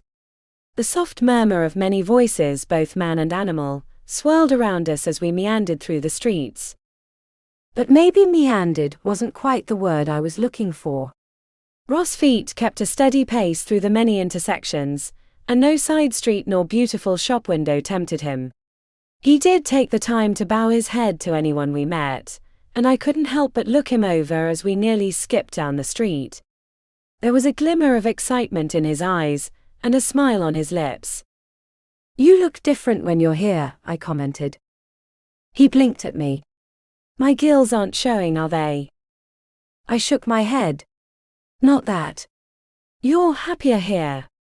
You look and act like you belong. I was sorry I brought it up, as a pensive expression slipped onto his face and he stared ahead of us. I can't deny I'm glad to be back, even with that shadow looming over my shoulder. I lifted an eyebrow. Are you sure Aletha's prediction will come true if you stick around here long enough? I would rather not tempt fate nor her abilities. We turned a corner and found ourselves in a street as narrow as a coffin. My shoulders brushed against the walls, and Ross had to turn slightly to squeeze himself into the space. The buildings on either side were 3 stories tall, and cast the alley in deep shadow. My feet stumbled over bits of trash and clods of dirt that littered the uneven ground. I had to remind myself to stay calm in the unnerving, cramped space. This is a little tight. Ross walked in front of me, but he slipped his hand into mine. We're almost. He stopped so suddenly that I ran into his back. Hey! I complained as I glared up at him. What's the... That's when I noticed it. A tall, dark figure stood at the far end of the alley. They wore a cloak that completely hid them, except for their heavy black boots. Ross stiffened and turned his head to face the direction we had come. His eyes narrowed. I followed his gaze and my breath caught in my throat. Another cloaked figure blocked our retreat. We were trapped. Chapter 26. The figure in front of us drew their hands out of the cloak and revealed a pair of daggers. They used one of their weapon-laden hands to beckon to us. Ross gave my hand a squeeze and lowered his voice to a whisper. Stay close to me. I swallowed the lump in my throat and nodded. He eased us through the tight spot and the cloaked figure backed up into a small square, tucked away inside a cul-de-sac. Old clapboard houses surrounded us. Some of them had weathered rear porches that sagged under the weight of time and rot. Most of the homes were 2 floors, and their second stories were more likely to be askew than not. Pitched roofs sported broken and mangled wood shingles, and grimy windows glared down at us from on high as we stepped into the bare dirt circle that covered some 30 feet in all directions. There was only one other way out, another narrow alley behind our front foe. The other shadowy figure had followed us, and also produced a pair of daggers from their cloak. Ross stopped us in the center of the area, and faced off against our dark foe. What do you want with us? The figure reached into their cloak, and drew out a slip of thick folded paper. They tossed the weathered scrap at our feet, and Ross, ever keeping an eye on them both, stooped and picked up the paper. He straightened and opened the brown parchment. I read the brief contents over his shoulder. For your treachery toward my brother Baron Cassius Dives, may your corpse rot in the streets of your beloved city. Ross narrowed his eyes and crumpled the note in his hand. He lifted his gaze to our forward foe, and tossed the paper to the ground. The crumpled remains rolled to a stop at the heavy boots of the cloaked man. May I assume you don't intend to leave witnesses? Ross questioned him. The shadow figure shook his head. I thought not. I grabbed Ross' sleeve and caught his attention. I wouldn't leave you. He smiled and patted the top of my hand. I wouldn't have given you a choice. He returned his focus to our foes and his eyes hardened. So your assassins come to take care of me. Then get on with it. The pair flung themselves at us with their blades flashing in the dim light. Ross grabbed me about the waist and threw me out of the way. I landed on the hard ground and tumbled under one of the leaning porches. Rotten trash piles of mold and a few rats greeted me, with the latter scurrying away over broken boards from past repair jobs. Fury ran in my blood as I sat up and glared in Ross' direction. He was in the middle of a furious fight, as both assassins attacked him from opposite sides. His sleeves were cut through and revealed the hard scales of his dragon lineage, and he used them as shields to block their blows. Unfortunately, he had nothing but his claws with which to parry, and they were shorter than the daggers held by his foes. I stiffened my jaw and made to crawl out when my hand fell on one of the rotten boards. My knee hit a muck-covered rock, and I snatched that too from my treasure trove of primitive weapons before I crawled out. I used the stick to climb to my feet and rushed over to the fray. One of the assassins broke off so quickly and fluidly that I was almost face to face with them before I knew I was being attacked. They swung their dagger up to cut my face in half. I threw up one hand to cover myself, and the blade cut against the stone. My eyes widened as the sharp knife cut the rock in two, but my foe unleashed a more deadly weapon. Soft, wet mold flew everywhere and splattered both of our faces. I sputtered and stumbled back, though not before throwing the remains of the rock at my opponent. The mold had splattered inside their hood, and the pieces of rock hit them square in the chest. In my partial blindness, I lifted the board and whacked it against the side of their head. They dropped to one knee, as they furiously tried to wipe away the mold without drawing back their hood. Ross, meanwhile, had gained the upper hand and disarmed his opponent. He lifted his foe up in both clawed hands and threw them at their companion. They crashed to the ground in a pile of thrashing arms and legs. Ross flew past the pile and grabbed my hand. He tugged me the short distance across the small square, and into the other side of the alley. We squeezed into the tight space and raced down the gap until we reached the mouth where the way opened. I breathed a breath of fresh air. That's when a heavy board came from around the corner on the left side and cracked down on the back of Ross' head. He crumpled to the ground and took me with him, but I wasn't long for this world. There came a sharp pain in the back of my head, and white lights blinded me before I lost consciousness. I drifted in and out of the waking world. Shadow and light mingled together in incomprehensible patterns. Voices ebbed and flowed around me. A sharp shoulder blade cut into my lower gut. I fought off the drowsiness that clung to my mind, and found myself staring at moving ground. Someone had me slung over their shoulder, and their heavy hand held me against them. I shifted, and found that my hands and feet were bound tightly together. This one's waking up. The male voice came from my burly handler, and reverberated through me. Let her, came another slimier male voice. I blinked away my grogginess and studied my captor's back. He wore a soiled white shirt with short sleeves which showed off impressive muscles and a mess of tattoos. His legs were covered in loose-fitting pants, and he wore heavy brown boots that clomped loudly against the ancient cobblestones beneath his feet. I twisted my head and glimpsed the slim figure of another man beside the first stranger, but I was more interested in what, or who, was slung over my captor's other shoulder. It was Ross, and he too was stirring from his forced slumber. His bleary eyes opened and settled on me. I gave him a weak smile. Hello there, handsome. He shook off his foggy head and tested the limits of his bonds. They stayed in place. A chuckle came from our thinner captor. Try all you want, dragon. Won't do you much good. Those are special ropes made just for us. Ross twisted his head around to try to get a look at the man. You're Pactus. Damn right, the larger man chimed in as he readjusted our weight. You're too heavy for just anybody to carry around. I glared at the man's back. You'd better only be talking about him. The thinner man moved back a step, and I had my first good view of him. He was a foot shorter than the tall one that held us, but he wore the same weathered wardrobe as the other man. No need to get snippety, woman. We're just following orders. Whose orders? Ross demanded to know. The man laughed. We're not as dumb as we look. He paused and his eyes flickered up to his tall companion. Well, most of us, but you'll just have to wait until we get there. The boss likes surprises. Then he'll love this. Ross couldn't free himself from his bindings, but he twisted in the grasp of the burly man and rolled into his neck. The man stumbled due to the shift in weight, and Ross took the chance to push against the man's back and slide free from his grasp. My dragon lover dropped to the ground and twisted around to sit on his butt.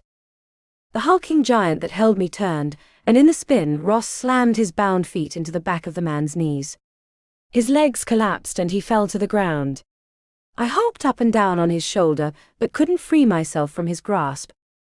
The slim figure slipped behind Ross and pressed the blade of a dagger against his throat. That's enough of that, palace brat. Ross stiffened and narrowed his eyes as he looked to the side at his new captor. Who are you? A toothy grin slid onto the skinny stranger's lips and showed off a set of chompers that had never seen a toothbrush. Just somebody who knows his way around the fish dens and under the barley seeds. Ross studied him for a moment longer before a faint smile appeared on his face. I see. You should have mentioned that in the first place. The man chuckled. The boss said you'd be trouble, and to keep ya in the dark until we got you there. Ross nodded. That sounds like Red. Chapter 27. My eyes widened. Red. He's the one who ordered you to kidnap us? The skinny man frowned at me. We're not kidnapping ya. We got you out of that mess in the alley, didn't we? Ross twisted around and flexed one hand, the back of which showed off a deep gash inflicted by our weapon-wielding foes. Your help was slow in coming. He jerked a thumb at his large companion. Ya think Tiny here could have fit through that alley. Besides, ya took care of that business, didn't ya? Ross nodded down at the bindings that held his feet. Then you can let us go now. The man shook his head. Nope. The boss said you were to be carried all the way, and what the boss wants the boss gets. Besides, the boss has some questions for you that'll need answering, and he doesn't want you wandering off. The thin man stepped back, and the giant hefted Ross over his shoulder once again. I caught Ross' eye as we were carried down the winding alleys of the great city. Care to fill me in on what's going on? Ross rolled his wary eyes up to our carrier. It seems Red wants to see us as much as we want to see him. I lifted an eyebrow. Any idea why he wants to see us so badly? He shook his head. I'm afraid I don't have any idea, but I am sure Red will be as blunt with his questions as he is with how we're traveling to him. I sighed as we bounced along. Well, I suppose that sounds just a little better than those guys who tried to ventilate us earlier. I'm guessing they were sent by the family of the boasting Baron? Ross pursed his lips. Undoubtedly, though I'm surprised they already found out we were in the city. That's something we'll have to learn in case others might know we're here. I shivered. You mean like Corvinus? He nodded. Just so. Our handler turned his head to one side to catch our eye. He also revealed the uncertain and almost fearful look in his eyes. The Black King. His skinny companion frowned at him. Don't ya go blubbering about that ass. He wouldn't dare show himself around the boss. Even his spies don't go near the Court of Thorns. I lifted an eyebrow. What's that? The man rolled his eyes at me. Like I'm going to go telling the likes of you. The court is where Red keeps himself, Ross told me with a glimmer of mischief in his eyes that he cast at the skinny one. So named because of the statues that mark its entrance. Our thin captor scowled at Ross and lowered his voice to a hissed whisper. Shut up, will ya? Do ya want to tell the whole world about it? Ross shrugged. I'm just explaining to my lovely companion about the sights of my city and the tombs of my ancestors. Well, keep your mouth shut until we get there, and then you can go blabbing about it all you want, the man snapped as he stared ahead. The pair increased their speed and we hurried through the streets. The wood homes gave way to stone buildings that reminded me of the library of Matthew C. There were tiny ornate statues tucked into small alcoves, and those cold eyes stared down at us in irritation, as though we were trespassing upon ground too important for our feet. The cobblestones grew more uneven and weeds poked through them. The large buildings dwindled, and small fenced areas began to pop up between them. We passed one gated community, and my heart dropped into my stomach when I noticed the large stone monument situated in the center. There was the unmistakable name and dating scheme, along with a pithy comment about short life and eternal death. We were passing cemeteries. Private, small cemeteries that were growing increasingly larger the further we went along. I caught Ross' eye. I'm guessing there's not much life in this part of the city. He smiled. Only whatever afterlife awaits us after we shed this mortal coil. Our guides carried us through the winding streets of stone monuments, until we arrived at a particularly tall fence. The wall was covered in thick vines and wild trees that had sprouted under the closely spaced iron bars. They had wound their way through the metal and upward to create umbrellas of thick leaves that topped the fence. The area took up some 100 feet of street space, and could be entered via a curved metal archway situated in the middle of the wall. Dead leaves crunched beneath the feet of the two men as we were carried through the archway. The trees cast the area deep in shadows, but there was enough light for me to see the imposing monuments to those long dead. These were no ordinary headstones, however, but huge stone sarcophagi. The large boxes lined both sides of the wide walk on which we traveled. On their lids were effigies of the occupants, clad in fine raiment and with scepters clasped in their hands. More than one bore the mark of a king, in the form of a crown of thorns. Relatives of yours? I asked my dragon prince. He nodded. The first kings after the fall of the empire. The ground on which we walk was sacred ground from time immemorial, and so they had themselves buried here to elevate their status as rulers of old Praesidium. I lifted an eyebrow. And the rest of the rulers? Buried in grounds adjoining the castle, he told me as we strode through the silent memorial park. We ran out of room. The graveyard stretched for some 50 yards, and at the far end was a stone platform. Weeds had weaseled their way through cracks in the rock, and the trees grew close to the edges so that their trunks had chipped away at the sides. A tall statue stood atop a pedestal in the center of the platform, and I couldn't help but behold the wonder of the man who rose above everyone else. He wore the jewel-encrusted mantle of a king, with fine raiment beneath the cloak. I thought they were all stone, but a closer look from my angle told me the jewels were real, and recessed into tiny slots that not even a knife could pry into. His face was chiseled here in both senses of the word, and he filled out well his blouse, shirt and pants. There was a stubbornness in the jawline that made me laugh. A great-grandpa, I guessed. Ross smiled a bit, as he lifted his eyes to the majestic form. Yes. The first king. Some say I bear a striking resemblance to him, but I think his eyes are rather colder than mine. I snorted. That's just the marble. Give him a couple of minutes to warm up, and he'll be fine. Shut up, will ya? Skinny snapped as he shot me a glare. Y'all wanna wake him up? I lifted an eyebrow. Wake who up? He kept his eyes on me as he jerked his head toward the statue.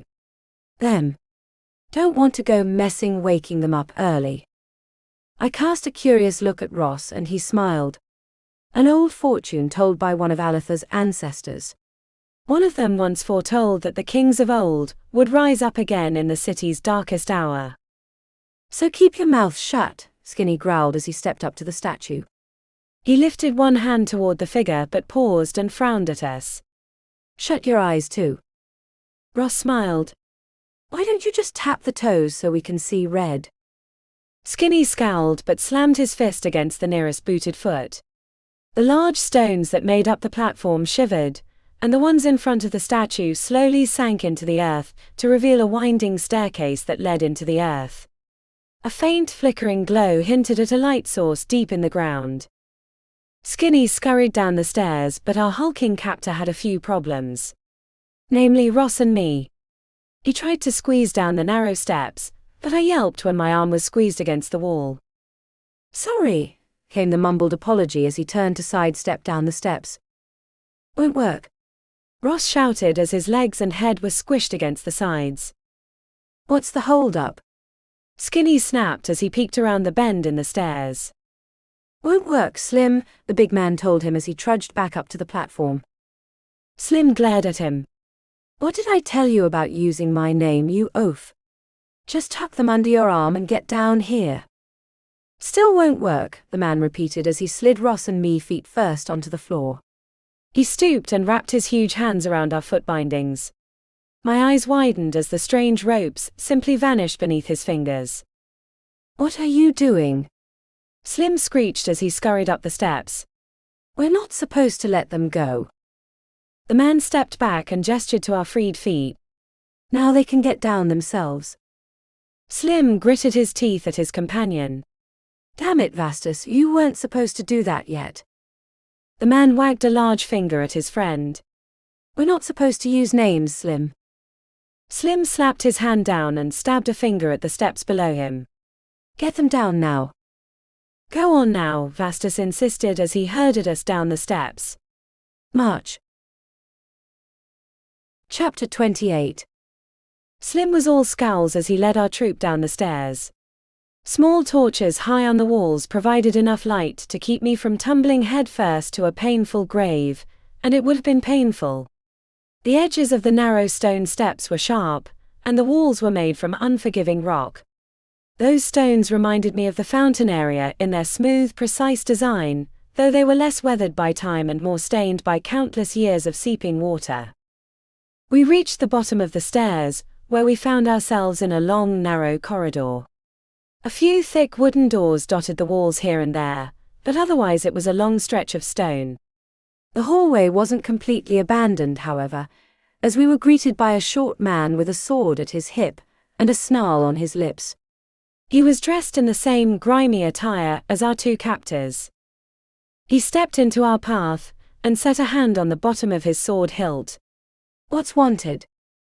Slim frowned at his compatriot. "It's just us, you dolt. You gotta say the password, Slim, or I can't let you through."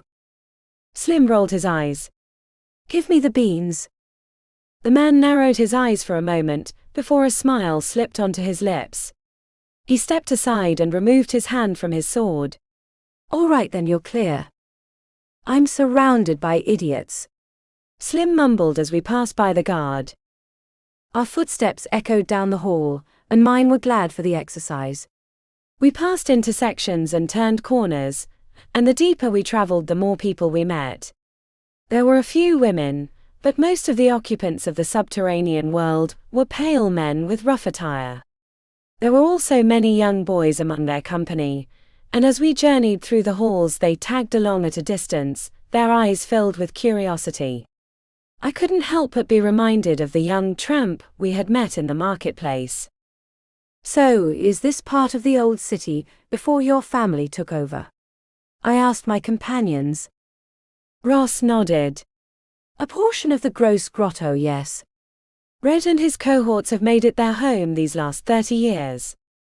A noise floated to us. It was the sound of laughter and talking. We turned a corner and found ourselves in a short corridor that ended at a pair of thick wooden doors. A guard stood on either side, and they were armed with 2 swords and a dagger stuck out of both boots. They were tall men but not massive like Pactus, and there was none of the kindness in their eyes as they watched us approach. Slim stopped our company at the guarded gates and used a hand to gesture to us. "I brought these 2 for the boss to see." The men each grasped the handle of a door and opened it. A large room was revealed to us in which a great open pit fire burned in the center. The smoke didn't choke up the room, but rose up to a hood in the ceiling where it no doubt funneled its way to the open air. Long low tables lined either side of the hall, and the benches were filled with men who ate, drank, and were very merry. Mugs chinked together, and laughter echoed off the walls as young boys and women hurried to and fro through a narrow doorway on the left, bringing in food and drink, and taking empty plates and pitchers away. A wooden platform had been built at the back, upon which were seated 7 chairs and a long table in front of them. The largest of the chairs was in the middle, and a man sat in it and amongst the revelry with a stern expression on his stoic face. He wore a large coat over his thick frame, and his blouse shirt was open to reveal rippling muscles. His pants were only slightly loose-fitting, and he sported a pair of fancy black shoes with heavy treads. The man also had a long flowing mane of shocking red hair. The style resembled a 1980s heavy metal rocker, with a puffy front that cascaded down his back to a sharp point just above his waist. The spiky ends were tipped with black, but otherwise every other strand was that flaming red color. I didn't need 3 guesses to know this was the infamous Red. He appeared to be about 50, but his piercing dark eyes showed a keenness of mind that hadn't been slowed by age. At our coming he stirred from his seat and sat up. Though he spoke in a soft voice, his words cut the merriment. "So it really is you." Ross strode past Slim and up to the platform where he swooped into a low bow. "It's been quite a while, Red." Red frowned. "It has, Princeling. I didn't think you'd come back with your brother in town." Ross straightened and shrugged. "Circumstances forced me." Red's sharp eyes flitted to me. "Indeed.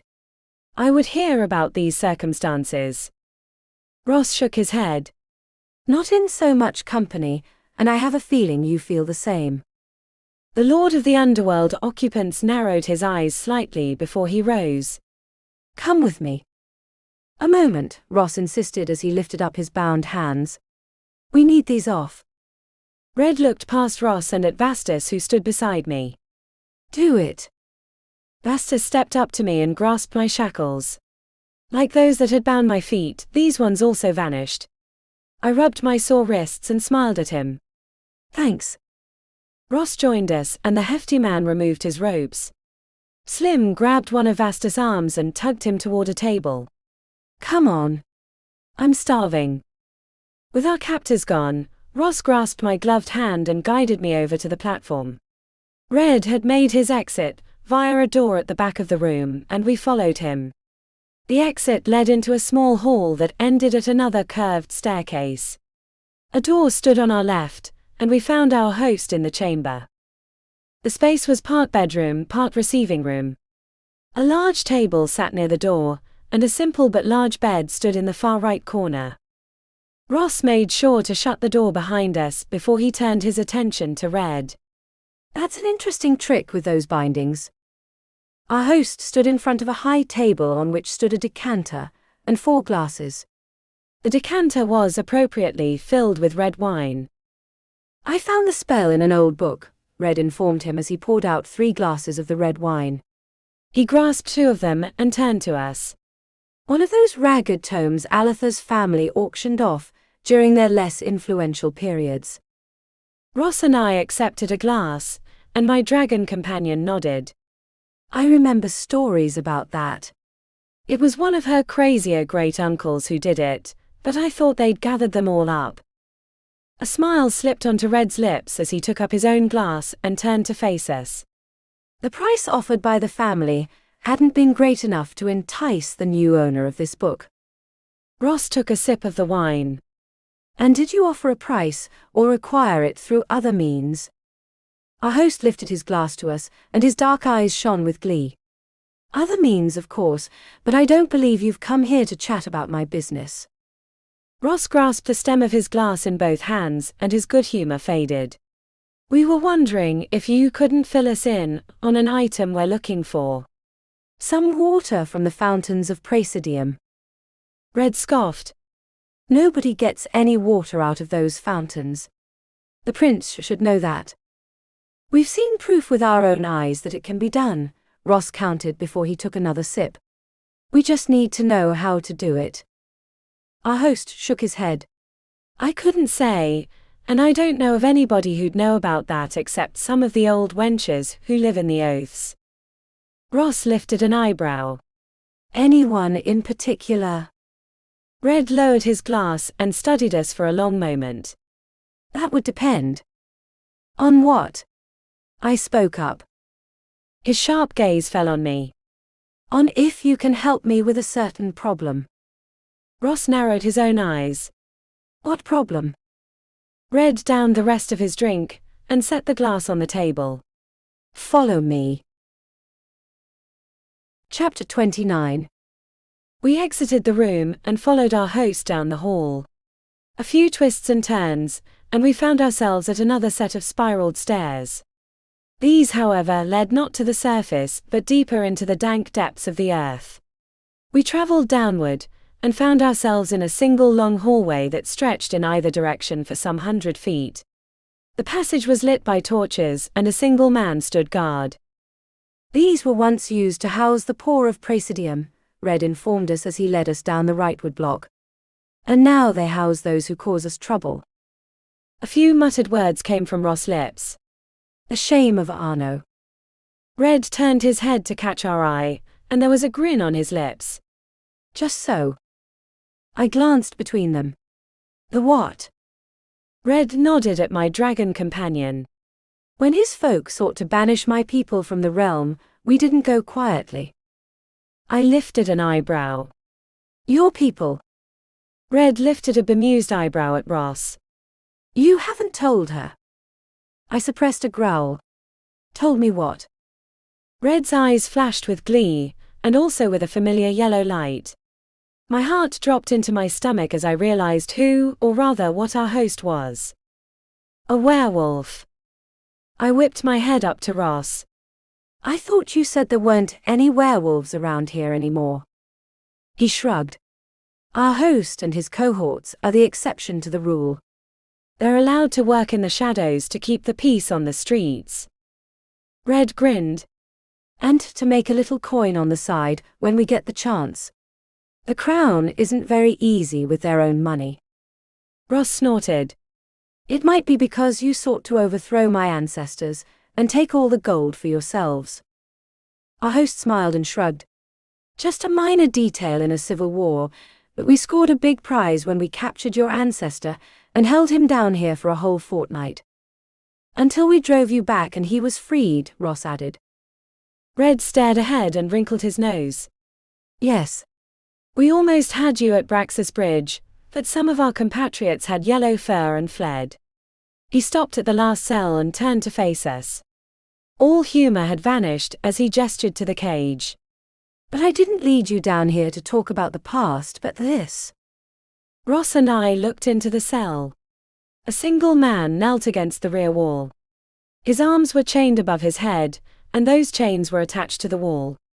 His clothes lay in tatters over his body, but there was no indecency because his form was covered in the fur of a werewolf. His face too was transformed into the long snout of the wolf creature, and at our coming he curled his lips back in a long hideous snarl. The captive strained against his bonds and snapped his jaws at us. Ross turned to our host with a curious expression. You want us to help you with one of your pack? Red shook his head. That's the problem. He isn't of our pack, or anyone else's.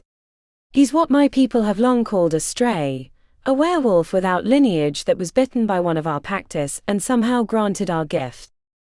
A troubled look crossed over Ross' face. That's not possible. A Pactus can't be passed to another except from parent to child. A bitter chuckle escaped our host. You dragons and your high blood have always hoped so just to keep your line as narrow as a twig, but we of the more numerable Pactus know better. There have been strays since almost the moment the Pactus were created, creatures who were bitten by the blessed and somehow had the blessing passed on to them. Admittedly, it's only happened a handful of times, but it is possible. Ross frowned. Why have I not heard of them? Red shrugged. Their lines died with them.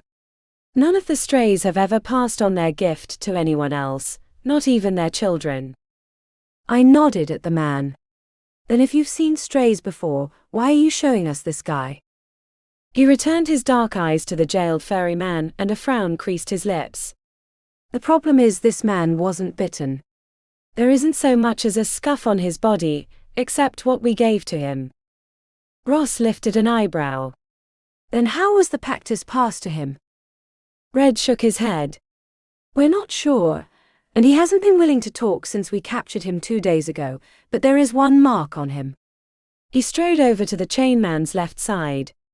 The prisoner growled and snapped at him, but Red grabbed his arm and wrenched his tattered sleeve up. Here. Ross strode over, but I cautiously approached the savage creature. His yellow eyes glared at us with hatred, and they had a special attention to me.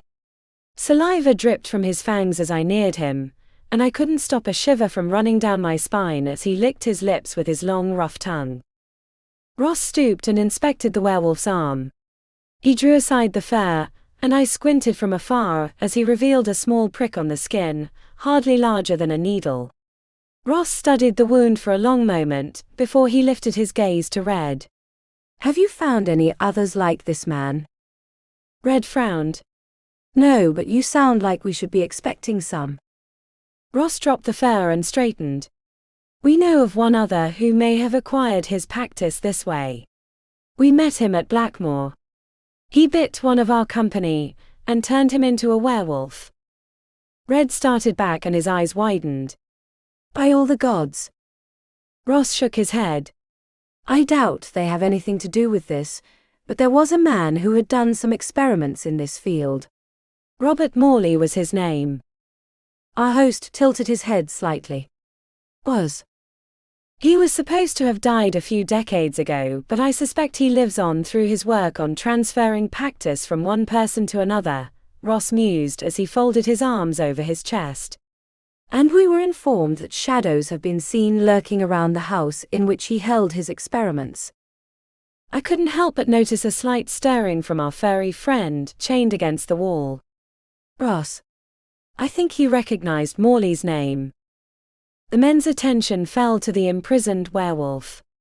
Red knelt in front of him, and his eyes took on a faint tinge of yellow. I've been gentle with you so far, but no more. Tell us what you know about this Morley fellow, and how you came to be a Pactus.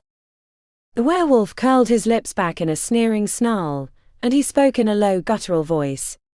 I don't know nothing. Red's hand whipped out and he grabbed the werewolf's large lower jaw. Our host's fingers tightened and I could hear the jawbones bend under the strain. Perhaps I'm not making myself clear. Tell us what you know, or else, to emphasize his point, he tightened his grip on the werewolf's jaw. One of the bones made a definite crack, and the prisoner yelped. All right. All right. Red released him and stepped back. The werewolf shifted his jaw and winced. I don't know who done this to me, but they was funny looking. All wrapped in bandages like some folks do to their dead. He didn't say much either, just gave me the money I was promised, and when my back was turned to count it I was jumped by somebody else. Knocked the back of my head hard, and when I woke up I was in this funny place. Kind of old and in a basement. The funny guy was injecting something into me that did this, he nodded down at himself. Then you didn't agree to have this happen to you? Ross questioned him. The guy glared at him. Course I knew what was gonna happen. The guy promised me I'd be a Pactus, and get all the power perks you folks got. He flexed the fingers on his hands and grinned. Strength's not bad. I could throw a horse with these arms now.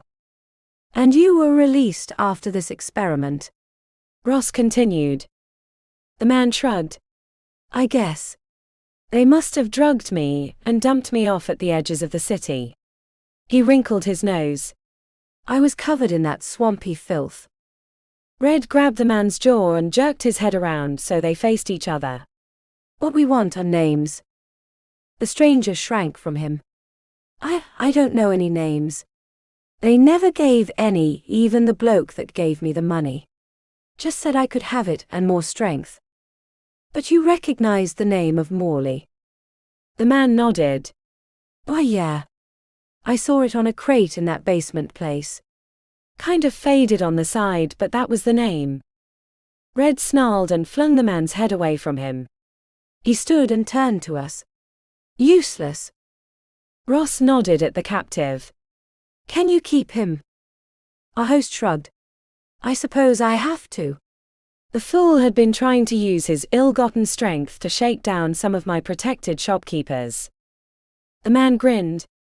Great fun it was too. A look of deadly warning from Red dampened his glee. Ross also scowled at the stranger before he returned his attention to Red. We'll see what we can find out about these experiments, but we'll need time. Red lifted an eyebrow.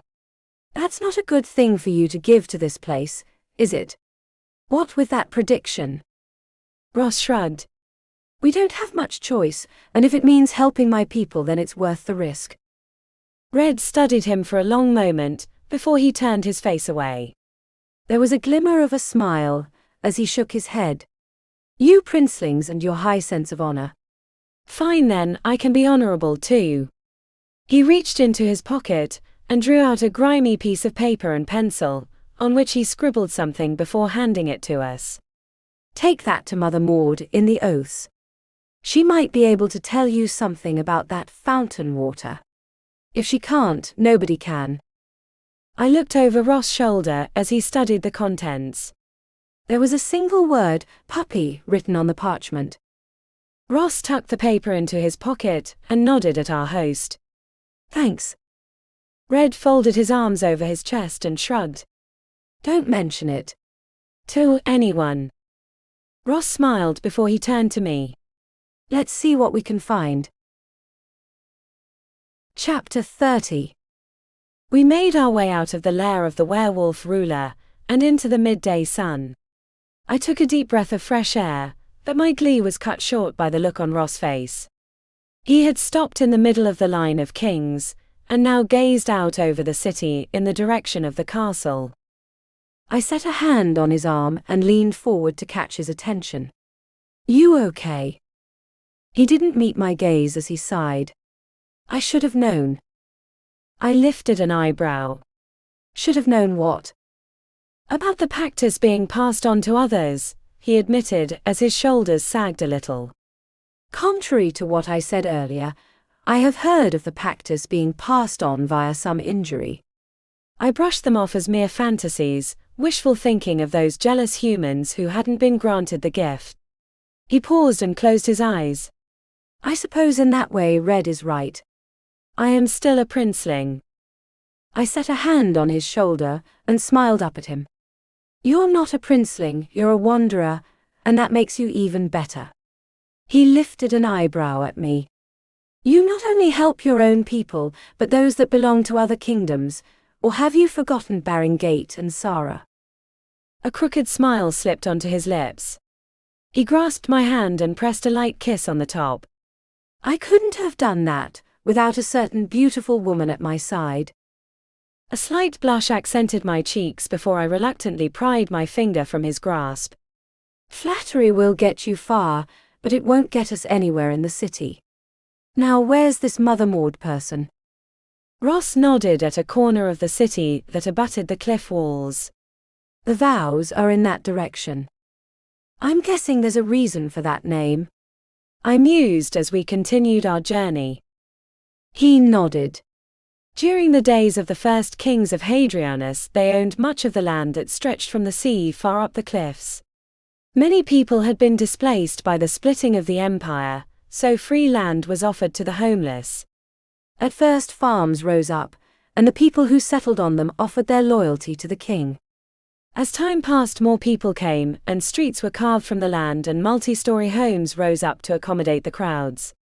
They were given the nickname the Oaths from the vow sworn by the original inhabitants, and which every current resident is duty-bound to uphold. I lifted an eyebrow. So if the city went to war, the whole place would fight? He grinned. Fight and probably win. The last refuge of the city would be the citadel, but the second to last would be the Oaths. We wound our way through the maze of streets, until we reached the beginnings of the oath-bearing tenements. Long rows of simple but clean houses lined both sides of the winding roads, which numbered some dozen. Many of the buildings stretched 4 stories above the ground, and most sported basements with accesses off the streets. I peeked down one of the stairs that led to a door in the foundation of a building. A sign hung from the door that sported a shield with a single stalk of wheat in the center. Ross had stopped and leaned over to see what I was looking at.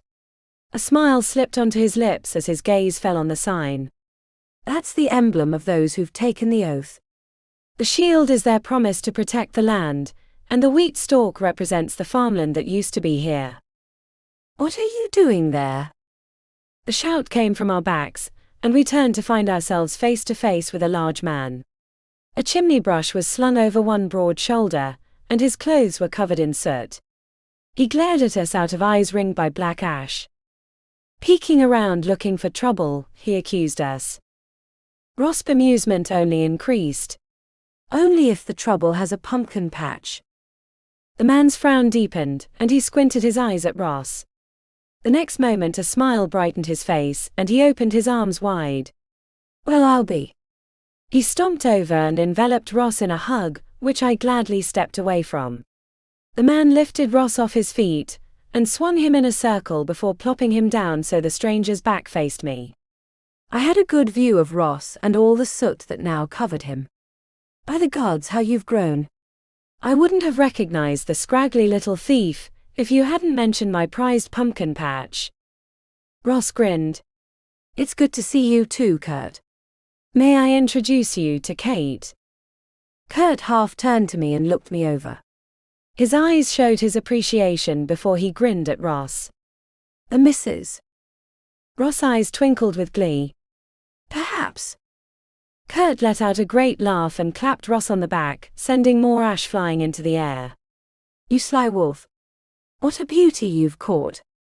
He slipped over to me and took a bow that nearly swept me off my feet, though that could have been because his brush nearly hit me in the head. The gallant man lifted his head and revealed his wide grin. You're the second prettiest woman I have ever beheld. I snorted. You're married. He straightened and hefted the brush over his shoulder. "Married and well met, Lady Kate. The missus and I just celebrated our 20th, and by sunup there wasn't a man standing." He let out a big guffaw, and the joyful sound echoed up and down the street. Many present stopped in their work and play to stare at him, most with smiles and some with a shake of their heads. Ross clapped a hand on Kurt's shoulder and received a small cloud of ash in his face. He coughed a few times before he caught his friend's attention. "You don't happen to know where a Miss Maud lives, do you?" Kurt's gleeful expression slipped a little, and he wrinkled his nose. "What would you be wanting her for?" "We need to ask her about something." Kurt pointed the bristles of his brush at a tenement half a block down. "You'll find her there, probably seated at the kitchen table with my wife." Ross lifted an eyebrow. "Are they good friends?" Kurt dropped the stem of his brush back on his shoulder and frowned. "Worse. She's my mother-in-law." Ross had trouble hiding the bemused smile on his face. "I see. Would you mind introducing us?" "I suppose." Kurt grumbled as he trudged onward toward his home. "But I don't think you'll like what you find, and if you're asking a favor, she's not one to give them." His warning dampened some of our good spirits, and we entered the abode with some amount of trepidation. The building housed 2 families, who each occupied 2 floors. Kurt's family lived on the upper floors, and we trudged up a staircase to reach them. Our host opened the door and stepped in. A shrill voice greeted us. "You're ruining the rug." Kurt stopped on the threshold, and even the ash couldn't hide the red-tinged anger on his cheeks. "It's my damn rug." "It's all right, Mom," a soothing voice spoke up, and in a moment a woman swept into view. She was nearing 40, but her eyes still sparkled with life, and she had a gentle smile that bespoke a woman who had the patience of a god. She took the brush from Kurt's hands and smiled up at him. "If you wouldn't mind stomping outside, dear, and I'll get you your favorite drink." Kurt's stiffness melted away and he turned back, but a few grumbled words escaped his lips as he passed by Ross and me. "Damn hag." Kurt's wife looked between us. "I'm sorry for such a welcome, but you must be friends of Kurt, so please do come in." She stepped to one side to allow us entrance. The home was small but comfortable. The wood floor was covered in homemade rugs, and the walls featured pictures of flowers and a few hand drawings. The drawings featured Kurt's wife, along with the man himself and a young woman who resembled our hostess, albeit younger than they were now. An ancient scrawl at the bottom made up the artist's signature. "Would you like something to drink?" she wondered as she guided us through the small rooms to the kitchen. "A glass of water sounds wonderful," Ross answered as his attention settled on a wizened old woman who sat at the table. The woman was clad in a simple flowered dress, and a shawl covered her thin shoulders. She sat hunched over a cup, and a frown creased her lips. A steady stream of steam escaped the cup and wrapped around her pale, wrinkled face, but didn't dim the bright light in her eyes that was the sole hint that she was the mother of our kind hostess. The old woman wrapped her bony hands around the warm cup, and her eyes flickered between us. I noticed they seemed to pause longer on me before her raspy words came out. "What's he dragged in now?" "More root-scented travelers." She lifted her beaked nose and sniffed the air. "You smell like the rot of the grave." "Mother," our hostess scolded as she drew out 2 chairs of the 4 around the table. "Please have a seat." "Yes, have a seat," the old woman mused as she watched like a hawk as we took ours. "Have a seat and spit out what you want from me." Chapter 31. Ross helped me into mine before taking his own. "How do you know we want anything from you?" The old woman scoffed. "Why else would you come here? Not to have a chimney swept, I suppose." Our hostess came up and set 2 cups of water in front of us. "I'm sorry for my rudeness. I haven't introduced myself, or my mother here." "My name is Alina, and this is my mother Maud." Ross bowed his head to both of the women. "A pleasure to meet you both." "I'm Ross, and this is my companion Kate." Maud wrinkled her nose. "Ross." The Ross the troublemaker. Ross grinned. Is that one of my monikers? She tightened her grip on her cup and scowled at him. It's the nickname you have around these parts. Everybody knows about the trouble you've caused on your wild travels. She waved her hand in a general direction. Gallivanting about hither and thither to meddle in affairs that are none of your business. Burying your family's name into the mud. I'm sure they're not as bad as that, Alina protested as she began to fill a tub with hot water from the wood-fed stove. Maud scoffed. If you've heard what I've heard, you'd kick this scoundrel out. It's because of your keen ears that we've come to see you, Ross mused. At the compliment, Maud's ire softened, albeit only slightly. And what would you want from them, oh sallow prince? Ross gestured to me. My companion here has an affliction she needs healing, and we were told by Lady Aletha that the waters of the fountains of Praesidium could heal her and one of our friends. Maud rolled her eyes. Lady Aletha, is it? I thought she might be involved. Was it she who told you to find me? Ross drew out the folded paper and handed it to Maud. Actually, it was this gentleman. Maud opened the paper and read the brief contents. A howl of laughter escaped her, and she slapped the top of the table with her hand, startling her daughter and nearly upsetting her tea. That pup sent you to me, did he? She tossed the paper on the table and leaned back to give us a once-over. Well, he must have taken a fancy to you two to send you here.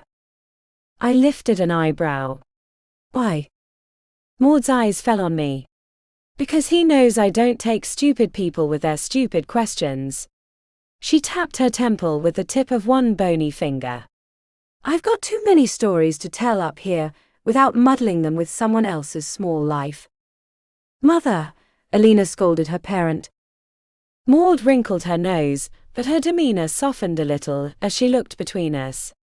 Now you've been wanting to know about those waters, eh? I remember when Aletha got her supply. Plum emptied all my cupboards of all my pitchers and she hardly returned any of them. Ross furrowed his brow. I don't remember that ever happening. Maud shrugged. Because it only happened once, and that was before you were a twinkle in your mom's eyes if she was around. She paused in her story and squinted at him. Your mom's not from here, if I recall. Ross shook his head. No, but what about the fountain? How did it come to be full of water? Maud lifted her eyes to the ceiling and wrinkled her brow. Well, let me see. That better be enough. Kurt roared as he stomped into the house. He had managed to relieve himself of half his soot. Of course, dear, Alina assured him as she hurried over to help him off with his clothes. Mother was just about to tell us a story. He lifted an eyebrow at his mother-in-law. What's she got to say to them? Maud lifted her nose up at him. Plenty, now sit down and keep your mouth shut, while I tell them about an adventure I have never told another living soul. Alina and Kurt looked at each other with a hint of doubt, but our hosts hurried through their chores and soon we were all seated around the old woman. Maud glowed under all that attention, and took a sip of tea before she cleared her throat. Now then. This story happened when I was a younger woman, not quite in the prime as I am now. A look of warning from Alina made Kurt stiffen his jaw. Alina's godmother and I had enjoyed ourselves at one of the pubs around the markets. It was one of those fine places where the handsome men bought our drinks and tried to woo us. She sighed and shook her head. So many poor men had to be fended off. Once we had to beat them off with a cane we borrowed from her rather infirm aunt, who insisted on chaperoning us. Ross was having a hard time trying not to chuckle. And the pub had the waters from the fountain. She wagged a finger at him. Don't get cheeky with me, serpent, and don't interrupt. She paused and lifted her eyes to the ceiling for a moment. Now let's see, we were just coming out of the pub when she had won her feelings. I told her it was just a stomach ache, but she insisted I follow her to the fountains. That's where we saw her. Alina blinked at her parent. Saw who, Mom? Maud's attention fell on me, though her words beckoned to her daughter. Fetch me my beauty case. Kurt frowned. At a time like this. Maud shot him a glare. Fetch it. I'll get it, Alina offered as she hurried from the room. She was gone only a short while before she returned with a small wooden box. The corners had been rounded by great age, and the sides were worn by countless carries. Alina set the box in front of her mother, and resumed her seat. Maud grasped the sides exactly where the worn wood lay, and smiled down at the box as she opened the lid with her thumbs. I expected to see perfume bottles and powders, but the box contained pencils and paper. A few half-finished drawings now told me who had drawn the portraits of our hosts. Maud brushed a frail hand over those unfinished drawings before she turned her attention to the lid. She slipped her fine fingernails into the short sides of the bottom of the lid and pulled out a false top. The small space revealed a few aged parchments, and she rummaged through them before finding the one she wanted. Maud set the paper down on the table in front of me. This is the White Lady of Praesidium. I gaped at the sketch she had set before me, before I lifted my eyes to her. But this is me. The drawing did indeed depict my face, though with longer hair that, even in the simplistic drawing, seemed to shine with an unnatural glow. The portrait had been partially colored by simple colored ash, granting her some manner of life in her gentle cheeks. A smile graced her soft lips and her eyes shone like stars. Maud leaned forward and studied me with her sharp eyes. I will admit you startled me when you came in. I thought you were the lady come to visit me in my final days. Ross set his hand on a corner of the drawing. When you say the White Lady of Praesidium, do you mean the goddess Aurora? Maud nodded. Of course. Who else would be singing by the springs that were so sacred to her? Kurt scoffed. You're not trying to tell us you saw a goddess. His mother-in-law puffed out her chest. I'm saying just that. She was there at clear as day, and singing a song so full of sadness that we couldn't hold back our tears. She was crying too, and that's what filled the fountains. My heart beat fast in my chest, and I balled my hands in fists in my lap to try to stop my body from shaking. Did you talk to her? Maud nodded. Of course. We asked why such a beautiful woman could be crying, and she told us that without worship she would fade away. Of course we offered up prayers to her, but she only gave us that beautiful smile and told us that she needed more than that. Here Maud paused and tapped a fingernail on the drawing. I tried to capture that look as best I could, but it's no good. That's the best I could do. Then what happened? Ross spoke up. Maud wrinkled her nose at him. Patience. I was getting there. She cleared her throat and continued. We promised to tell everyone about her, but she told us that they probably wouldn't believe us without a miracle, and she didn't have the power to give us one. All she could do was go into some sort of sleep, until the time came when her light would be rekindled. She eyes me with a careful look. You don't look like much, but I suppose you're better than nothing. I started back and blinked at her. What about me? You're going to be that light, Maud insisted as she tapped an impatient fingernail on the picture. And you'll bring her back. I'd like to see that smile again before I pass on. Alina set a hand atop one of her mother's. Mom, Godmother already told you you're as healthy as anyone on your last visit. Maud lifted up her nose slightly. Well, what does she know? I lifted an eyebrow. Who is Alina's godmother? Maud rolled her eyes. That crazy loon, Aletha. Why I bothered with her, I'll never know. Alina smiled. Because you're best friends, Mom. Maud sighed. Where did I go wrong? What happened to the lady? Ross wondered, returning us to the matter at hand. Maud shrugged. I don't know. She faded into the air, and left a shrinking pool of her tears in the fountain.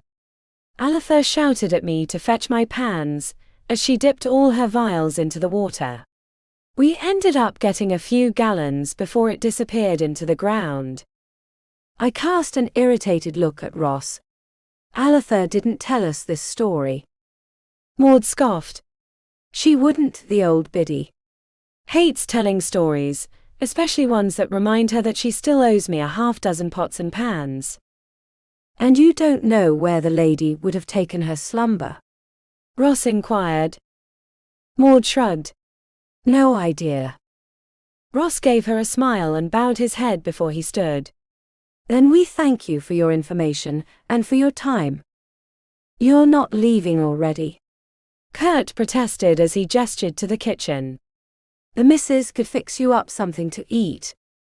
Ross shook his head.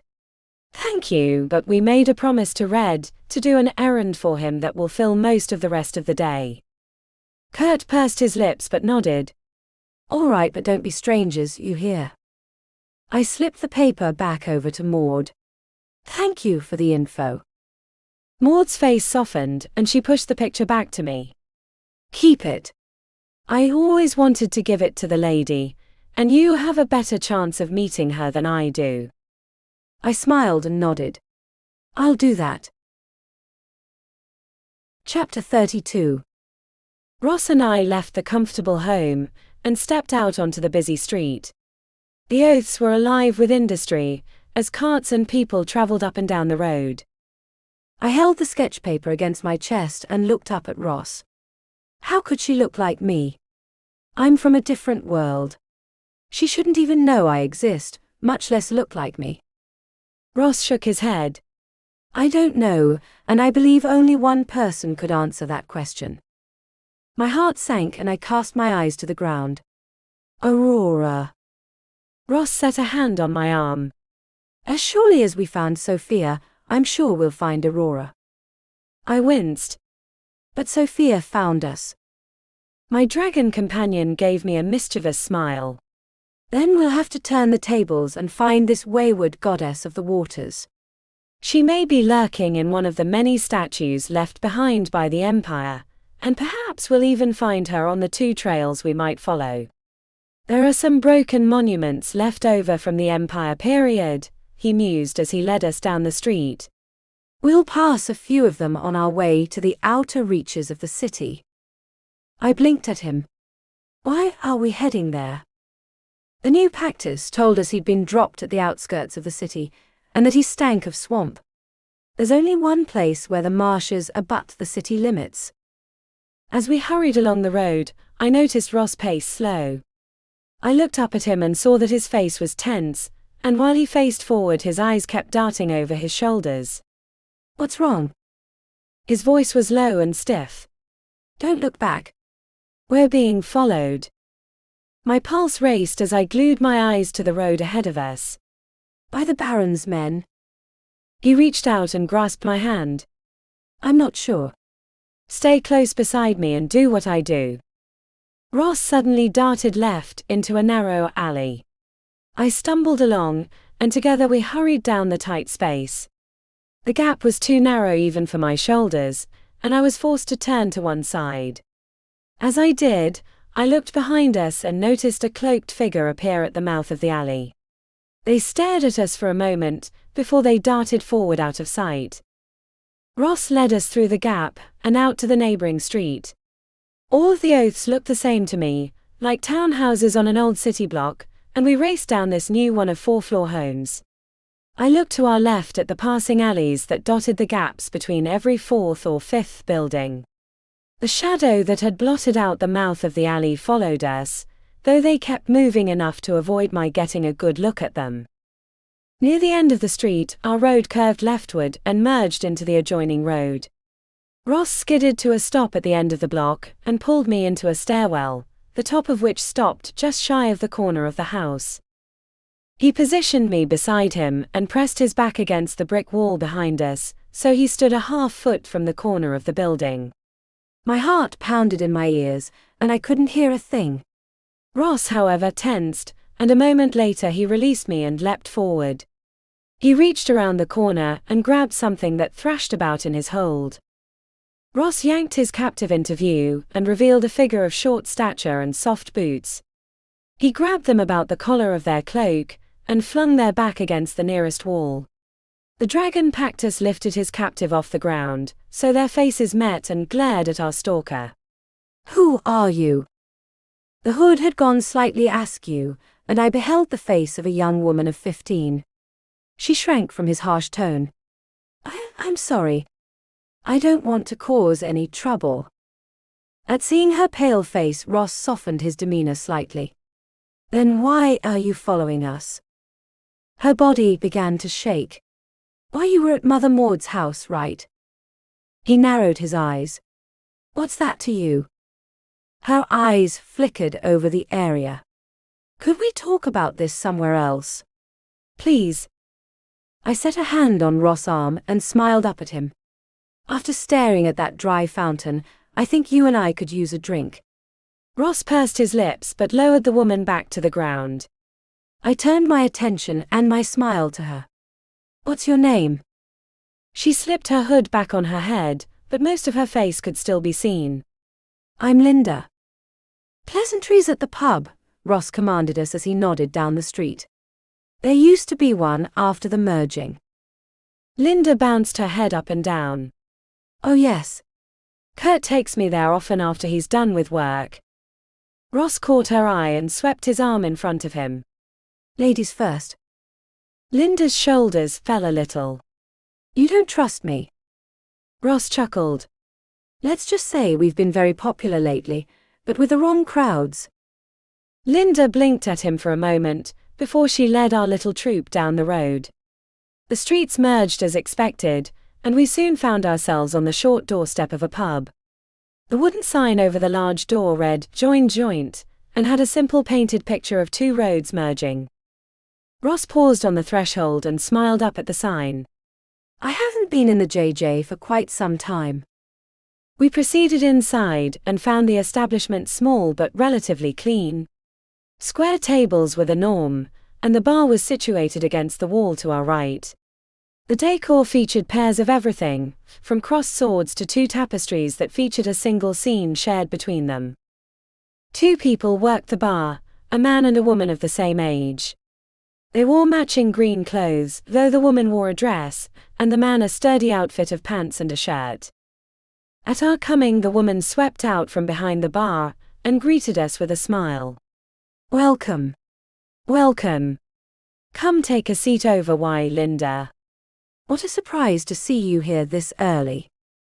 Linda shrugged. "My friends and I wanted to talk." The woman's eyes widened. "Really? I don't believe I've met your friends before." Ross bowed his head to our hostess. "We're travelers, and Linda here can answer a few questions we have." The woman's smile brightened, and she clapped her hands together. "Well, welcome to our little corner of our wonderful city." "My name is Stella, and my husband over there," she indicated the man, "is Stephen." She guided us over to a table near the bar and drew out the chairs for us. "Now what can I get you?" "Water and privacy," Ross requested. Stella winked at him. "Of course." "Anything for friends of Linda." She swept past us and closed the front door before she spun around to face our group. "Now speak freely, friends, and I'll get that water." She sped past the table and behind the bar where the pair busied themselves with their work. Ross turned his attention to Linda, who sat opposite him and me. "Now why did you follow us?" Linda squirmed under his intense gaze. I've been staying with Mother Maud. She knows all the werewolves, and I thought I could get in with them." I looked her over. "So you're a werewolf?" She nodded. "Yes, but I'm not part of a pack. I think they call me a stray because I was bitten." "See?" She lifted up one sleeve and revealed a nasty bite mark on her arm. "A werewolf attacked me when I was little, and I barely survived the sickness that followed. After that I found I could change like a werewolf, and I've been trying to find others like me ever since." Ross leaned back and folded his arms over his chest. "You'll have a long time to wait. The leader of the local werewolves told us you're a rare occurrence." Linda's shoulders drooped and her face fell. She dropped her gaze to her lap. I see. Can't you go home? I suggested. She shook her head. My family lives on the edges of the marsh and I don't trust myself. The wilderness around my old home was too tempting. I could barely control myself. I swept my eyes over the tight room. And the jungle of the city doesn't make you feel that way? She shook her head. No.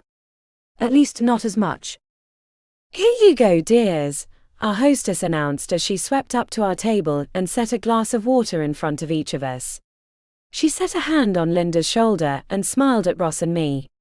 You folks sound like you're interested in our little girl here. Is there anything we can do to help? Ross smiled up at Stella. Only if you happen to know anything about a deceased man by the name of Robert Morley. Steve chimed in from the bar. I knew him. Sullen chap, always picking up ladies on the corners. I blinked at him. Was he around recently? He shook his head. Nope. That was decades ago, but you'd find people haven't forgotten him. Why's that? I asked him. He paused in cleaning up the bar and wrinkled his nose. Nobody liked him much. Had airs about him, and was always talking with our women folk. Getting too familiar with them, if you know what I mean. Some of them would go off with him and come back with strange tales about a lab in a basement at one of the houses on the posh block. A cloud darkened his brow. And some of them didn't come back at all. Chapter 33. Ross caught my eye. We should return to the house and make a search, if Collins hasn't already done so. That may give us some clues as to where to look elsewhere for his successors. Linda dropped back against her seat and bowed her head. I don't know what to do now. The sorrowful sight of the forlorn girl tugged at my heartstrings, and I looked up at Ross as he rose to his feet. Couldn't we put in a good word with Red about her? Ross settled his gaze on Linda and pursed his lips. We'll try, but Red doesn't like surprises, so we shouldn't mention where she's staying or even her name.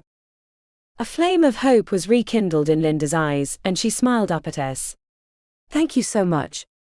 Stella led us over to the door. She grasped the handle but paused and cast a sharp look at us. When she spoke, it was in a low whisper. Linda's a good girl, and we wouldn't want anything to happen to her. Ross smiled and nodded. Nothing will happen to her through us. Stella looked at us a moment longer before she unbolted the door and opened the portal. See that it doesn't. We exited the establishment and found ourselves in the bright light of the midday sun. Ross paused a few feet from the threshold and lifted his eyes to the blue sky. A frown creased his lips. A storm's coming. I stepped up to his side and grinned. Is your knee hurting? He shook his head. I can feel it in my bones. It's a gift my family has for the weather in these parts. I couldn't help but look in the direction of the castle. Speaking of family, you wouldn't want to visit your parents, would you? Ross sighed. I shouldn't. I don't want us to attract attention to the fact that we're here. I snorted. By the time we're done visiting with all your acquaintances, everyone in the city will know we're. A loud rumble from my stomach made me wince. Ross smiled down at me. We should head back to the house and see how Collins is doing. I set a hand on my stomach. Think there's any food in the pantry? We'll see to that. We stopped off at the market and picked up several bags full of food, from meat to vegetables, and hurried on our way. The afternoon had fallen on us by the time we reached the front walk of our temporary abode. I paused at the start of the walk and looked up at the house, with a bag of food clutched against my chest. Ross stopped a few steps away and half turned to me. Is something wrong? I shrugged. This is the first time in a long time that I've had some place to call home. I didn't realize how much I'd missed it. Ross' face fell and he walked back to me. I'm sorry. I've been a nomad for so long that I forget how unanchored my life can be. I smiled up at him. Some of it isn't your fault. I mean, we're here for me, aren't we? There you are. The squealing voice came from the house adjoining house. Lady Annabel flew down her stone steps and nearly flung herself at us, but opted just to grab my arms. I thought you'd never return. Ross blinked at her. Was there any doubt? Well, now that you've come, you must dine with us tonight, she insisted as she gave my arms a tight squeeze. It would be so wonderful to have such young company. And I'm sure, being a friend to Lady Aletha, you must have a story or two to tell. After a brief struggle, I managed to get out of her grasp. Thanks, but we really... Nonsense, of course you can, she insisted as she wagged a finger at us. What could possibly keep you from seeing your neighbors? Common sense. I mumbled under my breath. We're still settling in, Ross spoke up, though I noticed the corners of his lips twitch. Annabel's face faltered a little. Then surely you would prefer we feed you, and you needn't feel any guilt. Think of it as a favor among such good friends as we are. Ross and I looked at her as though she were nuts, because she was. It wasn't even the fun sort of nuts either. After a moment, Ross cleared his throat. We really couldn't accept your hospitality. Lady Annabel frowned before she whipped her head in the direction of the house. Dear, they're home. Dear. The door opened, and the Major himself stepped out into the aging day. He wrinkled his moustached face as he strode over to us.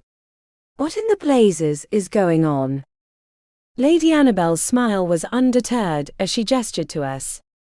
They're finally home, dear, and I've been trying to persuade them to dine with us tonight, but they insist they are too tired. His frown increased. Why not tonight? Supper isn't for quite some time. But we'll gladly accept your dinner offer for tomorrow, Ross promised. The Major furrowed his brow. We would enjoy your company more tonight, as we are leaving tomorrow. His wife bobbed her head. Oh yes. Our adventure here is almost finished. Please won't you reconsider our request? Ross pursed his lips but bowed his head. We'll be there. Lady Annabel clapped her hands. Oh goody. 7 o'clock sharp, the Major told us. Ross merely bowed his head again, as he led me away from the pair. I lifted an eyebrow at him as we trudged up the path. So we have a date. He shrugged. Maybe, maybe not. We'll let fate decide that. We reached the door and slipped inside with the key. Our footsteps rang loud and hollow against the walls as we walked across the hall and into the kitchen at the rear of the home. Many of the cobwebs and dust had been swept away, and the floors were washed to a shine. However, there was not a sound from the other areas of the house, and my pulse quickened a little at the eerie silence. Ross set the food on the table in the kitchen, and swept his eyes over the room. There was no one there but us. Collins. Silence was his answer. Maybe he's upstairs, I suggested. Maybe. He didn't sound convinced. Neither was I. I made to move toward the entrance hall, but Ross grabbed my arm. His tight grasp made my heart beat hard and fast in my chest. I looked up into his tense face and noticed his eyes lay on the rear of the room, toward the back door that led to the courtyard. It was ajar. A soft breeze came up and opened the door slightly. The hinges were having none of that, and banged the door back against its frame. Ross slunk toward the entrance with me close at his heels. All the hairs on the back of my neck and arms stood on end. Ross opened the door and peeked out. The courtyard lay in shadow and silence reigned. That is, until the shrill whinny of a horse came from the barn. Ross stiffened before he turned his head slightly and caught my eye. I frowned back at him. I'm not staying. He pursed his lips but grasped my hand and drew me behind him. Together we crept into the courtyard and toward the barn. One of the doors stood open, and faint lantern light could be seen through the gap. We stepped into the gap and stared down the short hall. A few lanterns hung on their hooks between the stalls. Another whinny came from one of the boxes, and we moved forward far enough to see that our mare stood huddled in the far corner of her stall. Her eyes were as wide as baseballs, and she shivered all over. Sweat ran down her neck, and she loosed another pathetic cry. Ross scoured the area, and his gaze fell upon something in the middle of the floor. He stooped, and I noticed him pick up a piece of glass. Most of the rest of it was still attached to a lantern on the floor, which had been smashed. Ross raised the piece of glass up to his face and studied one sharp edge. A large stain covered the side. "This is blood." I swallowed the lump in my throat, and something caught my eye. "I don't think that's all of it." I pointed at the floor, and Ross followed my finger to a drop of blood that made up a trail. The trail led to the back of the barn, where there was no exit. Whatever had happened to the wounded person, they were still in there with us. Ross caught my eye, and the words that came out with low and sharp. "Stay here." This was one of those few times where I knew I would only be a hindrance, and so I nodded. Ross crept forward toward the rear, while my eyes flitted about the building. There were the stalls, the ladder into the lofts that hung over the stalls on either side of us, and the many stacks of fresh bales in the little alcove that had been delivered in our absence by Sissy. Ross stopped at all the nooks and crannies, and peered into each of them before proceeding.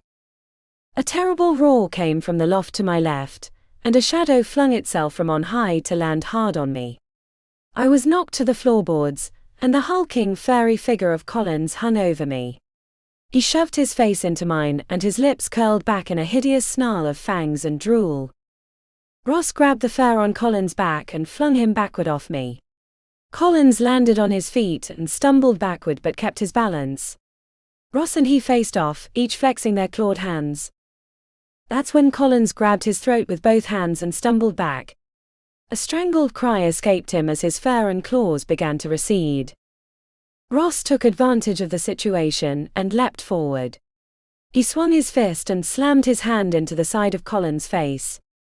Collins' eyes rolled back in his head, and he crumpled to the floor. The fur and claws disappeared completely, leaving our friend in the remains of his tattered clothes. Chapter 34. I grasped my chest and my swiftly beating heart as Ross knelt beside our fallen friend. "Is he okay?" After a moment's inspection, Ross nodded. "Yes, but he lifted one of Collins' hands and revealed a small gash on the palm. There is this."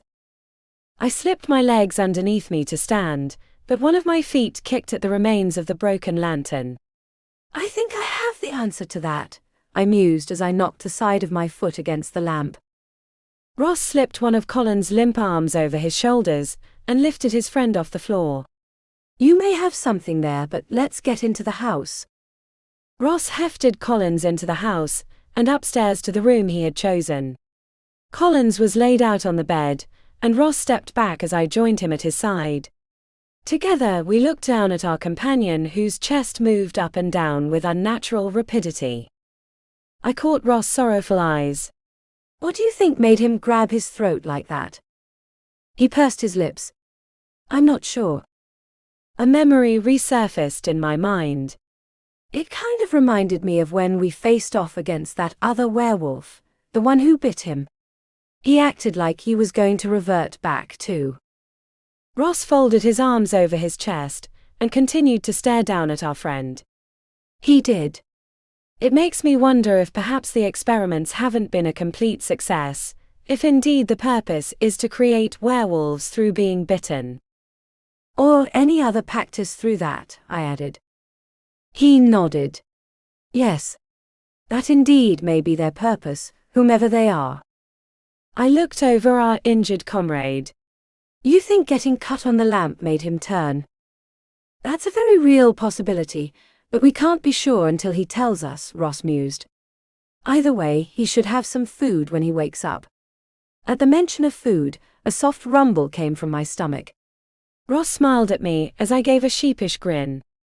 "We should all have some food. Could you make up some sandwiches and fruit?" I nodded. "Sure thing." I hurried downstairs and back into the kitchen. The food lay where we had left it, and in half an hour I had prepared a veritable mountain of sandwiches and fruit. All the foodstuffs had been crammed onto a single large platter, and I scooped it up by its thick handles and zoomed out of the kitchen. All was quiet and calm as I passed through the rooms and into the hall. I had just reached the bottom of the stairs when a knocking sound abruptly halted my steps. I paused and turned around. The sound came from the front door. I stared at it in disbelief before the noise repeated itself. My first thought was that the neighbors had come calling to remind us of the supper invite. However, the soft didn't give the impression of pushy impatience. It was a soft, hesitant rap, so quiet that I could hardly believe my ears the second time the knock came. With a raised eyebrow, I reluctantly moved over to the door. My full hands proved to be a problem until I noticed a small table beside the door. I deposited my stash on its top and looked over the pair of doors. There was a small peephole in the top of the closest door, so I stood on my tiptoes and took a peek. The lengthening shadows of encroaching night stretched across the threshold, but I saw a cloaked figure who stood on the doorstep. They had a slim figure, but the cloak hid everything else about them, even down to their shoes. A hood hid their face, but they turned their head often to look over their shoulder. I dropped back onto my heels and pursed my lips. Indecision racked my mind before a new noise came from the other side. It was the soft voice of a woman. "Please let me in. Please." There was something so desperate, so heartbreaking about that plea that, without hesitation, I unbolted the lock and opened the door. The woman swept inside on silent footsteps, and for a moment I regretted my decision. However, she stopped in the middle of the room and turned to face me. The light from the candelabra hid the top half of her face, but I could make out the lower half and a pair of pale, rouged lips. "Thank you so much for allowing me entrance. Might I know whether you are not the woman who has been seen traveling with him?" The hairs on the back of my neck stood on end. "Who's asking?" The lips curled into a smile. "My sincerest apologies. That was rather rude of me not to introduce myself first." She reached up with slender arms and well-manicured fingers and drew the hood back. My eyes widened as the face of a beautiful woman was revealed to me. Her skin was as soft as silk and nearly as white. She had long eyelashes that graced a pair of strikingly vibrant blue eyes. Long brown hair trailed down her back in a single braid that hid itself under her cover. The collar of a simple blouse poked out from the neck of her cloak. She stood tall and proud like the statue of the goddess Sophia, but with a simple grace and softness that belied a kind soul. "I am Queen Antonia Prasinus Vitali, and I am here to see my son." My mouth hit the floor and crashed into the basement. You're his mom." A smile slipped onto her lips. "Does that surprise you?" I clapped my mouth shut and shook my head. "No, but you're really, really pretty." She laughed, and the sound rang over the walls like gentle church bells. "Does my son not resemble me?" I shook my head. No, it's not that. It's just that you're just wow." Her eyes twinkled, and in that look did I see the greatest resemblance to her youngest child. "You are not the first to give me such a compliment."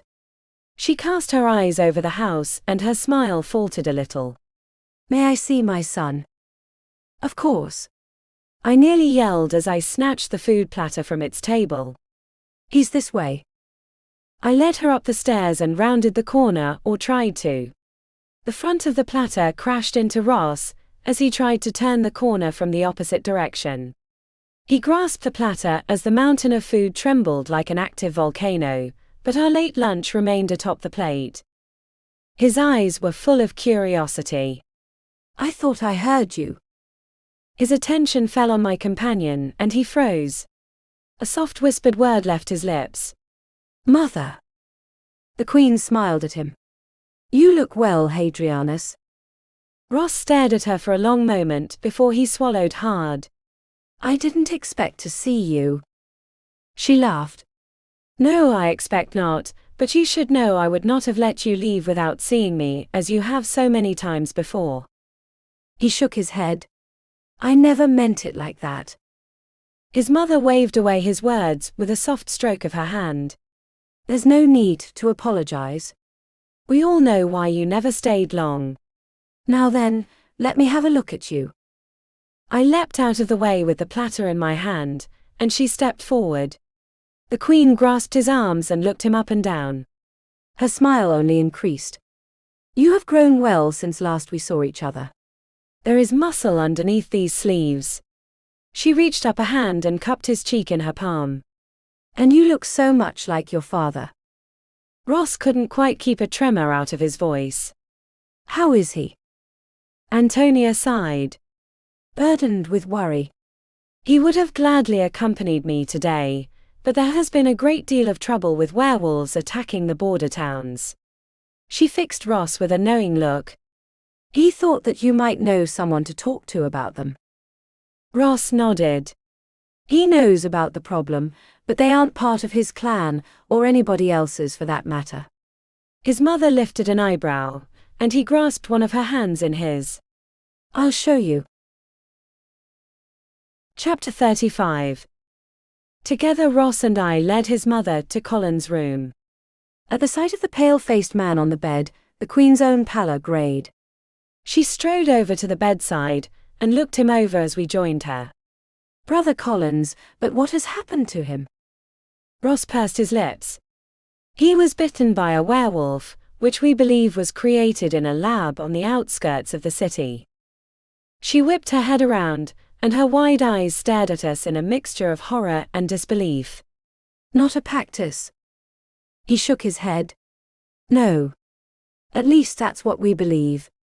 We have no proof, until we find the lab and the person Colin's attacker mentioned. They mentioned whoever had done that to them was a doctor. The Queen shook her head. How horrible. Is there nothing we can do for Collins? A drink of water would be nice. The voice came from our companion on the bed, and Colin's eyes fluttered open. He gave us a weak smile. I have done it again, haven't I? Ross frowned. Don't you remember what happened? Collins stared up at the ceiling and furrowed his brow. I remember dropping the lantern, and when I reached down I cut myself quite badly. He lifted his wounded hand and studied the gash. Then I saw red, and then nothing more until this moment. He swept his eyes over our worried faces. I must assume I transformed again and attacked you. Ross shook his head. It wasn't you. Collins stretched out his hand to his friend. It was this hand, and this hand is mine. But not to control, Ross protested with a deep frown. Something else is controlling you, and we'll soon find out how to reverse the magic, if indeed this is magic. The Queen turned her attention to me and smiled. Would it be too much trouble, Kate, if you were to fetch some water for Brother Collins? I blinked at her. How do you know my name? She chuckled. A little friend told me. Ross lifted an eyebrow. Who? At that moment the wings of the window on the right side of the bed burst open, and a soft breeze whipped about the room. The only problem was this breeze had light and flitted about like a bug on caffeine. The Queen stretched out her hand with her palm facing up, and the tiny light landed on her open hand. The light faded enough that I made out the familiar form of the fairy that had followed us from Blackmoor. The fairy settled its tiny bottom on the Queen's palm and waved at us. Ross gave his mother a curious look. This is your fairy. She laughed and shook her head. You know better than that. Fairies do not belong to anyone. Clara here is merely an old friend, and when your father's scouts learned you were headed in this direction, I asked if she might keep an eye on you. I never would have imagined you were here to stay, even for a short time. We're here because of me, your Majesty, I spoke up. Her smile brightened. Please call me Tia. A dry cough from our ailing friend reminded us of his condition. I took a step toward the door. I'll be right back. I slipped into the hall and passed by the door with the wraith. A soft rapping noise came from the other side, like the ticking of an old clock. I shuddered and scurried fast down the stairs. In a few moments I returned to the room with a tall glass of water, and I found loud noises coming from the ajar door leading to Colin's room. "I will accompany you," came Tia's voice. "This won't take very long, and should I find something down there I'll bring it up," replied Ross. I stopped on the threshold and peeked inside. The pair stood facing each other, and both showed a stubborn streak in their stern eyes. Tia shook her head. "I will not allow you to go anywhere alone in this house." Ross gestured down to Collins, who had closed his eyes.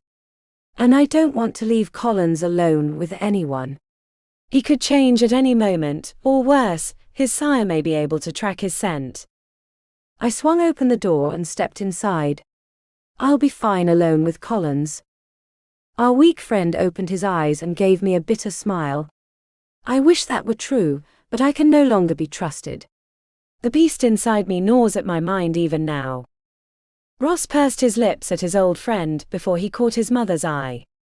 "Stay here. I'll be back as soon as I can." He didn't give her a chance to reply but swept past us and out of the room. I forlornly dragged my feet over to Colin's bedside, as Tia sank into a chair close to the bed. Clara settled on her shoulder and set a tiny hand on her cheek. Tia gave her bright friend a weak smile. "Thank you. Can you understand her?" I wondered as I helped Collins to sit up far enough to drink without drowning.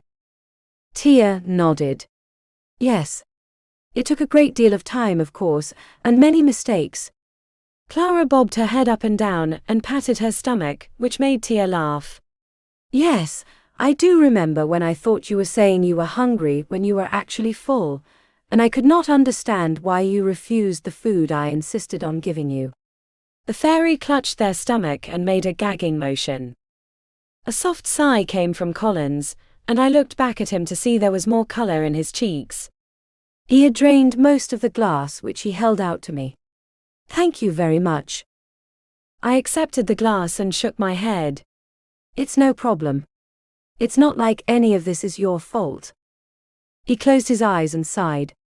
"Perhaps not, but I am still unable to convince myself that I am not a burden to you all." I plopped myself on the edge of the bed and frowned at him. "You're not a burden, and when we find out how to get the waters in the fountain, then all of this will be fixed." "The waters in the fountain?" Tia spoke up as she looked quizzically at me. I nodded. "Lady Aletha said the waters would cure Collins, but Ross told me there hasn't been any water in there since the Empire." She nodded. "He is correct. They dried up shortly after the fall, and many legends say how the goddess revoked her grace on the city since that time."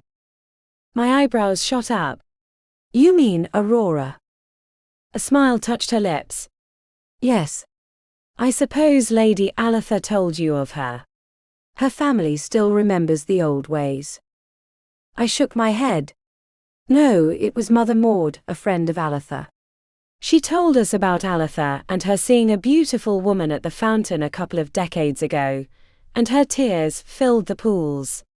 Aletha's last vial soothed Colin's condition, but she said he'd need to bathe in the stuff to be completely cured." Tia turned her head and a faraway look slipped into her eyes. "I see.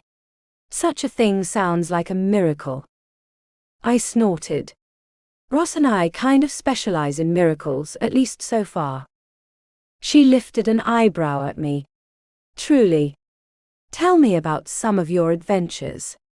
I would like to know what my son has done on his travels." I shrugged. "Why not? We have time." I had just finished regaling her with the tale of Baron's Bane, when an unfamiliar sound struck our ears. Collins was the first to put forth a suggestion. "I believe that is the front door." A little bit of color drained from Tia's face. "And Ross has not yet returned." I jumped to my feet. "I'll go check out both." I swept past my friends and down the stairs.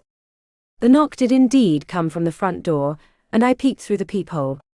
By this time the shadows outside had cast themselves on the doorstep, and I had trouble making out the hooded figure in front of the door. "Who's out there?" I called to them. The figure drew their hood back far enough to show me Trent's face. Is my mother here? One sec. I hurriedly opened the door and stepped back. She's. A great crash came from somewhere below our feet. Chapter 36. The hairs on the back of my neck stood on end, and I whipped my head to and fro searching for a source. Trent stepped inside and shut the door behind him.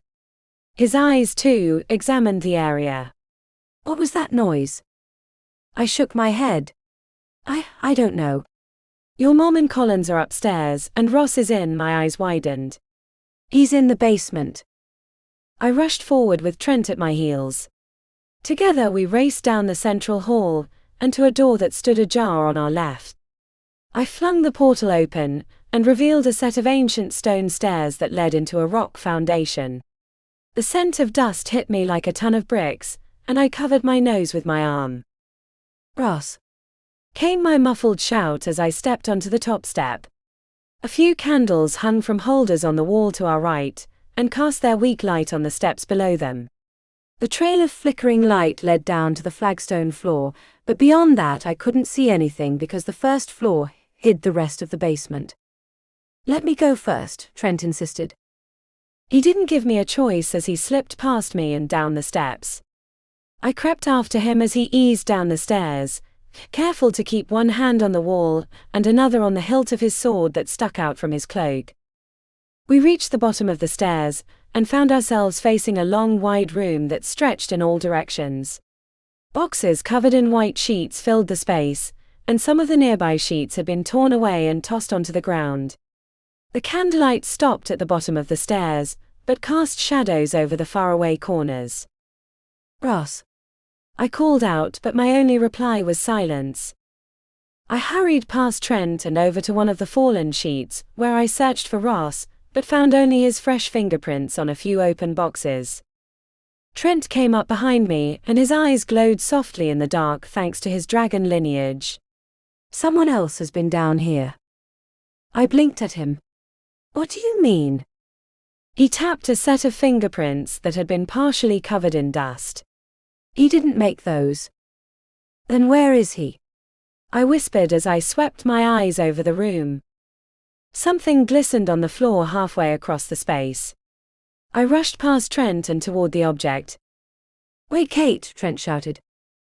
I stumbled up to the object, and found it to be a broken, snuffed-out candle which had toppled from its metallic holder. Footprints led up to the fallen light, and from there they slid in two straight lines through the thick dust on the floor and toward the far wall. My heart pounded in my chest as I looked this way and that. Ross! Ross! Kate! Trent shouted behind me as I felt a strange wind. The breeze grew stronger with each passing second, and I soon realized it wasn't so much a passing wind as a pulling hand. The strange tug grew stronger, and the front of my clothes were pulled forward toward the far wall. The darkness swirled and thin beams of light mixed with it to create a vortex of glistening shadows. The pull came from the depths of those turbulent contradictions, and I yelped when I felt my feet slide across the floor toward the portal. Trent leapt forward and clapped one of my hands between both of his. He dug his feet into the floor, but the smooth flagstones meant he couldn't get a grip either. Together we slid across the floor as the suction increased. The pull was so great that my feet flew off the floor and Trent soon followed. We were flung across the room and sucked into the portal. A cold chill fell over me like a wet blanket, but the sensation lasted only for a moment before the hard earth greeted us. Trent lost his grip on me, and I rolled across a mess of leaves and dirt. Roots and rocks were my cushion, and I eventually crashed into a particularly large root. I came to a stop, but the world kept spinning around me. There was enough of my addled brain left to me to feel the swirling portal close behind us, leaving us alone to our fate. My senses slowly returned to me, and I managed to lift my head. Shadows surrounded me, and as my eyes focused I recognized blackened tree bark and dead limbs overhead. Their rotten roots lay under me, and the stench of their death surrounded me. Wedged between the dead trees stood the spiky stalks of the marsh reeds. They stood like sentinels amongst the dead citizens, quivering like cowards at the slightest breeze. The stench of their putrid water invaded my nostrils and almost made me gag. But those weren't the only shadows that lurked around us. Heavy bodies lumbered out of the dead woods. Long arms hung at their sides and they ended in sharp claws. The last light of day made their fur glisten, and their long snouts were drawn back in hideous grins. We were surrounded by werewolves, and there were at least a dozen of them. Trent rallied his senses and stumbled over to me where he faced our foes, but we were completely surrounded. I struggled to sit up, and my eyes fell on a different shape that hung from a rope clasped in one of those clawed hands. My heart stopped when I realized it was Ross' limp body that hung from the rope. Bruises covered his face and his clothes were torn and slashed. "Ross!" I shouted as I leapt toward him. Trent grabbed my hand with one of his own and yanked me back. He drew his sword out and pointed the blade at the largest of the werewolves. That fiend stood beside the one that held Ross in its rough grip. A little bit of color drained from my face when I recognized the merciless face of the werewolf that had bitten Collins. He was the largest among them, and he stepped forward and puffed out his furry chest. Well, well, what an honor we have here, right, boys?" A couple of chuckles emanated from the crowd. Our foe's gaze fell on the sharp blade Trent held. "Does the little prince intend to trim our hair with that tiny knife?"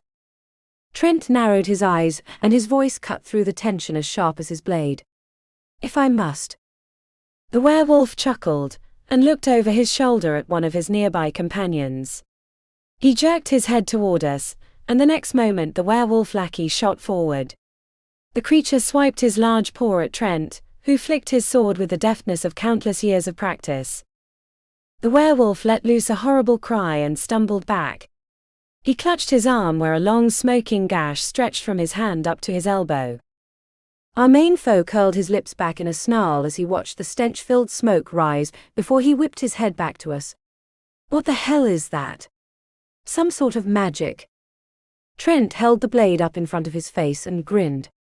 I took it upon myself to invest in garlic water, which I generously adhered to my blade. One of the other werewolves stepped close to their large leader.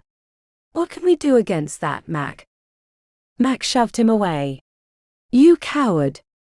He can't do that trick on all of us, now throw your weight at him."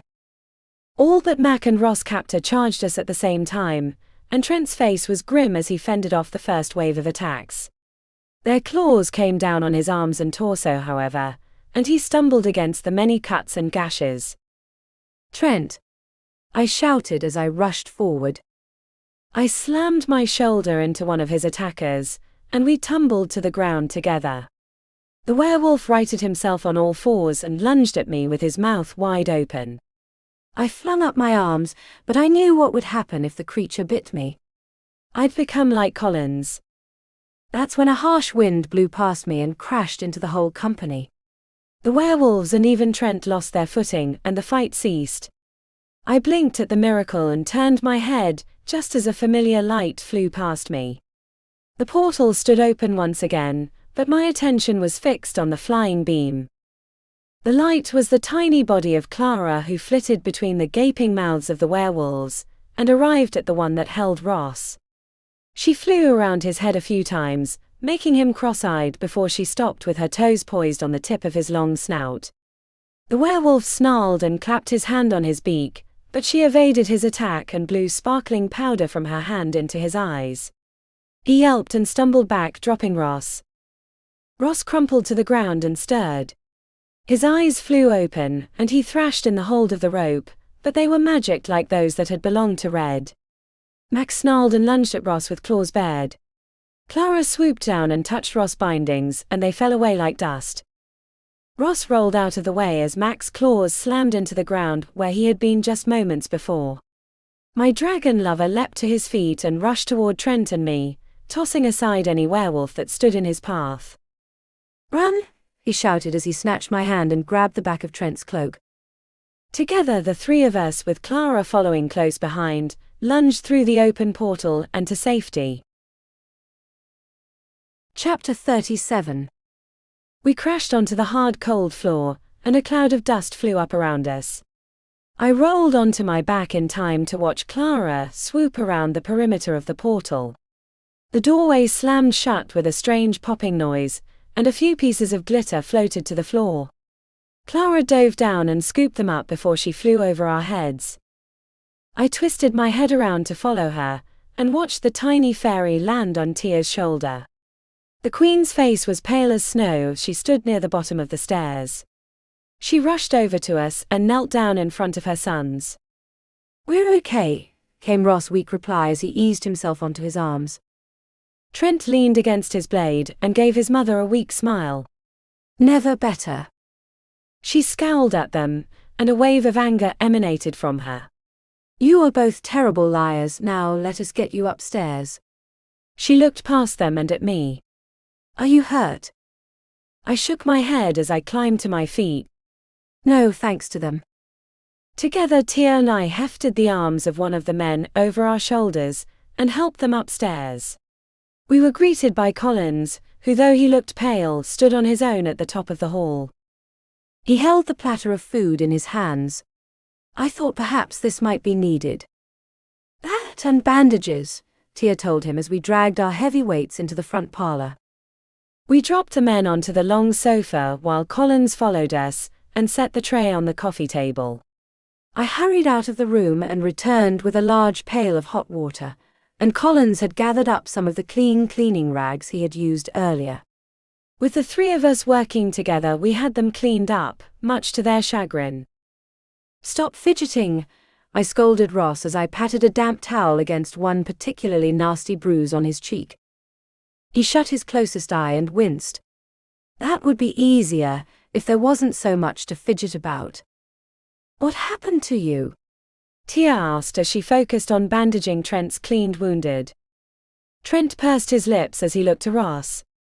"We were transported to another place somewhere along the marshes, and the dead trees reminded me of a small forest among the reeds north of the city." Ross nodded. "I think that's exactly where we were." When I was pulled into the void, one of them was waiting for me, and the others were quick to arrive. My eyes widened slightly. "Then it was a trap." "I think that's exactly what it was," Ross agreed as he took up a piece of sandwich and tossed it into his mouth. Whoever had been down there before me searching among the boxes left that portal for anyone curious enough to go down there, and they set a guard to wait for that person. I furrowed my brow. "But who set the trap?" "The werewolves." Ross shook his head. "No doubt they're good doctor, the successor to Robert Morley and his deranged plans." Tia blinked at him. "What about Robert Morley?" It was me who answered her question. "We think somebody's managed to get a hold of some experiments he was working on before he, disappeared, and they're the ones using it to create the new Pactus." Trent curled his lips back in a snarl. "They are not worthy of the name, and their blood merely pollutes the earth." Collins winced and turned his face away. I scowled at the prince. "Cool it, will you? It's not like Collins asked for this." Trent's face fell and he turned to Collins. "My sincerest apologies, Collins. I only meant to allude to those we only just fought." Collins gave him a bittersweet smile and shook his head. "There's nothing to apologize for, Your Highness." Ross cast a curious look at the windows with their thick curtains. "I think someone's coming up the path." A knock was soon heard on the front door. The call was quick and timid. We all looked at each other before I stood. "I'll get it." Ross snatched my hand and met my eyes. "I'm coming with you." I snorted. "Then hobble along behind me." Together we moved out of the parlor and into the entrance hall. Tia, Collins and Trent followed us as far as the parlor doorway. Tension soaked the air as I walked up to the front door with more confidence than I felt, and took a look through the peephole. There wasn't anybody there, but a knock startled me. The noise came from lower than I had searched, and I stood on my tiptoes to get a view of a wild mess of brown hair. "Who's there?" I called out. A hissing voice answered me. "Just let me in, will ya?" Ross stifled a snort. It's our friend from the marketplace, the one who tried to rid me of the weight of my coin purse. I hope he doesn't plan to do that to the walls, I mused as I unlocked the door and opened the portal. The street urchin slipped inside and swept his eyes over the posh residence. Nice place you got here. His attention fell on Ross and he wrinkled his nose. What happened to you? A ghost of a smile touched the corners of Ross' lips. I got caught in a mousetrap, but how did you find this place and what are you doing here? The street urchin puffed out his chest. I asked around and found out somebody was living in the old witch's house. Red said it had to be you, because nobody's stupid enough to break into the place. If only. I murmured. And your business here? Ross asked him. The urchin's good humor fell away like a rock flung over a cliff. Maud got in touch with Red earlier today and said there was a problem. Something to do with a girl named Linda. Maud wanted you to get going to her place as soon as you could before trouble happened. Ross frowned and whipped his head around to face our friends. I need to go. Not without me, Trent objected as he stepped forward. He stretched himself to his full height and showed off the rents in his clothes, but his wounds had already healed. A look of fear swept across Ross' eyes before he shook his head. You're not coming with me anywhere. Trent grinned. You can try to keep me back, but I will only follow you. This concerns our kingdom, after all, and the safety of our subjects is greater than any risk to any of us. Tia set a hand on Trent's arm, and he looked down into her worried eyes. Aletha has never been wrong in her prophecies. Trent patted her hand. I will return to you, Mother. I swear it. She swallowed a lump in her throat but nodded. Trent returned his focus to us and smiled. Then let us be off. May I have a moment alone with Kate? Tia requested, as she gestured to the open parlor door. I looked up at Ross, but his eyes didn't hold any answers for me. Sure thing. Tia led me into the parlor, where she was careful to shut the door behind us. She turned to me with a smile as she held out a small leather bag with a drawstring mouth. I would like you to take this. I blinked at her, but opened one hand into which she dropped the bag. What is it? The magic from the portal in the basement, she told me with a twinkle in her bright eyes. Clara scooped up all the dust after she closed the door, and these are the remains. There should be enough power left to create a smaller portal. I shook my head. But I don't know how to use magic. Tia wrapped her hands around mine and pressed them together, so the bag was tucked in my palms. She captured my eyes with her sparkling ones. You have more power than you know, Kate. In your darkest hour and your most dire need you will find it, and when you do think of the fountain. I blinked at her. The fountain. Why there? Even the dry fountains offer a place of safety for those in greatest need, she assured me as she drew away. Her hands slipped away from mine, and she clasped hers together in front of her. Good luck, Kate, and do not forget what I have told you. Chapter 38. I rejoined the company out in the hall, and Tia trailed behind me. She paused in the parlor doorway and smiled at her sons, but there was a touch of bitter sweetness at the corners of her mouth. Good luck to all of you, and may you all safely return. Ross led the way out of the house. The sun had set a few minutes before, but its light still lingered in the far horizon. He paused on the path just outside the front door and turned to Collins. You should stay here. Collins smiled and shook his head. I would not miss this for all the world, unless it was to save it. Besides, I may be of some use to you. My faculties are slightly heightened since my change. Ross pursed his lips but nodded. All right, but at the first sign of change warn us. Collins' gaze fell on Trent's sword that he had replaced in its scabbard. I most certainly will, and I expect you to do what you must. Trent set his hand on the hilt of his sword and nodded, but the look in Ross' eyes told me there would be more than second thoughts on his part. Are you coming or not? The urchin shouted from the street. Hurry it up. We followed our short guide through the winding streets of the city. He knew every nook and cranny, though Ross followed in his footsteps with as little hesitation, and soon we arrived at our destination. Candles glowed from every window of the 4-story building, and Kurt's large shadow paced back and forth in front of one of them. The urchin stepped back and shook his head. Something's going on here, and I'm not going to be caught in it. He turned tail and fled into the growing shadows. Ross and the rest of us hurried to the front door, and we hadn't even knocked before it flew open. Maud stood in the doorway with her long hair a mess about her shoulders, and a shallow cut across one cheek. "You're late," she barked as she wagged her cane at us. "Too late." Ross looked past her and at the stairs. "What happened?" Maud stepped to one side and stabbed a finger at the stairs. "Up.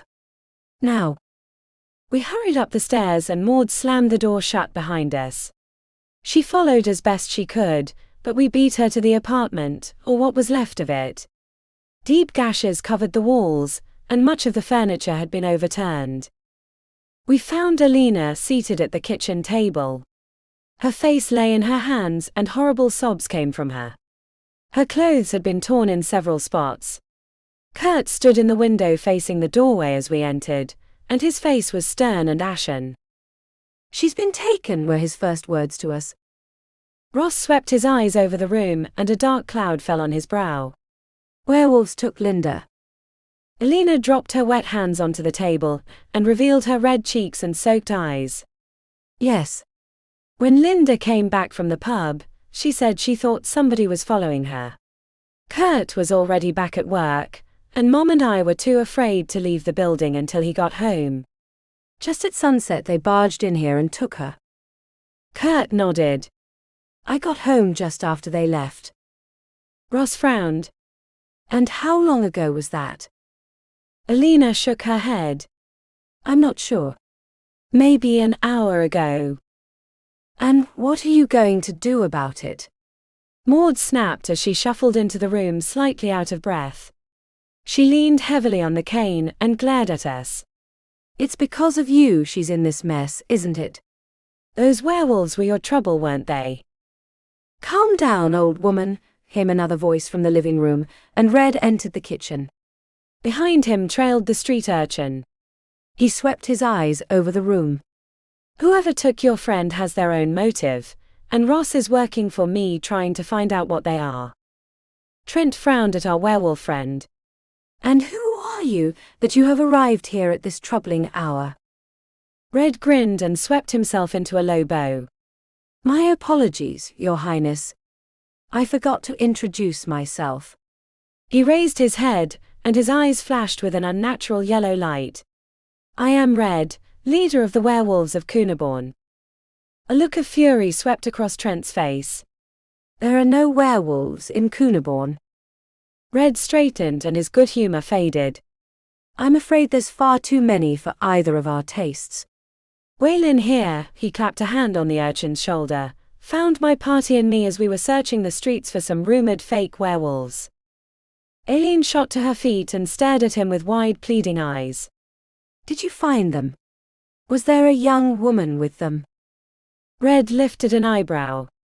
"No. Should there have been?" I nodded. "Some of the fake werewolves kidnapped a friend of ours, a stray werewolf." Red frowned and his ire fell on Maud. "You were keeping a stray." She stalked over to him and poked a finger against his chest. "Yes, and I wouldn't have needed to do that if you weren't such an ass." "Now get over your high and mighty pure Pactus self and help us find her, or I swear to Aurora that I'll march on your hideout myself and beat you in front of all your people." With each poke of her finger against his chest, her hand transformed into a wrinkled claw, complete with sharp albeit yellowed nails. Red grasped her werewolf hand in his and pursed his lips. He lifted his eyes to the rest of us. "When did they take her?" "About an hour ago," Aileen told him. Red nodded. "All right, we'll help you find her." "That might lead us to these other werewolves as well, so it works out." Maud tore her once again normal hand from his grasp and stepped back. "Watch yourself with this crew. They may be fake, but they pack a powerful bite. To emphasize her point, she drew up one sleeve and revealed a large bite wound on her arm. Red curled his lips back in a snarl and his eyes flashed with anger. Consider it done. He looked at the rest of us. Let's get going. I snorted as we hurried out of the apartment and down the street, with Red in the lead. Why do I feel like we're just being dragged along for a wild ride? Ross grinned at me as he followed along at my side. What are friends if not someone who can lead you to the truth? Don't get too philosophical on me, I scolded him as we descended the stairs and made our way out into the streets. That's Colin's job. I did a double take at our weary friend. His face was deathly pale, and his eyes were a strange hue, almost like a mix between his natural brown and the yellow of the wolf. Ross sidled up close beside Collins and set a hand on his old friend's shoulder. Are you all right? Collins managed a weak smile. Do I look as bad as that? Worse. Our friend sighed and ran a hand up one side of his face and through his hair. I feel unsettled. I lifted my eyes to the dark sky. The first stars were coming out, and a faint glow came from the far horizon. My heart dropped into my stomach. Does that look like a full moon to you guys? It is, Red told us as he looked over his shoulder. His expression was a picture of concern as his eyes fell on Collins.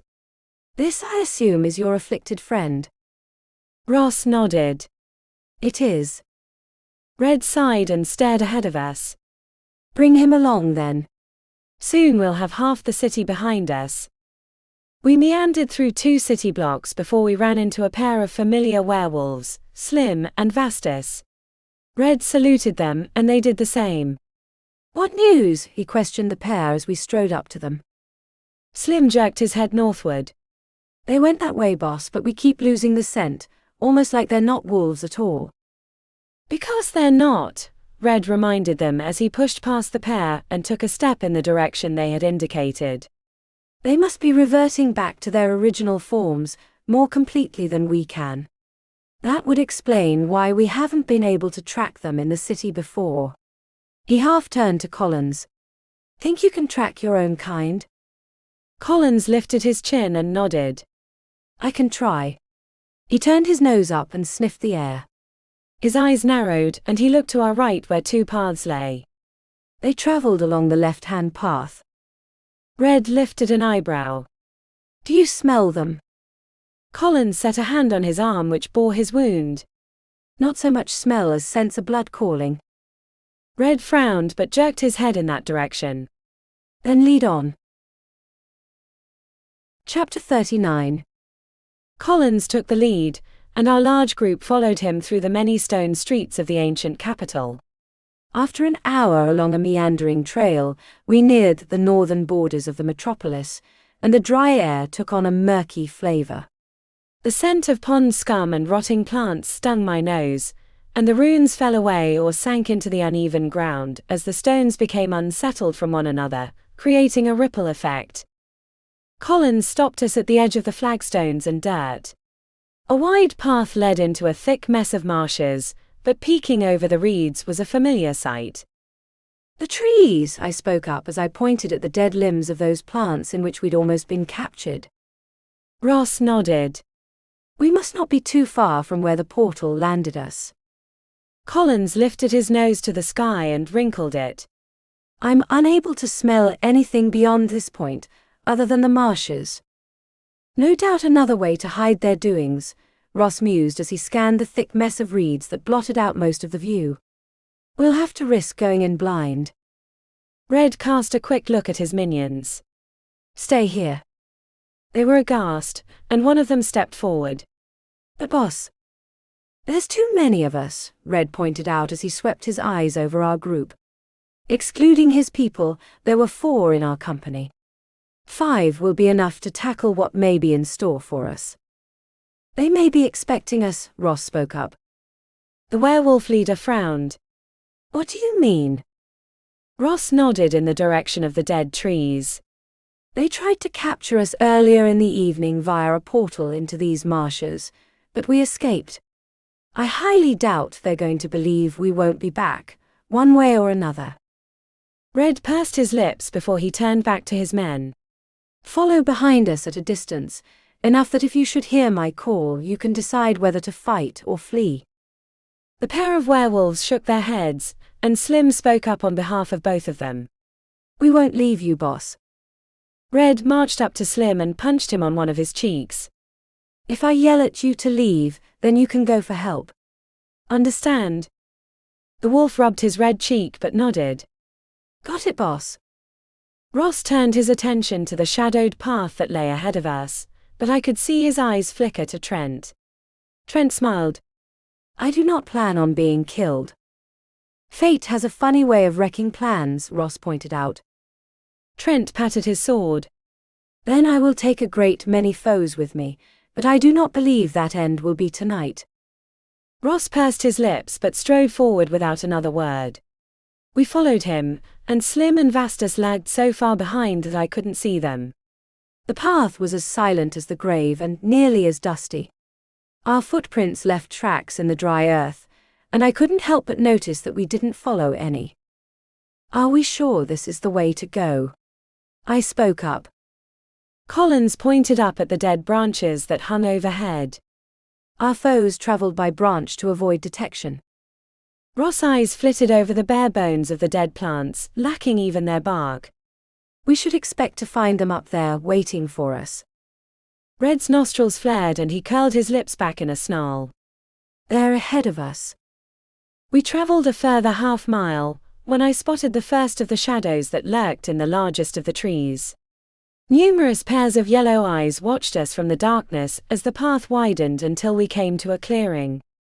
A large, decaying house sat in the center of a thicket of brambles. Its weathered roof had lost many of its tiles and sagged in some spots, and the tall windows were so dusty that they didn't need curtains to keep prying eyes from looking inside. A porch on the front had collapsed, and the remains had been kicked aside into a tall pile.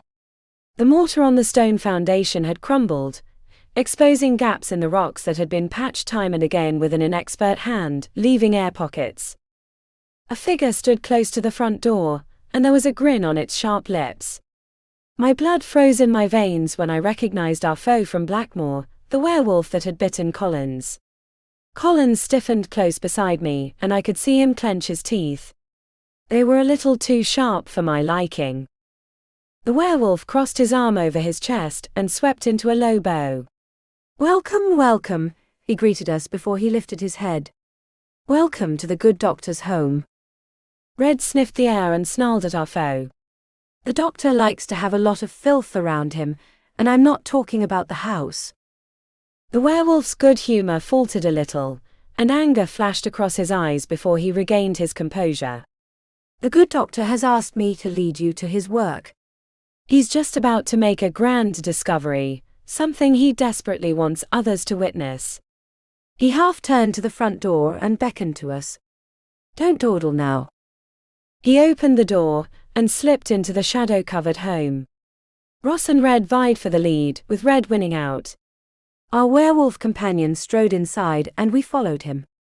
The exterior decay only hid a far worse blight within the house's warped and peeling walls. Rotting wallpaper hung in strips over the molding planks, and the floor was covered in thick layers of dust that had been kicked to and fro by the heavy boots of the fake werewolves. Cobwebs hung so low from the ceiling even I had to duck, and a set of stairs that led up to the second floor were in a state of mortal ruin. Our guide led us to a door underneath the stairs, and we followed him down. The hairs on the back of my neck stood on end as we entered the molding underground. There was an energy in the air that felt unnatural.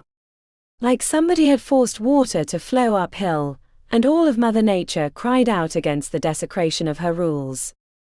We reached the bottom of a set of rickety stairs, and found ourselves in a dirt floor basement that stretched much farther than the ruined foundation. The room was some 100 feet long and at least that wide. Tables stood everywhere and were covered in books, beakers and burners, over which bubbled strange and foul-smelling concoctions. A metal door on the opposite side was tightly shut with a handful of locks. In the center of the room were half a dozen metal slab tables, each with a half-dozen leather straps. Atop one of those tables lay Linda. "Linda!" I shouted as I rushed forward, but Ross held me back. Ross' attention had focused on a hunched figure in the back of the room to our left. The person was slightly above average height, and wore a white lab coat that covered much of his form. His feet bore heavy black boots, and a pair of stained tan pants peeked out from beneath the lower hem of the coat. Everything else, however, was covered by bandages. His hands, neck, and head were completely wrapped in yellowed wrappings. He turned his head toward us, and a single blue eye stared out at us from an otherwise bandaged face. Only a few stray strands of brown hair peeked out from atop his head. "The fools have arrived, Doc, just as you predicted," our werewolf guide announced. The doctor turned to us and clasped his hands together behind his back. A deep voice reverberated out from that mess of dressing. "There is no need to insult our guests, Mac. After all, they merely came to rescue their friend." Trent stepped forward and set a hand on the hilt of his sword. "Who are you, and what are your plans here?" The doctor chuckled. "My plans are very simple. I wish to share the Pactus with the whole of the world. Why should only a select few be granted the gift of the gods?" Trent narrowed his eyes at our foe. "That is for the gods to decide, not any mortal." The doctor shook his head. "This mortal denies that rather narrow way of thinking, and so I have worked for many years inside these dank walls to craft my dreams." He gestured to Mac. "Mac here was my first success, achieved only a few months ago." "Then what do you need Linda for if he was a success?" I pointed out. The doctor's stance tensed and his hands fidgeted together. He shuffled over to the table, on which lay our unconscious friend. "Unfortunately, success doesn't always imply perfection. The transformation is unstable. Constant use wears the body down, unlike those granted the power under more narrow means." "You mean natural means?" Red spoke up as he snarled at the doctor. He flexed one clawed hand. "And I think I've heard enough." He lunged forward and leapt onto the top of the nearest table, which he leapt off to grab at the bandaged doctor. Mac intercepted him, and the pair grappled. The doctor drew a whistle from his pocket and blew.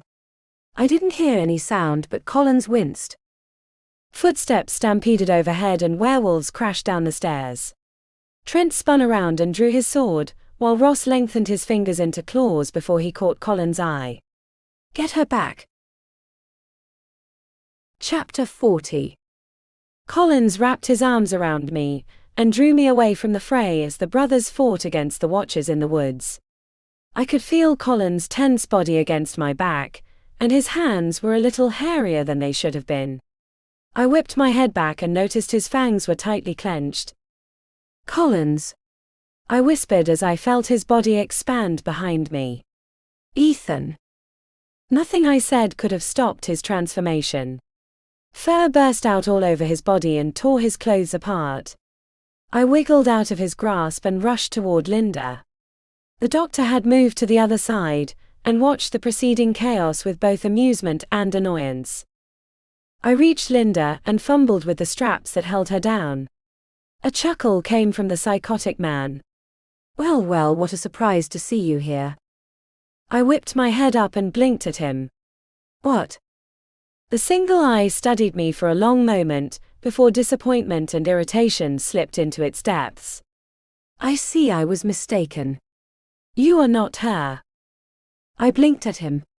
"What are you?" A soft groan from Linda interrupted me, and her eyes fluttered open. "Linda," I whispered as her gaze settled on me. Her eyes widened and panic covered her face. "What's going on?" "Where am I?" The doctor chuckled. "You, my dear, have been part of a very beautiful experiment. With your stray blood I have achieved what I could not do alone, creating a perfect werewolf strain that could be shared across the world." My mouth dropped open. "You're insane." He glared at me. "I am merely giving others what they were denied, a chance at being something more than themselves." I looked over my shoulder at the beasts that attacked my friends.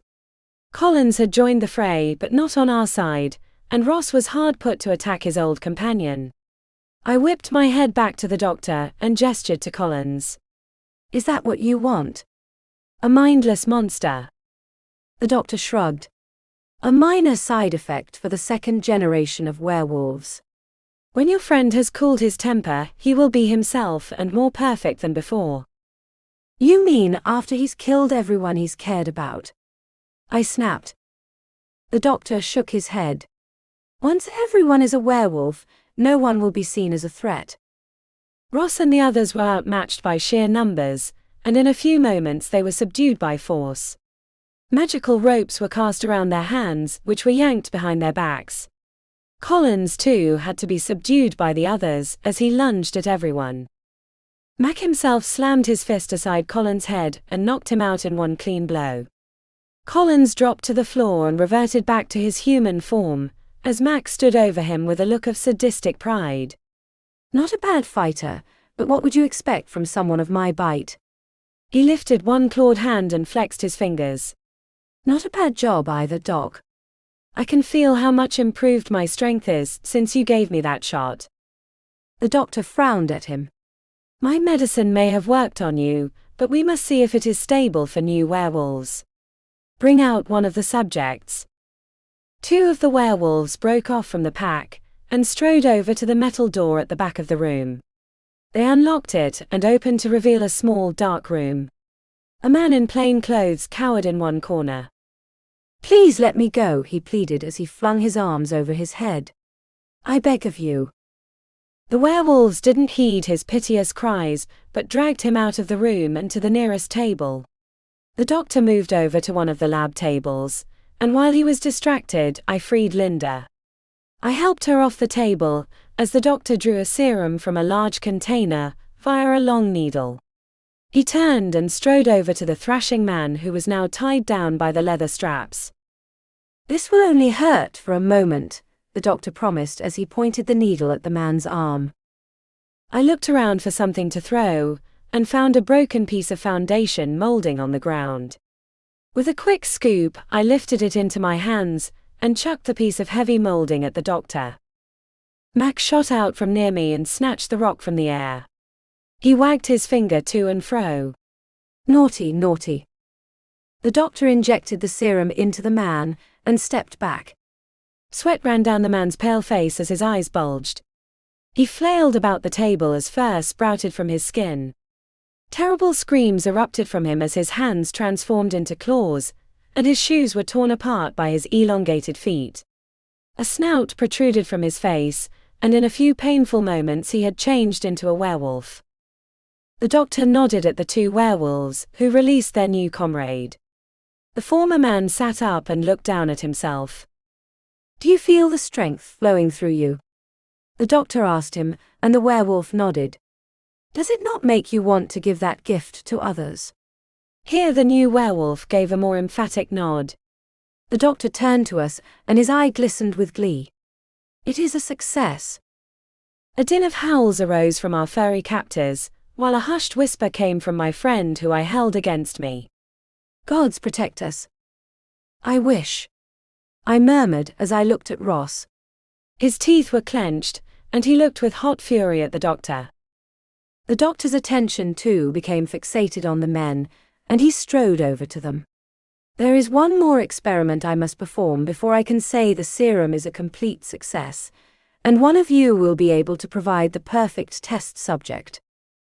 Ross glared at him. "You want to try it on an existing Pactus?" The doctor nodded. "Yes, and not only that, but on a Pactus of a different breed. That would make you a very suitable candidate." At a nod from the sadistic doctor, two of the werewolves hefted Ross off the floor and dragged him toward the nearest table. "No!" I screamed as I lunged forward, but Mac caught my hand and wrenched me back. The pair of werewolves drew Ross up to the table and tried to lift him onto its top, but he thrashed so badly that they couldn't pin him to the metal board. "Take me in his stead." The shout came from Trent, who strained against his bonds.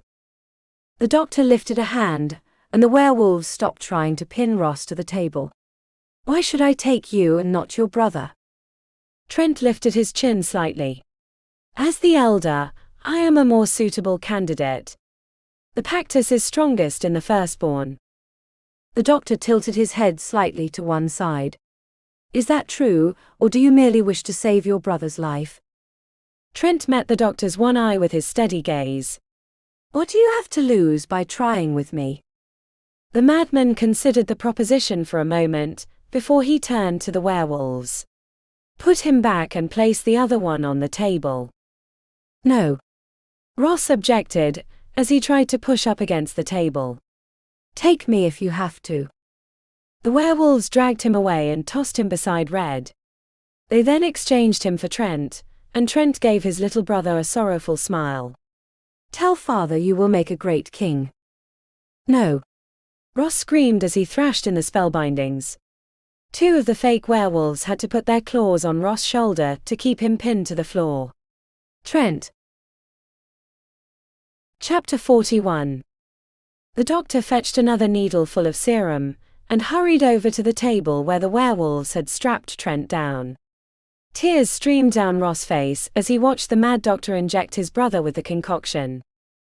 Trent had closed his eyes, but after the final drop was pushed into his body they shot open. The brilliant emerald color transformed into a swirling mess of yellow and blue. His body began to quiver, vibrating the table as he strained against the straps. He opened his mouth in a soundless scream, as his fingers began to lengthen into long claws that were a mix of the hard talons of the dragon and the sharp points of the wolf. Fur and scales sprouted all over his body, and his body began to grow so much so that the straps soon snapped. The doctor stumbled back as the leather straps flailed about him. Hold him! The pair of werewolves lunged at Trent, but he grabbed the front collar of one and threw him clear across the room. The other was kicked backward, and flew past me to slam into the tables against the front wall. Trent lumbered off the table, and tried to grab the doctor, but succeeded only in snatching some of the bandages. Enough were cut away by his sharp claws, that I beheld a hideous mass of flesh underneath the wrappings. The doctor cried out in terror, and scurried across the room. He stopped at the werewolves that held the others, and stabbed a finger at the monster Trent was quickly becoming. Stop him! Knock him out if you must, but stop him. All the werewolves raced forward, and Red and Ross took advantage of the situation. Red sprang up and slammed his head into the doctor's torso. The man stumbled to the bottom of the stairs. He clutched his gut and turned tail, fleeing up the steps. Ross, meanwhile, had managed to climb to his feet, and rammed the back of a werewolf that lagged behind the others. They fell down together, and Ross twisted around so that the werewolf's hands brushed against his bindings, breaking the spell. He slammed his fist into the werewolf's head, knocking him unconscious. Ross dragged the limp body over to Red, where he freed him with a touch of the now human hand. Red rubbed his raw hands as he climbed to his feet. That shouldn't have worked to release the magic. The creator has to unlock the magic. Ross shook his head. Maybe with the same serum they're all the same magic, but we don't have time for that. All attention fell on Trent. His had grown to such a huge size that his head hit the ceiling. A long dragon tail protruded out from his back, and in a single swing he destroyed much of the lab. A terrible roar erupted from him, as he experienced a growth spurt, propelling his head through the boards that separated the basement from the ground floor. The werewolves couldn't cut through the thick mess of clumped fur and scales. Trent knocked them aside with his mutated hands, and his swirling eyes fell on us. There was no recognition as he lumbered toward us, tearing his way through the upper floor. The house began to shake, and I heard a horrible groan from the roof. We have to get out of here, Red shouted as he flung Colin's limp body over his shoulder. The werewolves were the first to scramble up the stairs. I helped Linda to the steps, where Ross hefted her over his shoulders. He scooped up Trent's sword and cast one last look at his mutated brother before he followed us up the steps. The house creaked and groaned, and broken boards fell off the walls and clattered all around us. We stumbled out the front door, and into the bramble-filled lawn. None of us dared stop until we had nearly reached the woods, where we then turned back. Trent stood in the gutted remains of the weathered house, and was nearly as tall as the building had once stood. Another cry escaped him, and wings burst out of his back. They stretched across the whole of the clearing and blotted out the sky. Most of it. I beheld a large shadow to the west, and a familiar hum came to my ears. Ross too looked in that direction, and his eyebrows crashed down. Corvinus. The shadow was indeed one of the floating ships, and the vessel took off from the ground and flew off into the west. Trent loosed a roar at the escaping ship, and he flapped his wings. A gust of wind blew in that direction and rocked the ship, but a burst of speed flung them out of reach and soon out of sight. Trent loosed another roar that shook the very air. By all the gods! I heard Red mutter. Boss! Came a shout, and Slim and Vastus joined us. Their eyes bulged out of their heads as they watched Trent destroy what remained of the house. What the heck is that thing? A monster, Ross spoke up as he hardened his face. He set Linda on her feet and grasped the sword tightly in one hand. One I must deal with. I grabbed his sword hand and tugged on it. You can't. He turned his head so our eyes met. I must. There is no need. The weak voice came from Collins, whom Red had set on the ground against the trunk of a dead tree. The serum in his veins will burn itself out, and he will revert. Ross searched his face. Can you be sure of that? A bittersweet smile lay on his lips. I can. It won't burn out soon enough. Red shouted as Trent's blazing eyes settled on us. The monster lumbered toward us and opened his mouth wide. A blue flame flowed up from his throat. Everyone scatter. Ross shouted as he hefted Linda once again over his shoulders. Red picked up the weakened Collins, and the three of us flung ourselves out of the way. Trent spit a blue ball of flame and steam from his throat, and the slimy orb slammed into the ground where we had just stood. The ball crackled and sank a foot into the earth, and the dirt sizzled all about it. Red stopped a few yards from the damage and scowled at the scorched earth. What is that?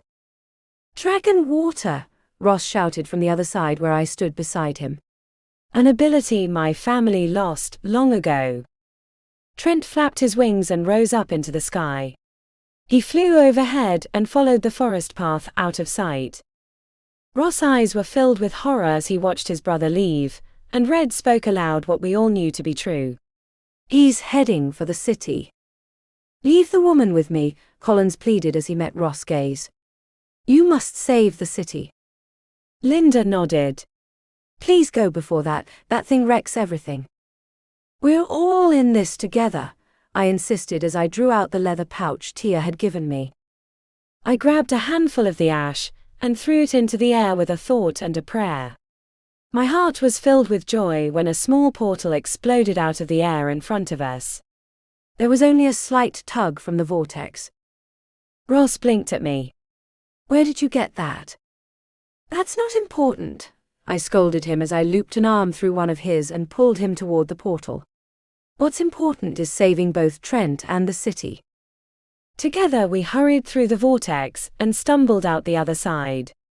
That proved to be the fountain area just as I'd hoped, and Tia had advised. We turned toward the north and watched Trent fly toward us, his eyes ablaze in mindless fury. The others followed us, including Collins and Linda. She took one look at the behemoth and fell onto the low wall of the dry fountain. How can we stop that? The scales are weakest under the arms, Ross informed us as he brandished the sword. A single piercing will force him to the ground. I winced.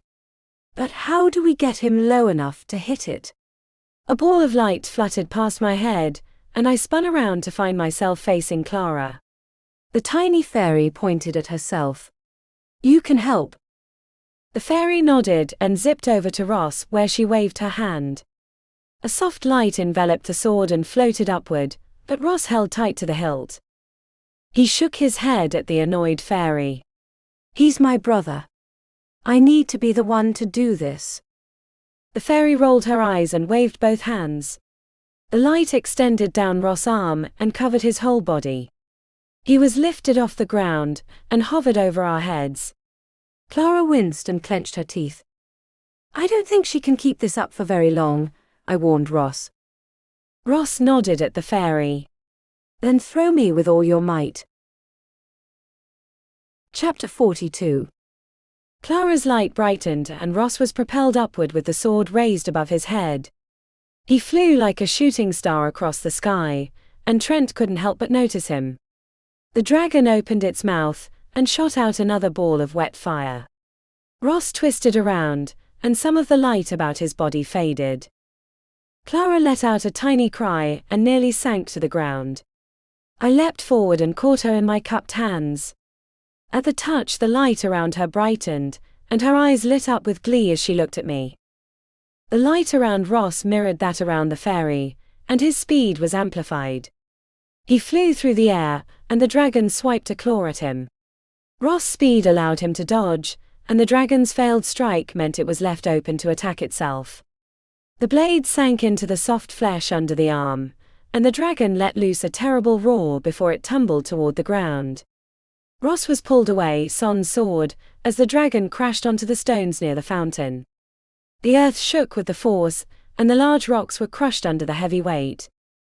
That weight didn't last long, however, as Trent's body began to shrink.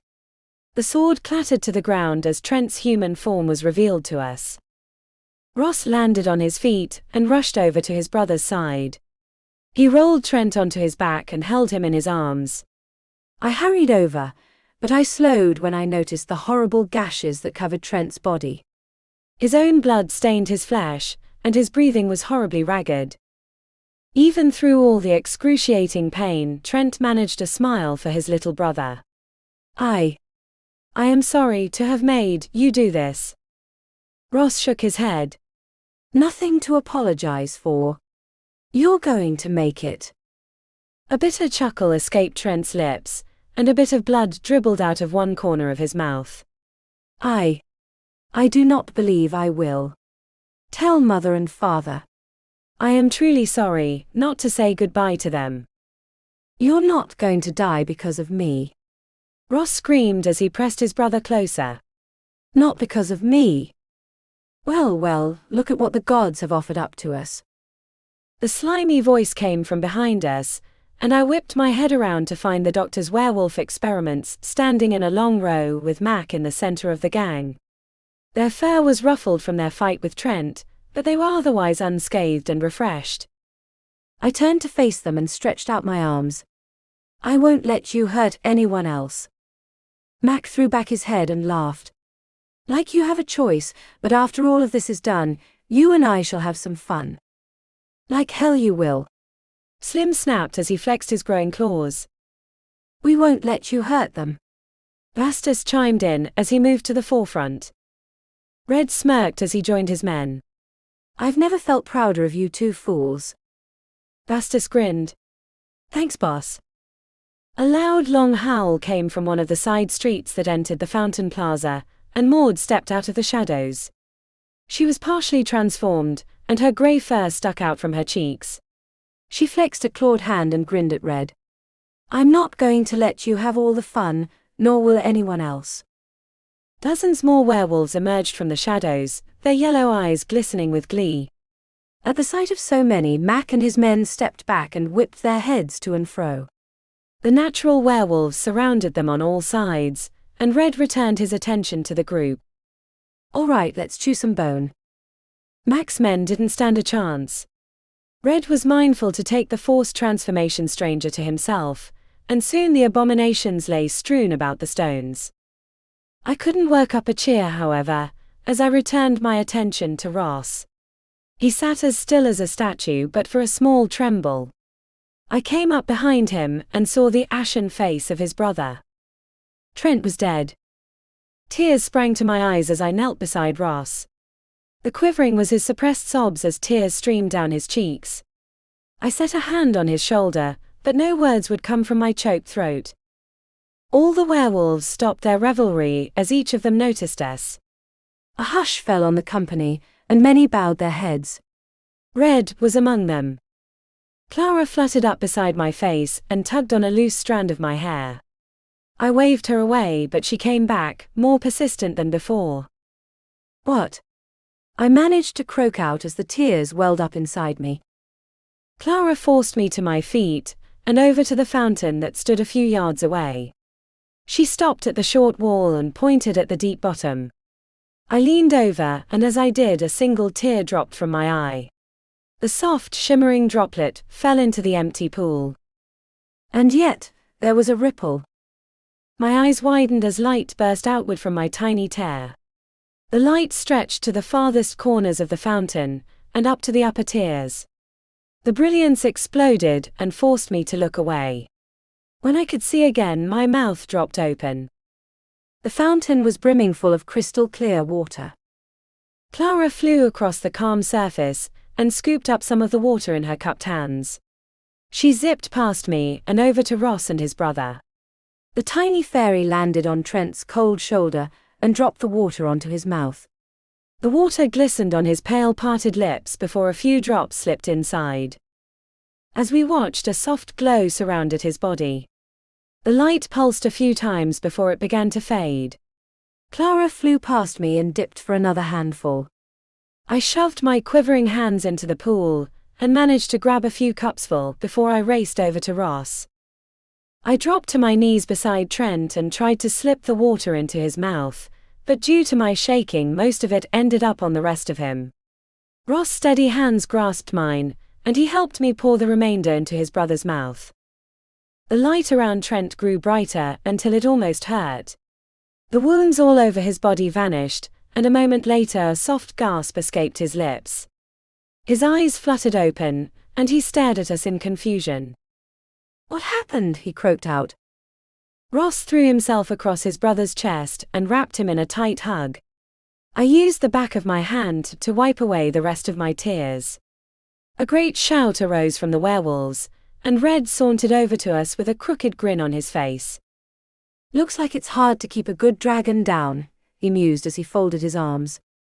The brothers broke apart and Trent tried to sit up. He did so, but not without a wince. "It feels like I should be 6 feet down." Ross' smile wavered. "For a moment, you were."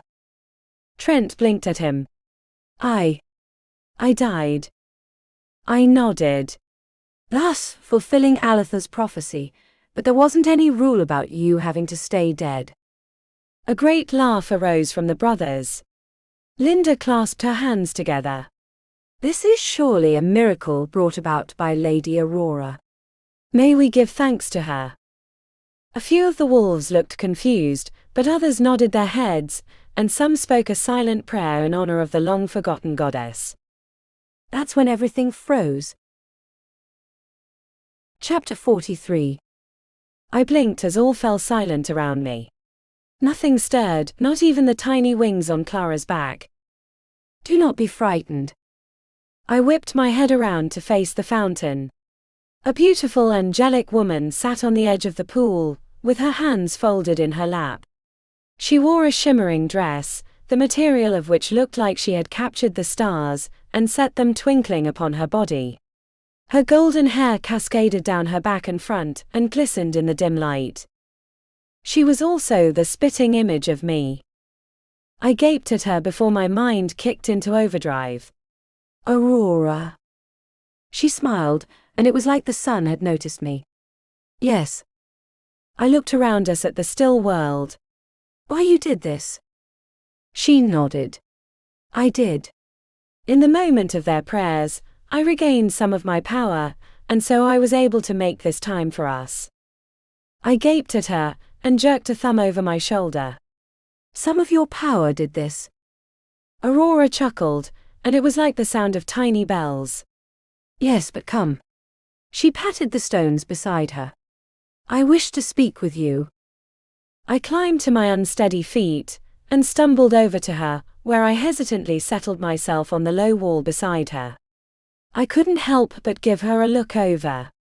It was like looking at a living reflection of myself, though with a more interesting clothing and hairstyle. "You wonder at my appearance," she mused. I bobbed my head. "A little. We are identical in appearance because we are the same and yet different." I blinked at her. "Come again." She swept a hand over the area around us. I am of this world and you are of your world. While our worlds are separated, our purposes are not. I leaned back and cast a doubtful eye at her. Purpose? Are you saying I'm a goddess? She bowed her head. A snort escaped me. You have got to be joking. A look in her eyes made me pause. You're not joking, are you?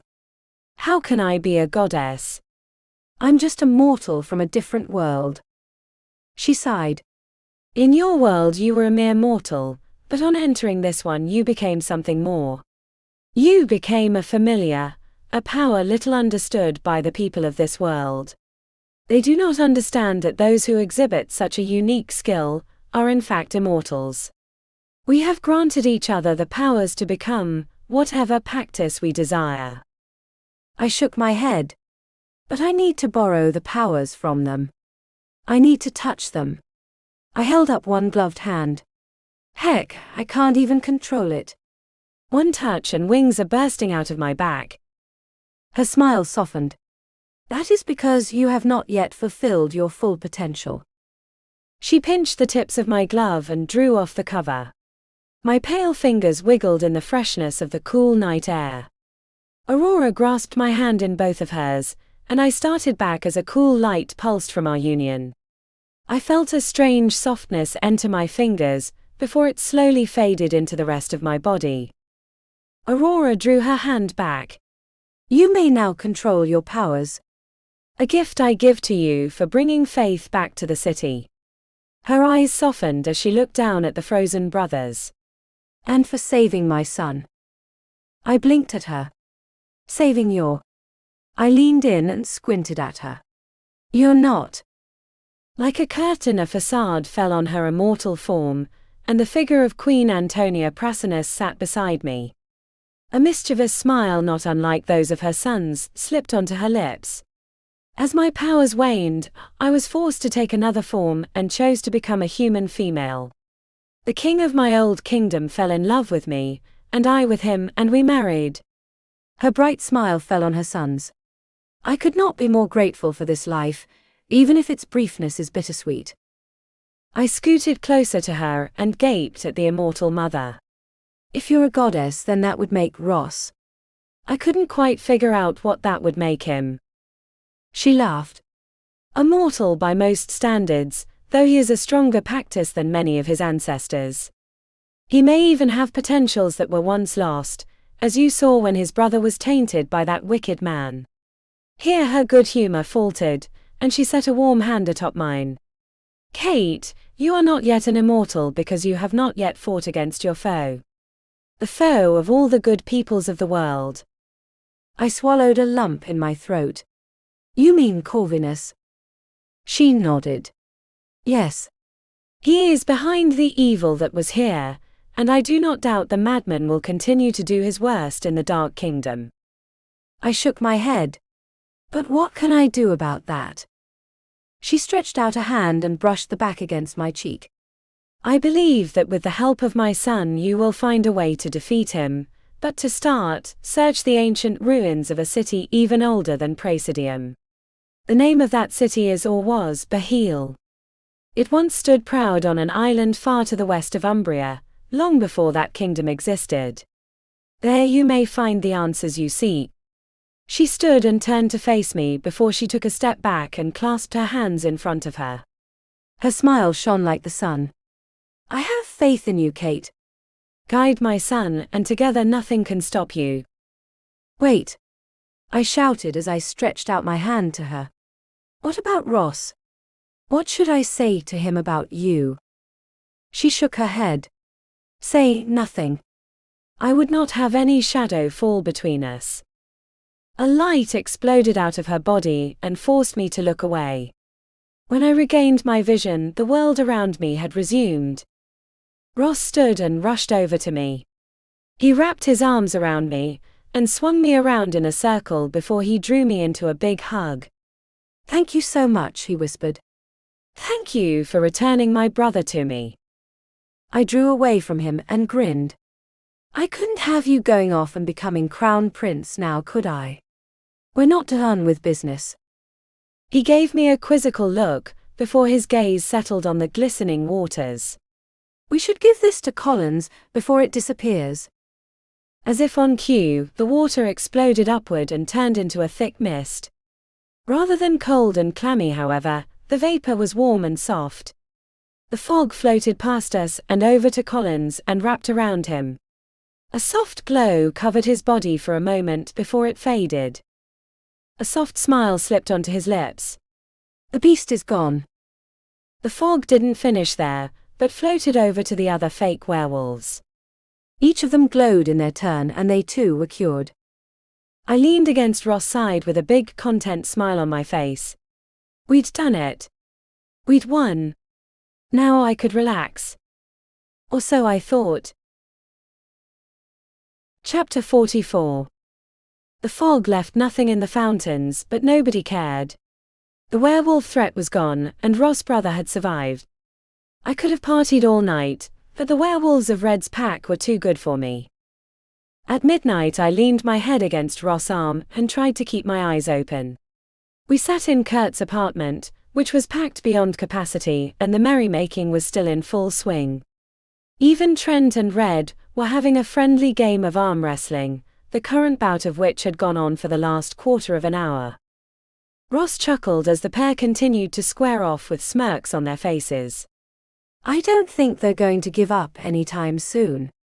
He looked down at me and his smile softened. But it looks like you will. I stifled a yawn and nodded. I am a little tired. Ross stood and offered me his hand. We should get back to the house. Our mare is probably wondering when she's going to be fed. He scanned the room and found Collins deep in conversation with Maud.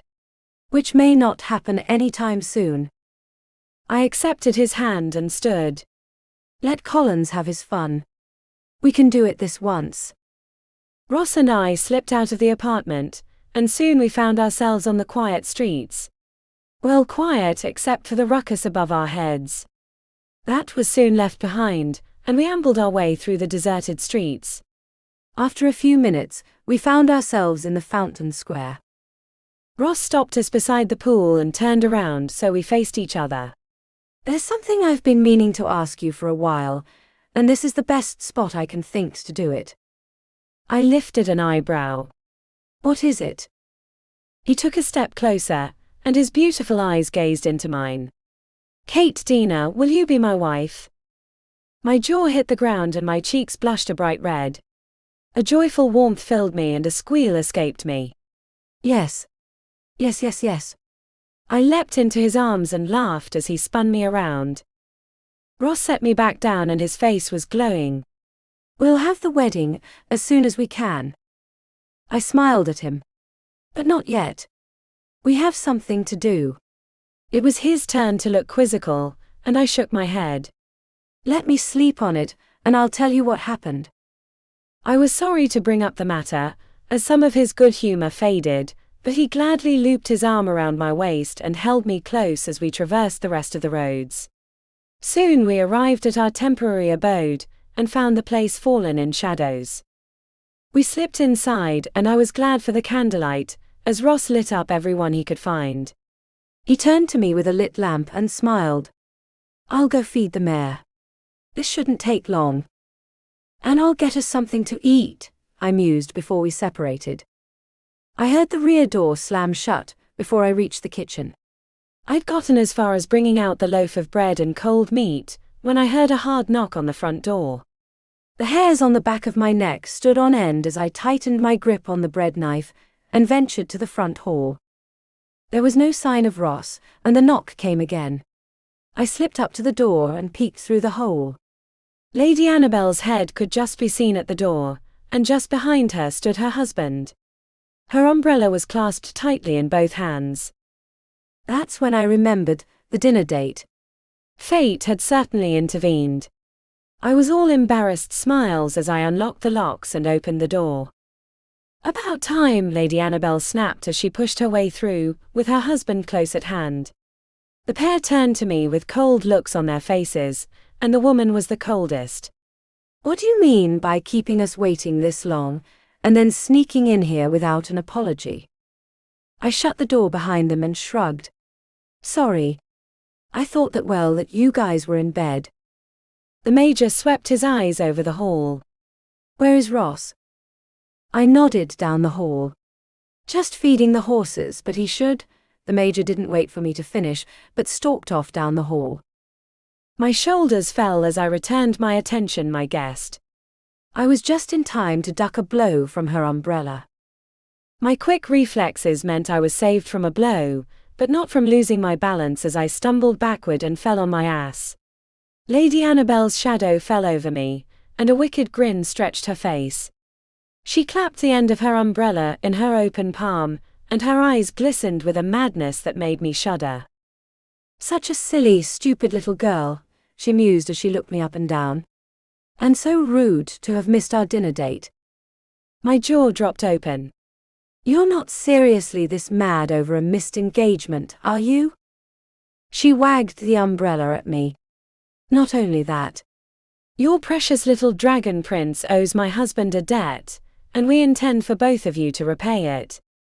I rolled my eyes. Another money debt. Her nostrils flared. Of course not, you fool. My husband is Baron Randall Dives, brother to the man that dragon fiend so wronged. My blood froze in my veins as the full force of the danger fell on me. I eased myself up onto my arms, and slowly retreated from the woman. Well, you can't seriously blame Ross for that. The Baron wouldn't listen. Annabel's cheeks reddened and her body quivered. If that dragon fiend knew the dangers, then he should have gone in ahead of him. He was his guide, after all. My mouth dropped open. But nobody should have gone in. Enough. Annabel thrust the canvas of her umbrella down, and revealed a long sharp blade which she pointed at me. He will be avenged, and you will both pay for the wrong done against him. I felt my heart sink and I shook my head. You have got to be kidding me. Annabel tapped a sharp fingernail against her chin. Now where should I leave your remains? Perhaps in the parlor. One of the bedrooms. She paused and her face stretched into a maniacal grin. A devilish light burned in her eyes. Or perhaps everywhere. Her mention of the bedrooms clicked a light on inside my mind. At that moment, she gave a great yell and lunged at me. I rolled out of the way, and the umbrella blade became stuck in the old floorboards. As she yanked on her weapon, I scurried past her and raced up the stairs to the 3rd floor. My feet pounded against the floorboards as her cackle followed behind me. I raced toward my bedroom door but turned a sharp right short of that entrance, and rushed into one of the other rooms. The space was as dark as a crypt and twice as cold. I stumbled over the furniture for a bit, as the door tried to slam shut on its own. Oh no, you don't. Annabel snapped as she charged in like a wild rhino, complete with sharp horn. The umbrella blade glistened in the dim light from the hall as she approached me. Now no more running. I turned to face her, and felt a cold chill waft over the back of my neck. A sensation of dread sank into me, as the temperature in the room began to drop. Annabel paused and wrinkled her nose at the dark space. What's wrong with this room? It's as drafty as a tomb. You're not far off, I told her, as I eased myself around the furniture and closer to the door. Annabel let out a cry and lunged at me. I flung myself out of her way and out the door, which I slammed shut behind me. The sharp sounds of a blade tip against the door followed soon after. Let me out this instant. Annabel screamed as she mixed her blade pawing with some pounding on the door. You can't do this to Baroness Dives. It's not me who's going to do something, I murmured, as an eerie silence fell over the hall. What is that? Came the hushed whisper of the Baroness. Panic filled her voice, and her clawing became more persistent. Let me out. Let me out this instant. Only if you toss the umbrella out first, I insisted. What in the gods? A bogey. I snorted. Far worse. A wraith, and if you want to avoid being its midnight snack, you'll toss the umbrella against the door. Something hard slammed against the door. There. Take it and let me out. I eased the door open and snatched the umbrella, though Annabelle did try to grab it as she rushed out of the room. I stretched out her own weapon, and she tripped over the stick. My foe went tumbling into the far wall, knocking her head and slumping to the floor where she lay unconscious. I slammed the door shut, just as I heard footsteps running down the hall. Ross' voice soon followed. Kate! Kate! I'm up here. I shouted. He stampeded up the stairs, and soon appeared at the end of the hall. Relief flowed over his tense face as he rushed over to me and grasped my arms. Are you all right? I tossed the umbrella onto Annabelle and nodded. Yes, and I think that wraps up all the trouble here, unless there's somebody you still owe a debt to. He shook his head. No, I've settled my debt with the Baron's family, though the new Baron will feel that headache for a few days to come. I wrapped my arms around him and pecked a kiss on his lips. There's never a dull moment with you around. He grinned. I could say the same of you. I laughed. You could, but wait until I tell you what we have in store next. And what a doozy of an adventure it was to be.